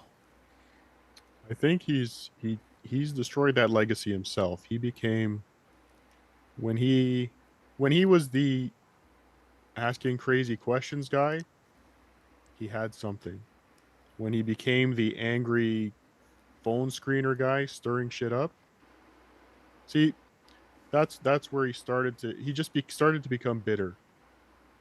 He was angry. He was so angry at AJ Benza, maybe taking that chair that he thought he deserved after Jackie left. I could see that. Look what he did. He caused someone to punch him. That was John's fault. But hey, JT, do you see really the where chat? I was going with that was he gave Flack Cat his address, but wouldn't give it to you, and you're literally on the way to pick him up. I don't know. I mean, it's something like, unfortunately, I never got a chance to ask him that. But in the back of my head, I thought I knew what the answer was. Like, I'm not even gonna. I didn't even want to bring it up to him. Like, I'm like, whatever. And even if, and also, I've seen in the chat too, even if he lived in a complete piece of shit dump ghetto area, right? Like, just the worst of the worst. Are you gonna make fun of him for that? Like, I probably wouldn't. I mean, that doesn't sound like the kind of stuff people dig on, Like, we're not digging on people's like, oh, we don't like this person because they're poor. Well, the thing about this too, like I said, we were all doing a show together at the time. Like, it wasn't like I was just some random fucking guy he met yesterday. You know what I mean? Like, I wouldn't. He should have known, or I thought maybe he would at least trust in me. I think that the lack of trust, I think, is what I find sad, because I would trust my friends to not like disparage my, like, if I was in a tough economic spot at the time and even lived in a piece of shit, like I trust, like, I'm not gonna, if I'm friends with people, I'm not gonna do that. Or even then, even if it's like he wants to pick you up somewhere, just like, here's the address of this place I'm gonna get picked up at. Like, trust you enough to not do that. Treat, like, what is he, like an Iranian government official in exile? Like, Especially like location. Like, those guys, I think, know what I do for a living, and going to people's houses and like being responsible for with certain shit and all that. Like, yeah, I'm not gonna. I've been to a million fucking places. You know what I mean? And like, I think they know where I live, or they know my whatever. They could Google whatever, find out where I live. And yeah, it's not the the top of the, white picket fence and shit. Like, whatever. I don't know, dude. I just, like, trust your friends, man. I mean, I don't know. I mean, if you don't, if you got, I don't know. And then the following year with him, like, literally not telling me he's coming until I'm already in Detroit at the airport getting my rental car. Like, could I blame that all on the fact that, oh, he smokes a lot of weed? He must, like, no, that's fucking. We all smoke all the time. I don't act like that. Yeah, we don't just, oh, man, hey, yeah, I'm on my way. Yeah, like, Yeah, like what the fuck are we doing? Yeah, I hear He's you. never coming back, dude. He's gone. Nope. He's not coming back But now. I enjoyed the fact that I know in a recent episode of WATP, yes, Carl said that everyone's favorite thing about the Stern show was the news, and I thought to myself, well, no, I thought the best thing about Stern was the drama that Stuttering John played a part in. Well, no, His bitterness was a positive, I thought. It was until it got. It just seemed to get to a point where it wasn't fun anymore, if you know what I'm saying. But I mean, I just find that he could always give it out, but he couldn't take it. And there was a while there where he wouldn't take it enough. Like he was giving it a lot, but not taking it. And that's the thing too, where I actually was because I couldn't remember my thought, but he did dish it out a lot, and then the second the tables turned on, so you saw how angry he got with Anthony Cumia, and I just how watched some of that stuff this week. But there was nothing in there that he hasn't done a million times to Baba Booey, to Artie, to you name it. He would attack, he would spy, he would do all that stuff. And really, he made me who I am. And you see how quickly he blocked me when mind you, I'm just a asshole on the internet, so who gives a shit? But I've tried to explain to him many times through multiple forms of communication. You made me. You made me what You're I am. holding a mirror. You're holding a mirror to Yeah. Stuttering John. I might agree. I 100% agree with you. Like it is funny that he's forgotten that he was the hero of the stupid, and now he's so angry at the stupid. And now I'm the hero of the stupid. Yeah. Oh, And I you're see on, the- I and see the crown. hence an appearance on this podcast. By the only way, time- I'm sorry. Go ahead. I wanted to ask, what happened to your two fathers? Our two fathers? Oh, and because we're bastards. Yes. My father, I just saw him yesterday. He's hanging in there. He's a retired New York City police officer. He's getting up there in age, but he's doing all right. Okay. And my father is dead. Died a long time ago. Yes. I'm sorry to hear, but it's all good. He's know- standing right behind me still. You see him? Is that him? Yes. I stuffed him and keep him in the house here. That's very nice of you. Yes. Even though he denied you when you were born. Yes. Yes. Well, that's why I keep him here. I remind him of it every day. That's good. And I'm glad you guys are taking back the term bastards. Don't be ashamed. Took me 45 seconds to get that. So, Cardiff, we started off as a horror movie Most of podcast. my jokes do take that long, yes. You were not a dumb guy. Thank So you. we used to be a horror movie podcast, right? And then we had a third guy who found that he just got sick of us and he quit on us because we were obnoxious, I guess. Yes. But That sounds familiar. The natural transition from horror is Stuttering John and Ray DeVito. Carlos would be a good guy to get on here and just ask him about this time, like what made you switch to the Dabbleverse and shit like that. And Carlos is a great dude, though. Yeah, he really is, man. He's I don't think he watches anything besides KB now and then. KB's been weak lately. Yeah, is he still on Rumble? Yeah, I mean, I don't know. I'm no KB ball washer. That I'll let Carlos come on and do that. Like I say, there's so many shows now, and it's like I'm on right now. I'm sure there's like 10 others on too. Like, I mean, I don't know. It's just hard if people keep track of like all this shit at once. Oh, for real. But that's one of the things too about this era too, is the amount of Dabble content's very small. So it is cool to review it because there's really not. It didn't really blow up till about a year till after this. It was like following Dabble like that. It's when John came back and just became like another Dabble show, like where he, instead of being the main guy, he's just another asshole in this whole lineup of assholes that like. Yeah. John gave up on actually doing a show about something. Like he immediately just caved into the whole dabbleverse thing and $2 super chats, and he gave up. It was like he just gave up on life past few years. And it's still a million times better of a show than Casey Armstrong's show. And that's That was one of horrible.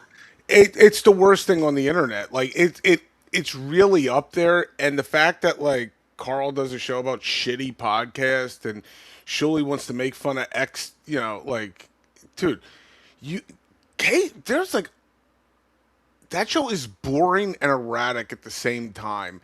And the only person who's called out that is El Horrible. Like, Cabby is doing better than KC right now.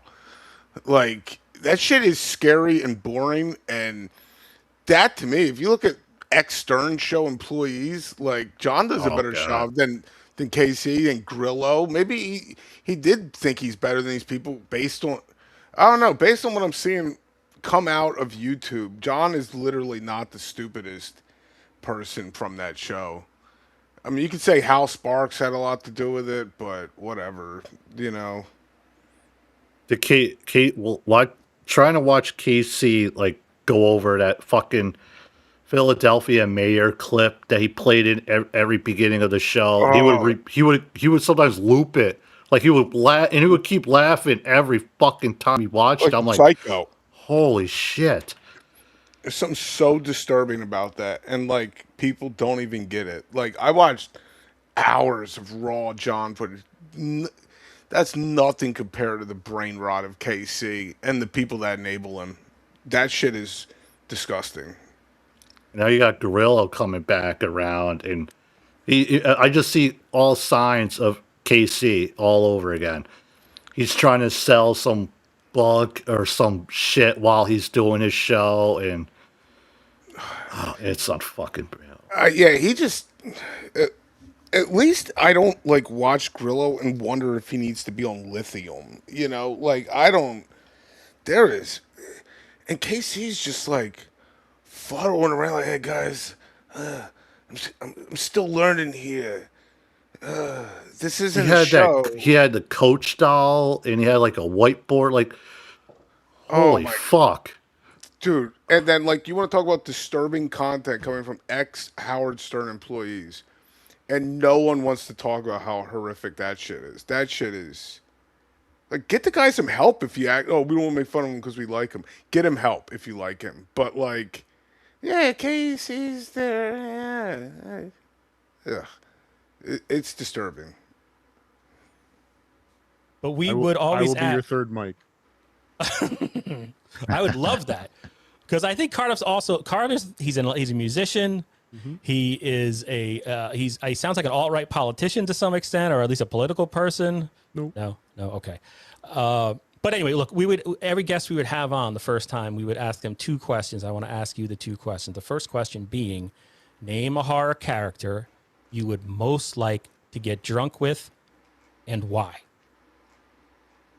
Okay. Horror movie character. So have you not heard about my appearance at the Creep Off Roast? No, I am completely ignorant of the creep off. I apologize. I know it exists and I've heard it mentioned, but that's as far as I go with it. Okay. Go to your second question, and I'll come back to that one if I can find this for you. Okay. The second question would be name a horror character you would least like to get drunk with, and why? Which is a similar thing, but maybe we can come back to those. You can think on it. I want to also ask you, who do you like more, Frank Pellegrino or Kevin Brennan? Who do I like more? Yes, who do you like more?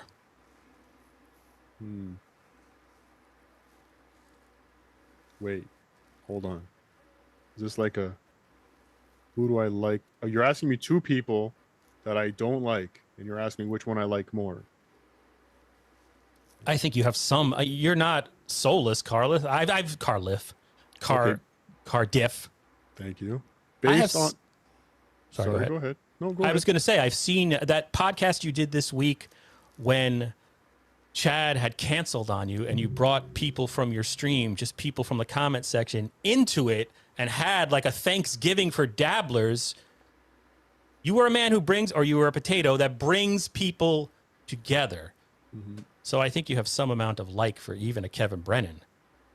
Well, who I love. Deeply. I don't. He said some. I wasn't aware of him, to be honest. But I was doing a stream the other night. I believe it was an episode of Misery Loves Company, and we were reviewing that and going through that. And he said some very mean things about somebody that I love and admire very much, Eric Nagel. And that was, I don't let anyone badmouth Eric Nagel ever. I actually started my podcasting career with Eric Nagel, so okay. I don't stand for that. I've only recently gotten into Eric's podcast. It's shout out to Eric Nagel. He's actually a fan of this show. Shout out to E-Rock. It's Eric Nagel. He had an episode on the 92.3 changeover, K-Rock changeover, 2-hour live stream. Mm-hmm. I was hooked on every word. I loved every minute of it. Yeah, you sent that to me. I watched that as well. He is a wonderful broadcaster and a great human. He's been a guest on my show. If you have not heard that episode, I would suggest listening, and I respect him very much. Can we watch a clip of Carl talking about his beef with Kevin Brennan? Sure.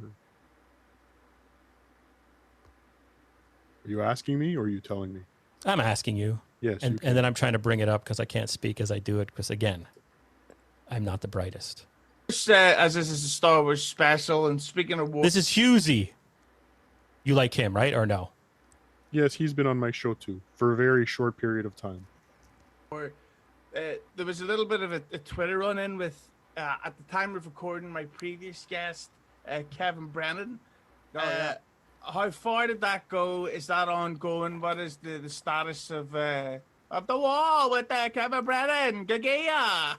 I saw your show where you talked to Kevin Brennan about that, and it was just a quick back and forth one evening, and it never escalated beyond that. Kevin Brennan's whole thing was, Carl, you have to review E-Rock's show. You have to go on and shit on E-Rock's show. I was just thinking, like, why? Why do I have to do that? There's millions of podcasts out there. And I don't think Kevin Brennan is the guy who's telling me which podcast to review. He's like, if you don't do it, you're a pussy. Based on what? What are you talking about? I mean, what are we trying to accomplish here? My show is not to like burn every bridge like his show was. Like, oh wow, E-Rock helps me out with shit. Now I'm gonna shit on him. What an asshole! It's like that's not helpful in any way. So no thanks. Is that sort of what your beef was with Brennan as well, Cardiff? That's kind of it, but he literally said that E-Rock is a fat piece of shit, and I did not appreciate that. Okay, I'm sorry to hear that. Yes. I sent you a tweet, but I can put it up if you want. Sure. Do we have the ability to share? I don't know how to give it to you. I think I have it set so anybody can. Yes. Just don't get me fired, Cardiff. I wouldn't. Not today. I know. I'm worried about 6 months from now. Okay. Oh. All right.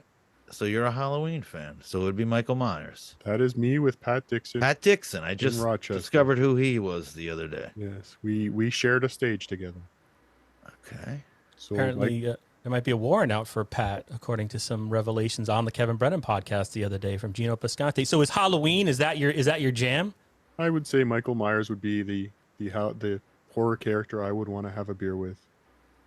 I forgot that I asked that question. What did you think of Halloween Ends? Did you see it?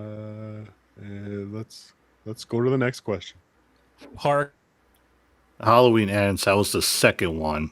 Or no, that was the final one they did of that recent trilogy. That did kind of suck. And thank you, Todd Lecoq. Spy report, JT confirms OJ sick is code for being an ESO. I didn't say that. I mean, I said other things, but I didn't say that. People do use sick in that context. Well, you just gotta be sick in the head if that's what you're into. Well, that's what But I won't go as far as to say that about OJ. Our character you would least like to have a drink with.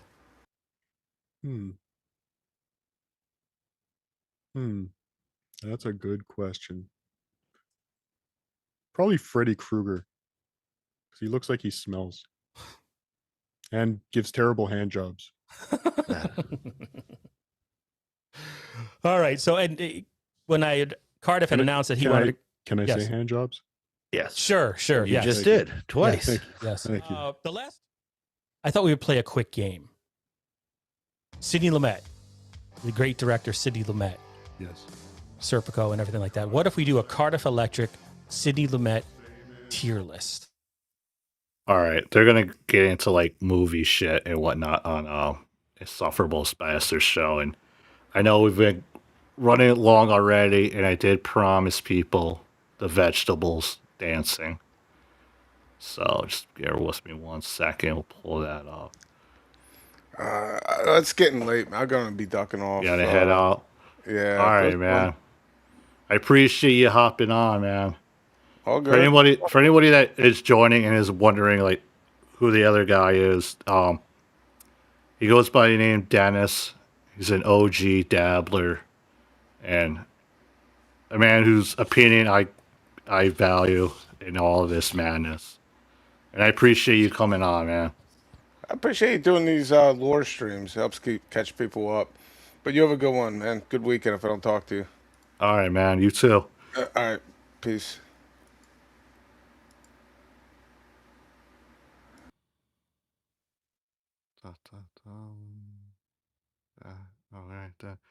All right.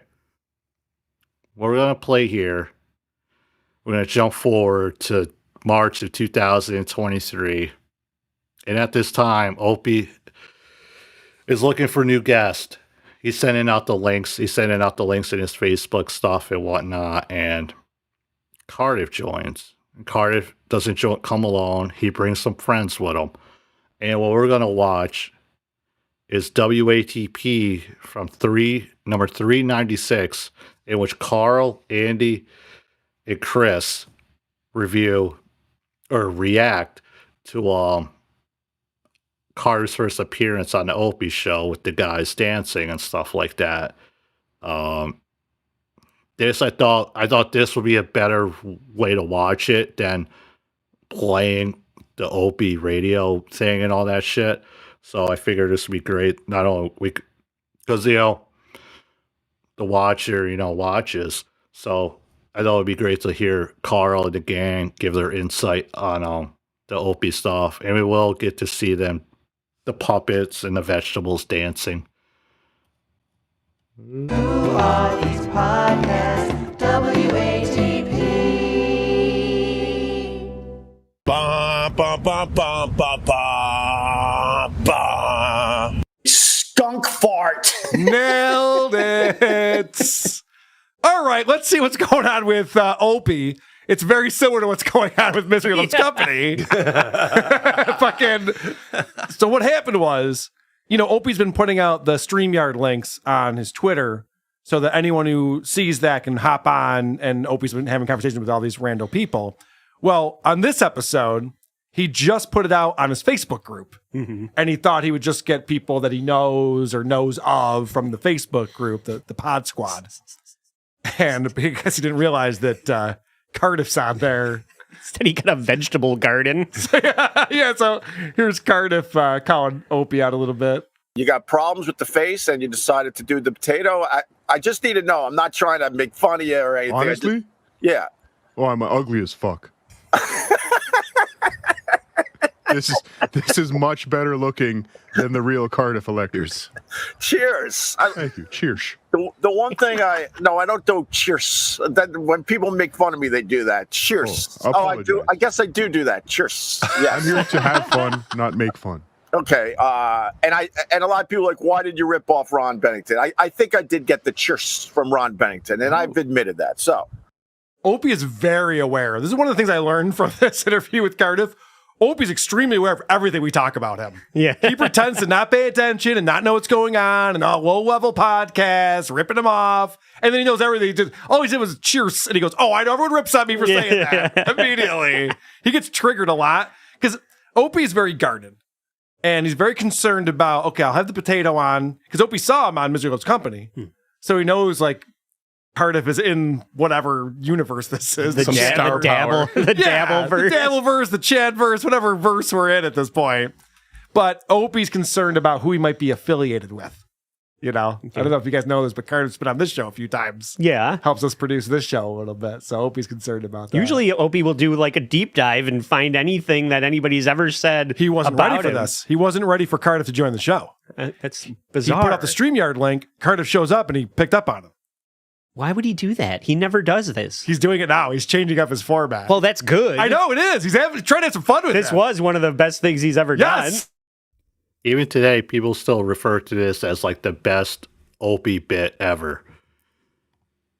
JT, I'm getting in on 9 April. I've got shirts for everyone. I want to get a group picture with everyone. I will see you on the 10th at the VIP meet and greet. And yes, I've got your 2X shirt.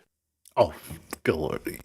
Yeah, 2X. You know, I like it because it's baggy. You know, that's why. But yes, 2X if you're interested. And yes, I look forward to seeing you, Carl. Definitely.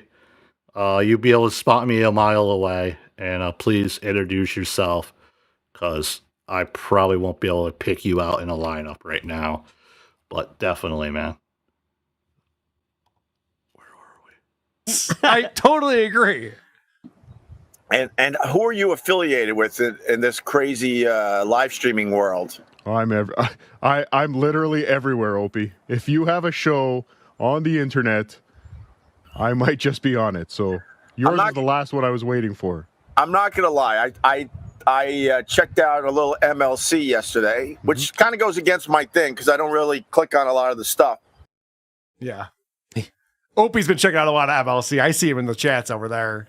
He's like, yeah, I never do that. Well, sounds like you probably do. Do it sometimes. Yeah, seems like you probably do. That's what I'm seeing. Okay, so now they're going to start talking about Corn Diff. And Cardiff is mad at Corn Diff for stealing his thing. Right. You know? And so Opie admits something here that's interesting. But you sound very similar to him. I'm not him. I can guarantee you that. Again. So he's doing an impression of you, because this definitely sounds a bit like the Ear of Corn guy. Yeah, he ripped me off. He ripped me off, Opie.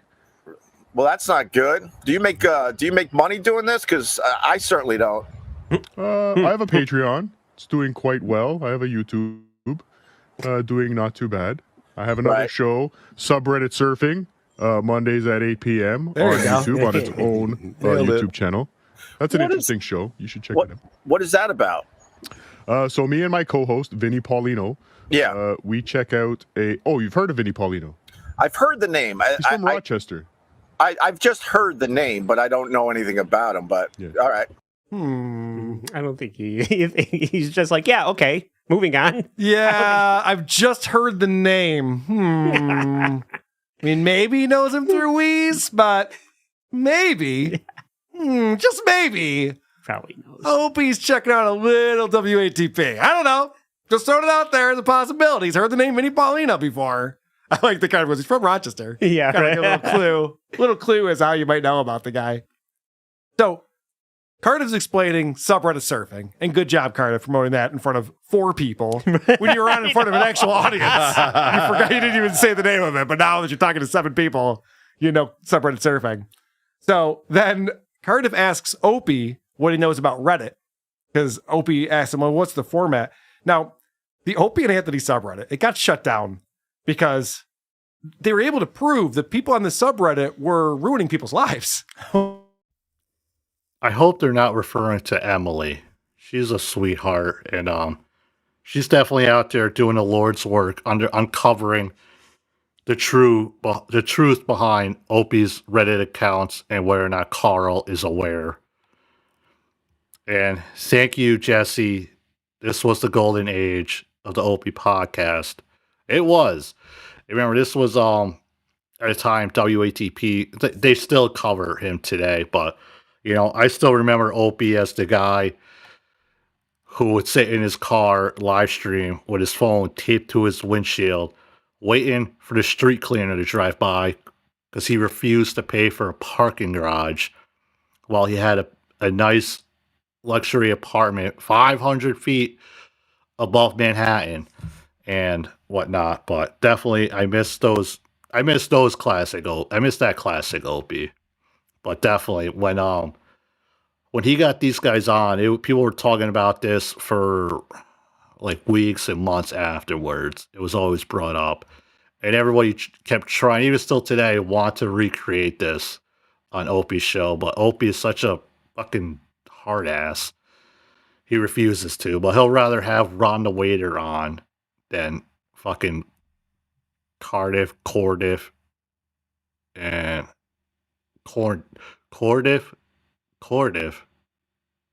Cardiff. I know I completely fucked that up. Oh God! They were getting gigs canceled. All this crazy shit was going on. It was like the meanest place on the internet, and Opie had a lot of problems with it for a long time. And so it's kind of funny that Cardiff, I guess, forgot about that on this clip. Have you been on Reddit before? Oh, hell nah. Oh. Not according to Emily. Oh, yes. I know you remember the Opie and Anthony subreddit. That was somewhere to stay away from, for sure. Those were, that I do know of it, but those were the most evil people of our fan base, by far. Whoops. So then Cardiff goes on to explain what Reddit is. And after a little while, Opie goes, "No, I know what it is. I'm very aware of what it is. You don't have to explain it to me anymore. I get it." Okay, so now Jake Hudson comes on. Jake Hudson's this weirdo who just walks around his trailer the whole time while he's talking. And they're discussing who's the next Stuttering John. By the way, hey Opie, have you been banned by blocked by Stuttering John? No, I have no problem with Stuttering John. I'm not in that world either. I'll say this much about Stuttering John. Like, people try to connect me and him like I'm the next Stuttering John and all that garbage. People just don't have. Will you let me talk, Jake Hudson? You asked a very good question. You can't ask a very good question and then just babble. That's terrible for live streaming and broadcasting, my friend. Opie does that all the time. I'm trying to point out. Babble. So I love that. We have another guest joining us. Are you there, guest? Hello. Uh-oh. How are you? I realized I'm doing all right. I fell asleep. And I woke up and you're still on. And I was like, he's probably going off soon. Well, yeah, I had Dennis join me, and we got talking for a bit. And who the hell is Dennis? Some old Dabbler guy. John's Dennis? Or Dustin? Dennis Dustin. Michaels. Dennis. I think he goes by. You'll see him in the chat. He's fantastic. And, yeah, he's very fantastic, very knowledgeable, especially around this era. And we got talking a little bit long about stuff, about fruits, especially. But no, not me. It was just an old OJ story. I thought was kind of funny. That was fantastic. Thank you. And now we're just kind of wrapping up. I got watching the vegetables. You remember this time? You were there. Of course, it was a wonderful time. Do you remember how you got on the show? No, I don't remember that at all. I don't remember. I imagine Cardiff might have sent you the link at the time. Probably. Was this the first time we were on? Yeah, you were on as Cardiff. Oh, okay. Yeah, man, this feels like forever ago. But Cardiff has been on with Opie before this, right? Or was this Cardiff's first time? I think this was his first time. Because this is when Opie put the link out publicly on Facebook and somebody sent it to him. Okay. And he was able to get on. Oh, very good. I think I have that drop right here. Babble, babble, babble. I love that Opie says, people are saying I'm the next Stuttering John. You were the first Stuttering John. Opie was the first recurring character on here. He's not the next Stuttering John. He paved the way for Stuttering John and the whole Dabbleverse. I'm really enjoying that Jake and Cardiff have the same headphones. Yeah, you're right. We must have gotten the same Five Below. And I'm also enjoying the super. It's not. There's no money involved, but it says, "What circle of hell have I awoken to?" Dude, we're gonna show more examples of this, but and Opie, I know for a fact, is cycling through and putting these chats up on the screen, and I swear to God, 72% of them are things he should never show anyone. Yeah. Unflattering in every way, just ripping Opie to shreds or his guest or whatever. And Opie's just putting it up on the screen. He's really got to stop doing that, although he shouldn't stop doing that. It's the most fun part in a lot of ways. Here. All right, so now Cardiff joins. Cardiff is in the private chat. If you don't know who Cardiff is also a potato, but he's not an animated potato. He's actually just a potato with eyes and a guitar. And he is voiced by Dabbler, El Horrible. Oh, it's very disturbing. Oh yeah, it's pretty fucked up. Cardiff is in the private chat in the backstage area. Who the hell is that? High voltage. Probably another ripoff of me, Opie. You know what it's like. Cardiff was still doing the Cardiff voice back then. Yeah. I don't know at what point he dropped the gimmick, but we all dropped the gimmick eventually. I know. Tukey doesn't sound like Tukey. No, Tukey doesn't sound anything like Tukey anymore. I got to go back and listen to. Have you covered even your B Dabbler? Your El Horrible voice is different. It's like you're an idiot. But Tukey hasn't been invented yet, right? Like you haven't. Like Tukey's a couple months away.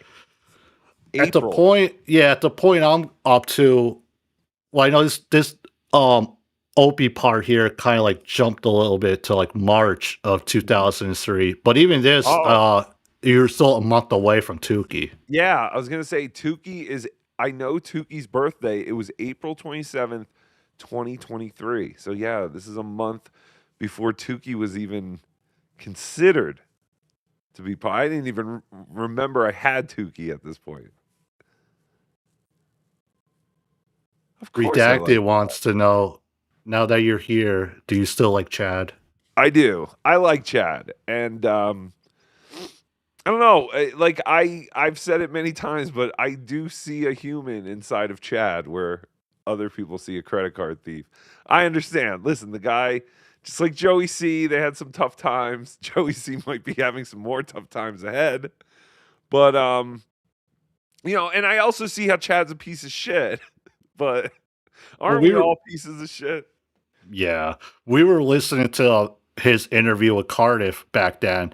And even Dennis mentioned, like, when Chad was just talking about, like, baseball cards and, like, music, and just being, like, a normal guy, like, he sounded completely different and likable. Yeah, I'm mad I missed that.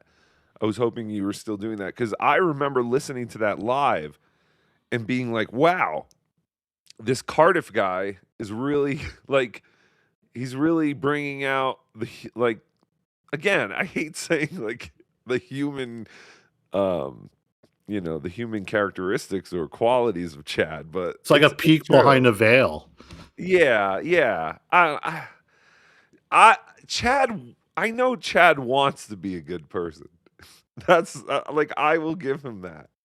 I don't know. Yeah. And also I met Chad and he met my mom and he was very nice and, but again, I can see how Chad can also be a piece of shit, and also Chad's the first person who doxed my name, I believe. But I think I had already put out the game show thing, so it didn't really matter. But no one had said my name on a show until Chad went on Opie's show. It was during the summer. It was probably the summer of 2023. I'll always remember that because I was at my real sister's house. I was like, this motherfucker. But whatever. It's like, thank you for acknowledging that a lot of people have ripped off what we started all those years ago, my friend. You know, there's a strawberry now? I think we're friends, and I bet you're associated with people that don't like me there, Potato Head. I'm associated with everybody, though, Opie. I love everybody. Hey, And I love you. Except for the year of corn. Yeah, no, him. We're lawsuit. Hey, do you know there's now a strawberry? Someone listen to Jake. Someone, I don't please. I don't know how Jake even got onto this show. He must have. I know Opie. Opie sent Opie, did you know Cardiff is a real potato? I don't know how. I mean, if Opie posted the link, who am I? If Opie posted the link, then yeah, I guess Jake just got it somehow. I also know I got a spy report. Spy report. Earlier this week, Joey C was very mad at me because he said Jake Hudson was sharing texts between me and Jake Hudson where I was bad-mouthing Joey. So someone is out there texting Jake as me, and then Jake goes and apparently I just bad-mouthed Joey the whole time, and then Jake goes and runs and tells Joey about what the fake Rocco is telling him. It's very funny. Joey's so mad. Joey needs to worry about paying his rent and finding a place to live next month. He said he has a place set up. I don't understand how that's possible. I don't know what comes out. Anything that comes out of him, I mean, I question. Well, remember, Joey said that he was gonna have a house, like he was gonna buy a house. I thought that was what the place they're living in. I thought that was the house he was gonna buy. No, remember, he always said that this the one they were place he's in building. now- No. Joey always said that the place he's in now is temporarily, and that he was in. Remember, he was in some program to like buy a house or some shit. Who knows? I mean, it could be all bullshit. I think they're gonna squat in this fucking house as long as they can. Unfortunately, unfortunately for them. Fortunately for the rest of us who pay our fucking mortgages and rent, I don't think Florida takes too kindly to squatters. Well, fortunately for us, I mean, we should hopefully get some good content out of this. Yeah, I think we're about to hit a very interesting era of the Catalano crime syndicate. Perfect for like post Hackamania. Oh, exactly. So then he brings up everyone's ripping off Opie, and Opie knows exactly what that means. WATP. Exactly. So then Opie remembers, like, oh shit, aren't you affiliated with WATP? And so, again, Cardiff has to be like, no, I love everybody. I'm neutral on here. I'm Switzerland. It's fine. It's all good. So then they're talking about Opie, for some reason, believes this to be true. He's talking to an animated potato who wants to sue an animated ear of corn. And for some reason, Opie's like, can you give me the details of this lawsuit? This is crazy. Uh-oh. He has to go to the front of the line. You're not going to be triggered, are you, Potato? What's that? Corn deaf. Oh, I just Morning, can't gentlemen. legally. I can't comment as a lawsuit is pending, so I don't want to incriminate myself. I thought Carl set it up that Cardiff was coming on. What happened? He might have got Cardiff and Corndiff mixed up. Oh, okay. Because I just heard him talk about how. I mean, even I get mixed up saying it. It's why did you ever pick Cardiff as your name? Why did I pick Cardiff? I think isn't there like a story behind it? Like, somebody fucked up saying Corndiff, right? Well, yeah, no, Opie fucked up, and someone wrote him a super chat or a regular chat. It was probably a regular chat, knowing Opie, and he addressed it, and he was like, "Who's Cardiff? I don't even know Cardiff. Who is that?" So he kind of mixed up Corndiff with Cardiff. Yeah, and he just said Cardiff, but they wrote Cardiff, and so from there, I got Cardiff, and then I think Bill Loney actually gave me the natural gas, Cardiff Natural Gas. That's Cardiff's full name. Wait. All right, let me get him off the screen so you're not triggered. Wait, You're dead serious about a lawsuit between a potato and an ear of corn? Well, he ripped off my bid, Opie. And how do you go to the courts and get anyone to take you seriously about that? Oh, literal Opie. It involves broccoli, but I don't want to bog you down with details. This is a legit question. Okay. I'm not suing Cardiff then. I'm not suing Cardiff then. I don't want to mislead you. Cardiff's like, how far are we going to go with this bit? Yeah, right. I'm ejected. I'm punching out of this one. That's enough. I can't yes and this anymore. Yeah. No, but so this is Opie is extremely aware of everyone who's goofing on him and us goofing on him. And he's also very insecure about it. This is insecure Opie coming through. I just dealt with a check fraud thing. Ooh. For something like what was it, $56,000? They washed 4 of my checks because I put them in. They worshed. They worshed. I like saying words a little weird. Is that okay with you, Potato? Or are you going to be one of those haters and pick up on that and make fun of it? Opie, I'm a big fan. Okay. Potato's talking him off the ledge. Yeah, I know. It's like, no. We're all friends here. It's fine. I'm trying to fun with you. Buck up, little kid. I didn't watch all of this, but I've never seen a potato apologize more to a person. There was a lot of just trying to keep him on the line. Yeah, they're just having fun. He's like, oh, here we go. He almost lost him like 3 different times. Jesus. Get confident, stupid. What's wrong with you, Opie? All right, so now Cardiff's origin story is revealed here. And this was news to me. We're going to learn how Cardiff came about. You gave birth to me, Opester. Someone mentioned Cardiff, and you decided to call him Cardiff. Oh, really? So this is your fault, Opie. Yes, it is. Wait, is that true? I came up with your name? 100% true. Someone asked you to have Cardiff Electric on. Right. And you went, Cardiff? What's a Cardiff? I don't know a Cardiff. And because of that, you were born and now you go through life as Cardiff because of me? From that, I rose from the ground to become Cardiff Spuds Buckley Natural Gas. Dude. Jesus. This is insane. What's going on right now? Opie seems genuinely happy to have he's some having friends. Well, I thought it was odd that he didn't pick up on the high-pitch Opie impression. Like, that's another thing everyone makes fun of you for. Yeah. Right. Cardiff? Yeah. What's a Cardiff? And El Horrible just gets away with that one. Slips that one right in. right past the goalie. But totally misses it. Good work. Yeah, it was pretty funny. Guys, can we just take a step back? And we talked the other day about, like, smelling the roses and stuff. Like, look what we fucking created here. This is insane. How is this possible that Opie's talking to 2 potatoes on his show right now? Opie's finally having a little bit of fun with his stupid, shitty show. He didn't have a guest on his show for over a year. Yeah, and now it's And now his guests are Cardiff and Cardiff and Corndiff. But Opie admits that he'd rather be talking to me, and I agree with that. You know, no offense to the vegetable people, but I'd rather be talking to Carl than potatoes and corn. Well, maybe I'd rather talk to Carl than Opie. Well, that's fair enough. Cardiff killing it. They're talking about Carl Ruiz, obviously. And we're talking about me. Opie doesn't want to talk to me. He wants to talk to Cardiff, but not me for some reason. I guess because I'm not a cute potato. This is the reason. All right, so now Opie's going to pick favorites. He brings on Corndiff. He's got Cardiff. He's got Cardiff. He's going to decide who his favorite character is. And there's a drop here that, and I know this is very confusing.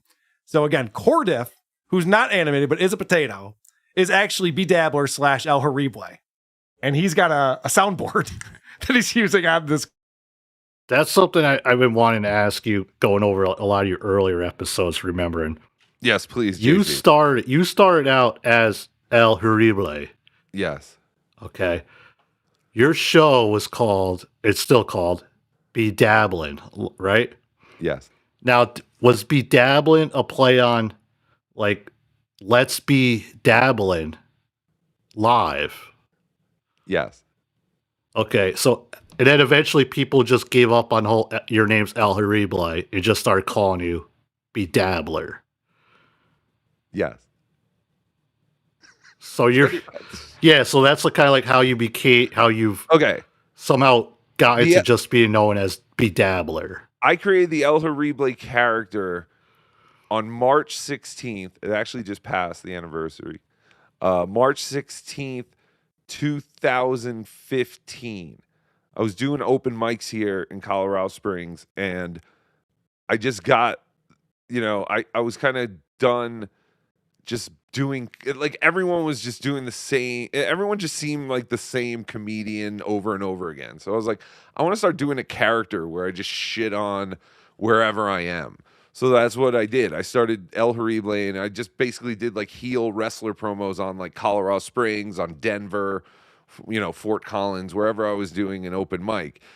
And then when the whole John thing came, I started doing the recording. I started doing the pre-produced videos called Dabbler, which was a play on Bedazzler. And Bedazzler. The Bedazzler, the thing that people like from the 80s and 90s that people would put jewels and rhinestones. Okay. A Bedazzler. It was like it put rhinestones on shit. I don't know why. I just called it that.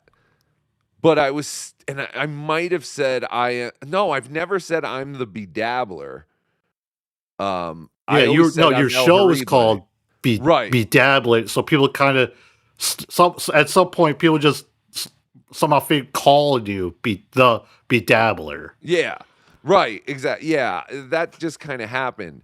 So I called the pre-recorded videos. I made like 15 of those before I even did the live stream, I think. Maybe it wasn't 15. Maybe they were all like the Dabbler News Network, the Drunk of the Boom guy. Yeah, and it was kind of because I was watching this shit and I could kind of recap it a little bit, make some jokes about it. And then I saw everyone live streaming, and I didn't have a name for that show either, but I liked the Bedabbler name, and people started to know me as Bedabbler.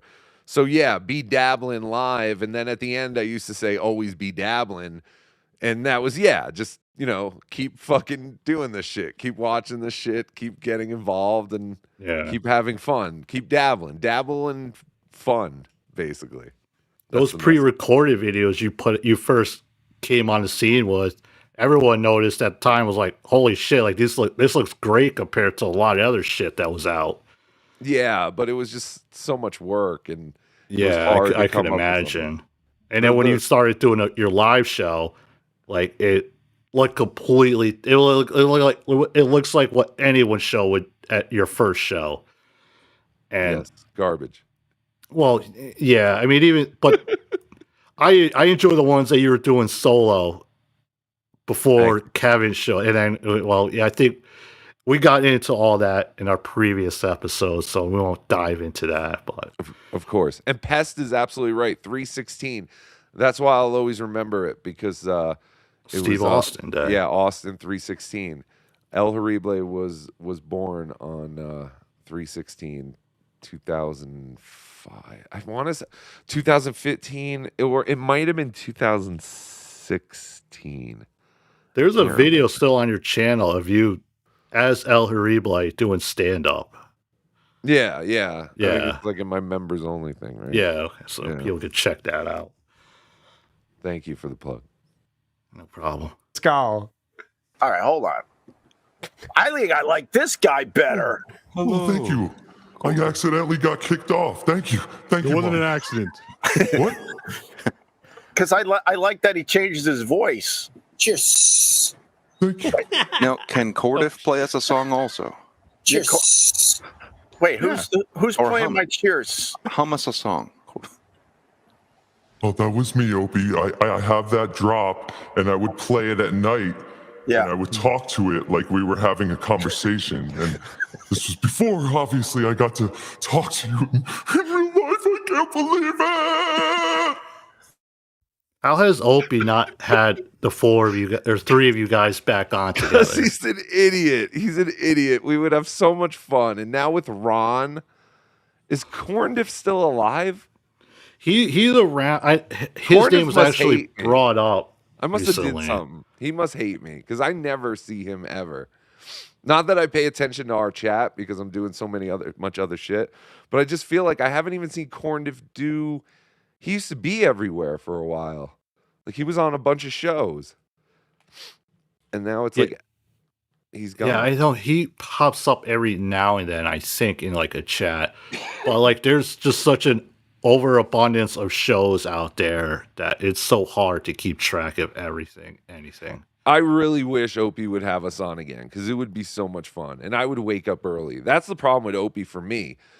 I literally have to wake up at like, what time does he? I think, does he go on at 6? I know he used to at least. Yeah. Does he still do 6? I still remember I think I was laying in bed still watching your stream, and you're in your car and you're watching the sunrise, and I'm like, as I'm watching the video, I'm going, I think his lights are on, and then you like finish wrapping up and you go to start, and I'm like, it's not going to start. And sure enough, your battery died that morning, and I'm thinking like, oh fuck, this dude. But you somehow had something in your trunk that was able to jump it, I think. Yeah, everyone should keep one of these in their car. It's literally a little portable jump box for your car. You can also charge your phone. It's a flashlight. It's all this shit. And it's like no bigger than like 2 cell phones. Like it's fucking, just get one. And it's cheap. I think it might have been like $60. And yeah, it saved my life because I was on the face of the mountain range, basically in the middle of nowhere. There's some houses. I would have had to go to a house, or I don't know what the fuck I would have done. But yeah, my car totally died that day.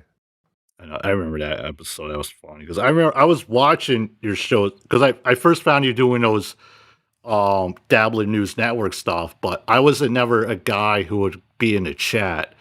And I don't think it was until like after Kevin Dumbfuck left that I actually start interacting into the chat and stuff. Oh yeah, how did you find all this? I found all this stuff. This was like around COVID.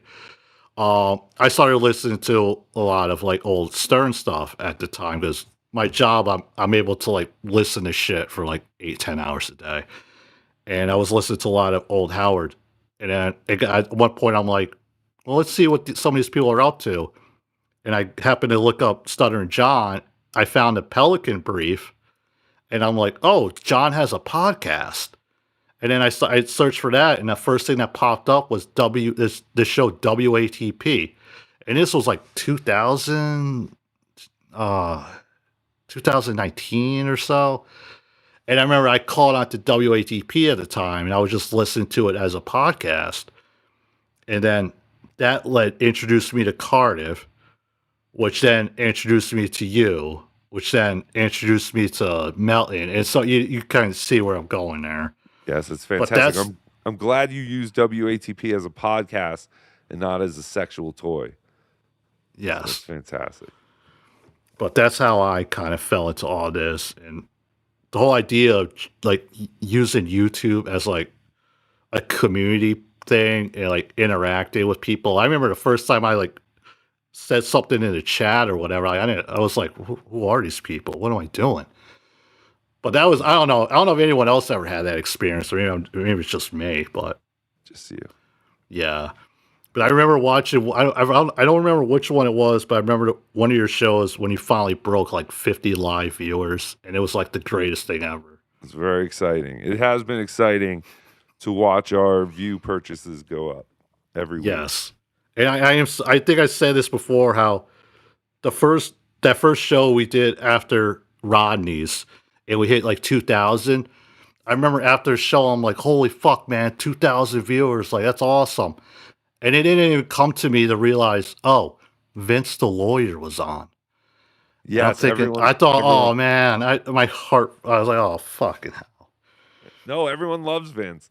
Everyone was very mad that Vince wasn't on this morning. So he called. He called, and like his number popped up. I answered it, and he immediately goes, send me the link. And I pretend I didn't know who it was. He's like, come on, Rocco's told me I could come on. The old link doesn't work. I'm like, yeah, I know the old link doesn't work. I'm not sending you nothing. I know you want to talk to him, you can wait on hold. Like, he's always bossy, man. People hate him now. I love him. All right. We haven't even got to the dancing yet. Hold on here. You know, there's a wheat diff as well. It's ripped off everywhere. There's a wheat diff. A wheat diff. And people go, oh, hey, Ope, why don't you like get back into the game and put a show together? Because I don't want to compete with vegetables. Yeah. I don't know. I think he fits right in. There's a few people who are just like Opie viewers. Not many. Most of the people in here are in on what's going on here. But there's a few people who are in here. Like Spearhand says, I'm out. This shows how weird Opie is. Like they don't know what the fuck is going on. All of a sudden, it's a 4-panel screen, and you got Cardiff, and Corn Diff, and Opie out shooting the shit here. And this is hilarious because Doggy appears. And all the vegetables go fucking nuts for Doggy. Wait, everything's backwards in my stupid camera. Hi, Doggy. Oh, there's Doggy. Doggy. I don't say it like that. I don't say it like that. Doggy. I don't say it like that. I do say it like that, but in an endearing way. It really. I say doggy. Doggy. I don't accent it like that.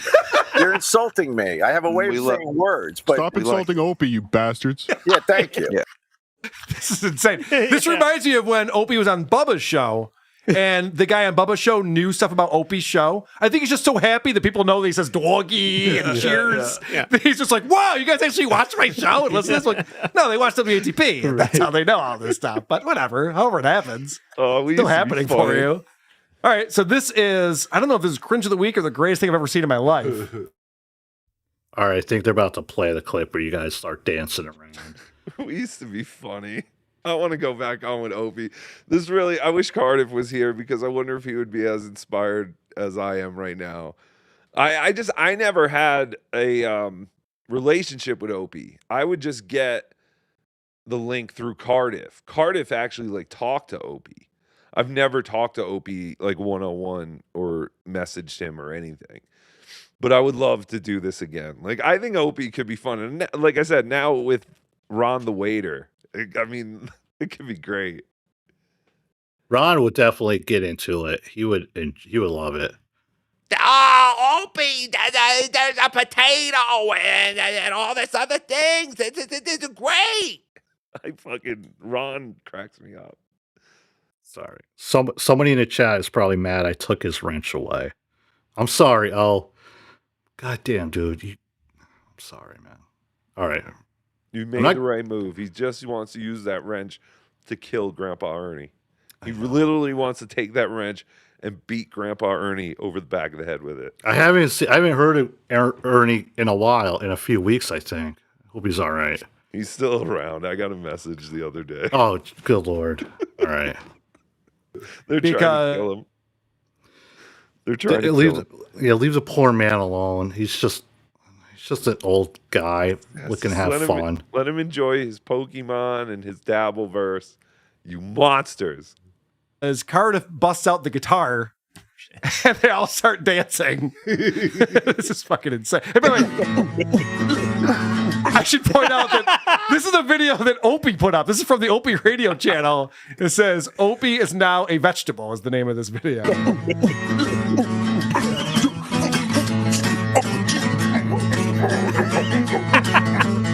Dance, Cardiff.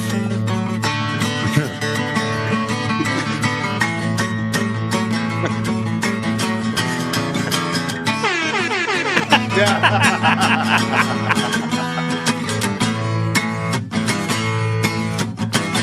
think I just pulled my back out. Oh, I'm sorry, Opster. That's insane.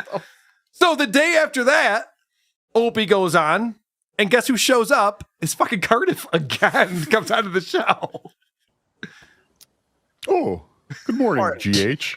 Cardiff, I don't know if we're gonna do it like 2 days in a. You can see like Opie was already was he already tired of all of the Cardiff thing?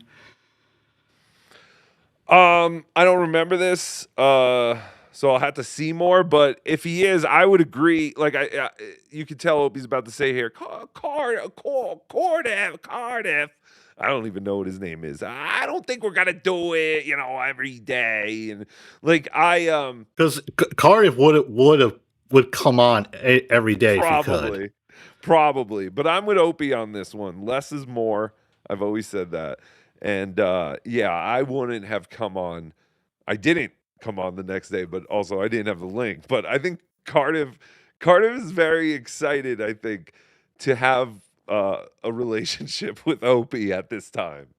Yeah, he came on this time and then one other time following this that I know of. Mhm. But nothing compares to that first interaction though. Oh yeah, that was lightning in a bottle.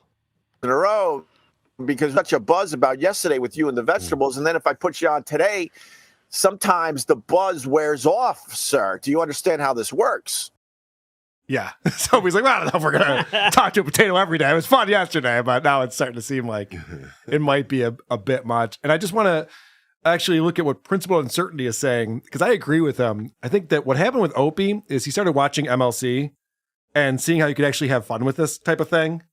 And you don't have to just react to stuff. You can actually create your own show and have a little bit of fun with it. I think that's why Opie's kind of changing things up a little bit and letting people on and having people interact. It's definitely a much more entertaining show for Opie than him just sitting there and talking about skunk farts. Right, yeah. I have to say that. I mean, for sure, it's a career high for Corn Diff and a career low for Opie, but I think there's fun being had. But potato sales are up. Well, then B Dabbler, because I don't know if you guys know about this, but he also does like a sunrise stream in the morning. And so he's just like, yeah, because as Cardiff, just as the potato. Okay. So Cardiff is telling Opie that he also does sunrise videos based on what Opie does. I don't know if Opie knows what to make of this. I think he's very proud of himself. But And that was it. Definitely ran longer than I was expecting. But you kept the energy up the whole time, JT. So I think having Dennis on for a while talking about stuff was interesting. Who? He's just a guy. He's just a guy who's been around that I know, and I thought it'd be fun to have him on. He's not a guy. He's just a friend of the show. How about that? The great Dennis Michaels. Yes. I appreciate you hopping on here. I appreciate you, JT. Thank you, boss. Have we finalized the Hackamania show yet? I'm looking at the script part right now, and I added a lot to it, and I'm gonna send it to you and Cardiff tonight. Actually, I don't think Cardiff's even read one of the script versions I've sent him, so he's fucking. I love him. He never lets me down. I knew he'd back out of Hackamania. I knew it. This will be great after Hackamania. You could finally maybe share these with people and see everything that's led up to it. Yeah, I've been trying to film some behind the scenes stuff. I was working on a costume thing yesterday, and I filmed some of it, and I kind of addressed the video like it was after Hackamania,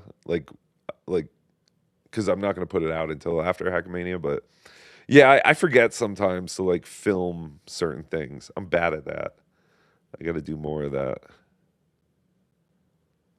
Definitely, but it's fun. I am putting a lot of effort. JT is too. I couldn't do this without JT. Dr. Steve is helping us. I think I got Vinny Paulino to help a little bit with some technical stuff for what we're doing. And it's going to be fun. Hackamania. If you can't go, you could stream it now. Well, you can't stream it now, but you can buy the stream now at hackamania.com. There is no homo code for the stream. No homo code. Only if you want tickets. Yeah, and if you're in California or you're within driving distance and you're waiting last minute, don't. You're gonna have FOMO. You're gonna have FOMO. You're gonna You're gonna feel like you're missing out. I know. I just added 2 giant transvestites to my show. So, oh god, we're doing and it. we're leg wrestling Quad Father. I still have to edit Storage Pores. I have so much. And that's only half the show. It's only half of it. Yeah, it's gonna be fun. You're not gonna want to miss the second half. That's a third. That's like a quarter or a third of the show, honestly. It's gonna be great. That hit me today when someone though super tipped that there's 18 days until Hackmania. I was like, holy shit, man. I'm not ready. Yeah, I'll be We'll ready. be ready. We'll be ready. Yeah. But right now, there's so much to do at JT. Busy.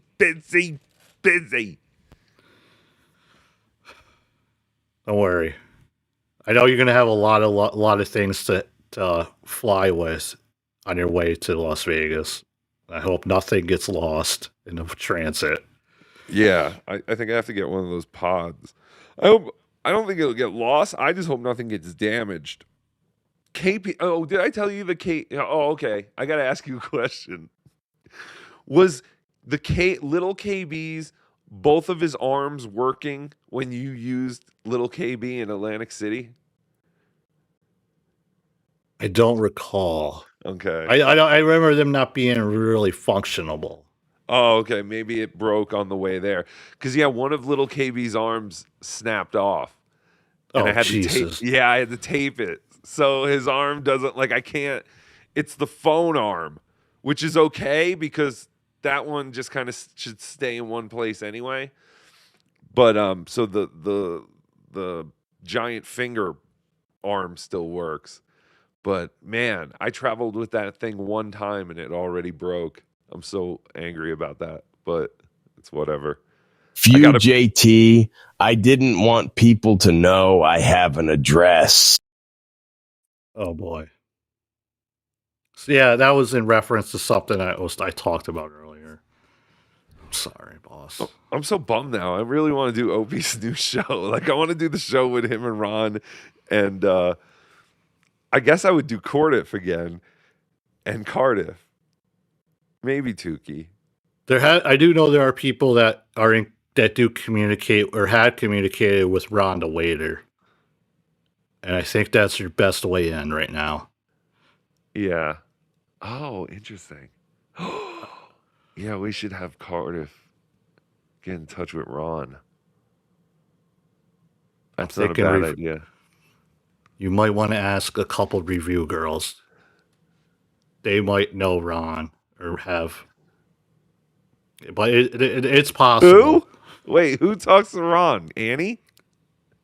I believe Annie and Megan, I believe, were talking to Ron, trying to get him on WATP during the time that Ron was off of Opie's show. Opie, I got this hot chick. She's blonde.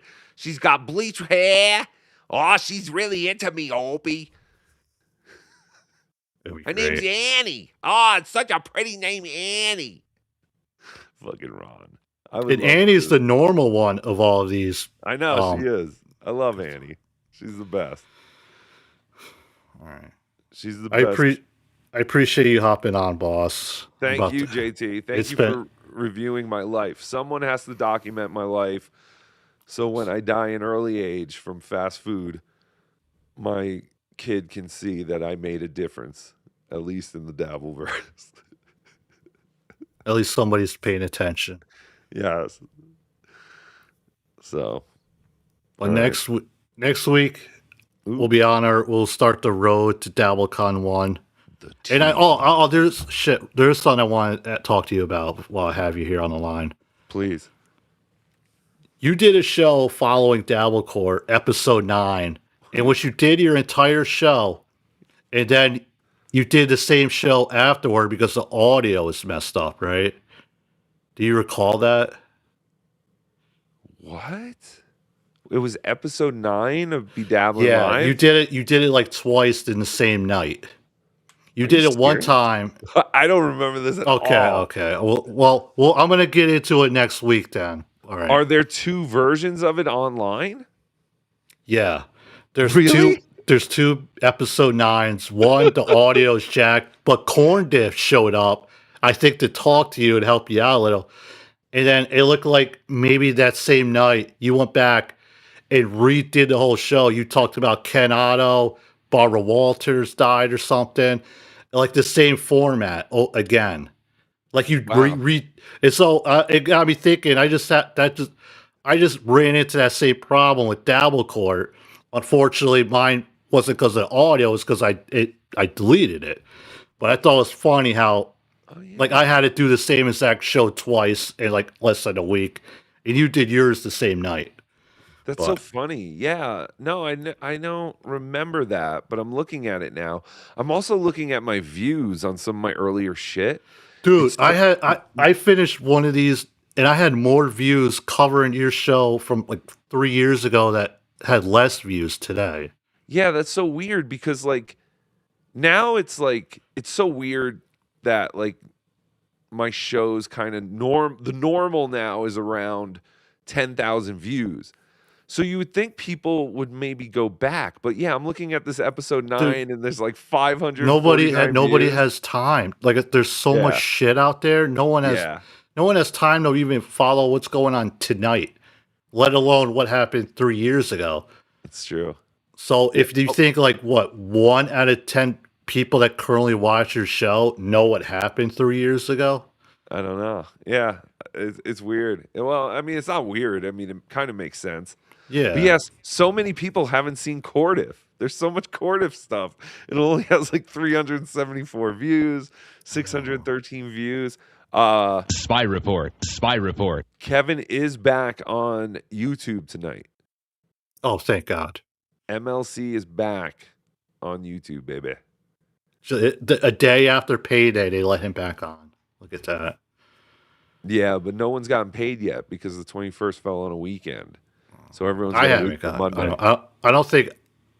I like wait for them to finalize something over there or something. I don't know. Man, we've done so many live shows. It's crazy.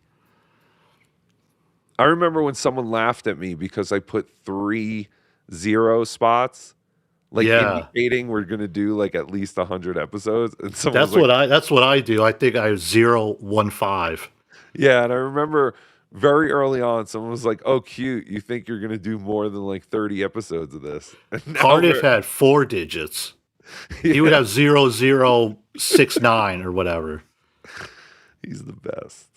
Hop in the car, OJ. I've had a raging boner since Buffalo. Let me suck on that cock, you little bitch. Late night with JT. Did you hear that? What? Ghost? What'd you hear? No, you didn't hear that super tip? No, I didn't hear anything. Oh, good thing. Well, it was from. Yeah, it was from Anonymous. Good thing you didn't hear that, boss. But I appreciate you, Anonymous, for that super tip. What? Yeah, I made my own voice on this fucking thing. Oh yeah, I did. I heard the sample. Yeah. Yeah, we should. I need a JT voice. No, you don't. Can you can't get like Tukey voice or anything? You would have to make that and stuff. When I signed up for Super Tip, all I had was the generic AI voices they had to offer. No Dabbleverse people. So all the ones I made myself. Like, did you make a Tukey or anything? Or do you want to? I made it El Horrible. I haven't made a Tukey because we haven't gotten to Tukey yet. Oh, okay. Well, if you can't make it, well, I'm sure you can make it with whatever recordings. Yeah, I mean, it's. I figured out how to do it. It's pretty easy. It just takes a minute. I haven't explored Super Tip at all. Like, I haven't used Super Tip to its full capabilities at all. I haven't added any new voices since you can like do it yourself.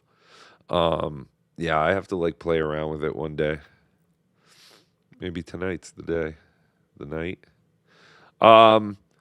Tomorrow, 2 p.m. East, Cardiff Electric will be on Levyverse or whatever the fuck Levy's show is. Bob wanted you to bring the puppet if you're available. Yeah, I told him I didn't do what I was supposed to do today, so I got to do it tomorrow. But I'm gonna try and jump on at least for an hour or something. So yes. So there's not going to be nothing in the morning then. Oh, right? I don't know. Cardiff said that Cardiff said if he feels like it, he might do something in the morning. But I also don't think Cardiff likes to do Sunday mornings because Blind Mike, unless he can get on before Blind Mike. What time does Blind Mike goes on at 10 East? 10 East. Yeah, it's always like, okay. That's why OJ always started at 7 a.m. when everyone was still asleep. Yes, and then he was very generous with sending his audience to Blind Mike. Oh god, we talked. Me and Dennis went over that earlier. If anyone's still listening, go jump back. I don't know, like 2 hours or so. You'll hear all about it. Let's do 4 more hours. No, I can't. I can't, man. Bullshit. This is bullshit. I can't. No, I can't. Go. I gotta go, dude. All All right, JT. Love you more Thank than you. a friend. Thank you. Thank you, boss. Bye. Bye. That was the great Tukey hopping in, wrapping up the show here. A little insight. Yeah, I did talk to him about episode 9 he did, which, say whatever you want about me having to do Dabbler Court twice. He had to do the same thing, which would be the next episode we cover. And starting next week, we're going to be back on the road to Dabble Con. And the Pissgate, was it real? Was it fake? That's a whole nother thing we're going to dive into. I haven't even brought that up to him yet, my whole theory behind that. But good Lord, enough's enough for tonight, folks. I appreciate y'all hanging out. 5.5 hours of this nonsense. Want to give a special thanks to Dennis, who definitely helped out a lot. It was cool to have somebody on, somebody to talk to, especially Dennis. He knows a lot about this stuff, especially this era in time. And he's a guy who definitely helped influence many people early on. And some of the great shows that you like today, maybe. I would say definitely, in the words of Dr. Chow, he is the OG. Yes, Dennis is still watching. Thank you, man. Thank you to everybody. And next week, hope you all stick around. Check it out. Don't forget to hit the like before you way out. And real quick, I almost forgot this while he was here, but I wanted to ask Boss this one quick question. My name is El Horrible. Welcome to Be Dabbling Live, the only show in the Dabblerverse who's not afraid to say that Kevin Dumbfuck is talentless.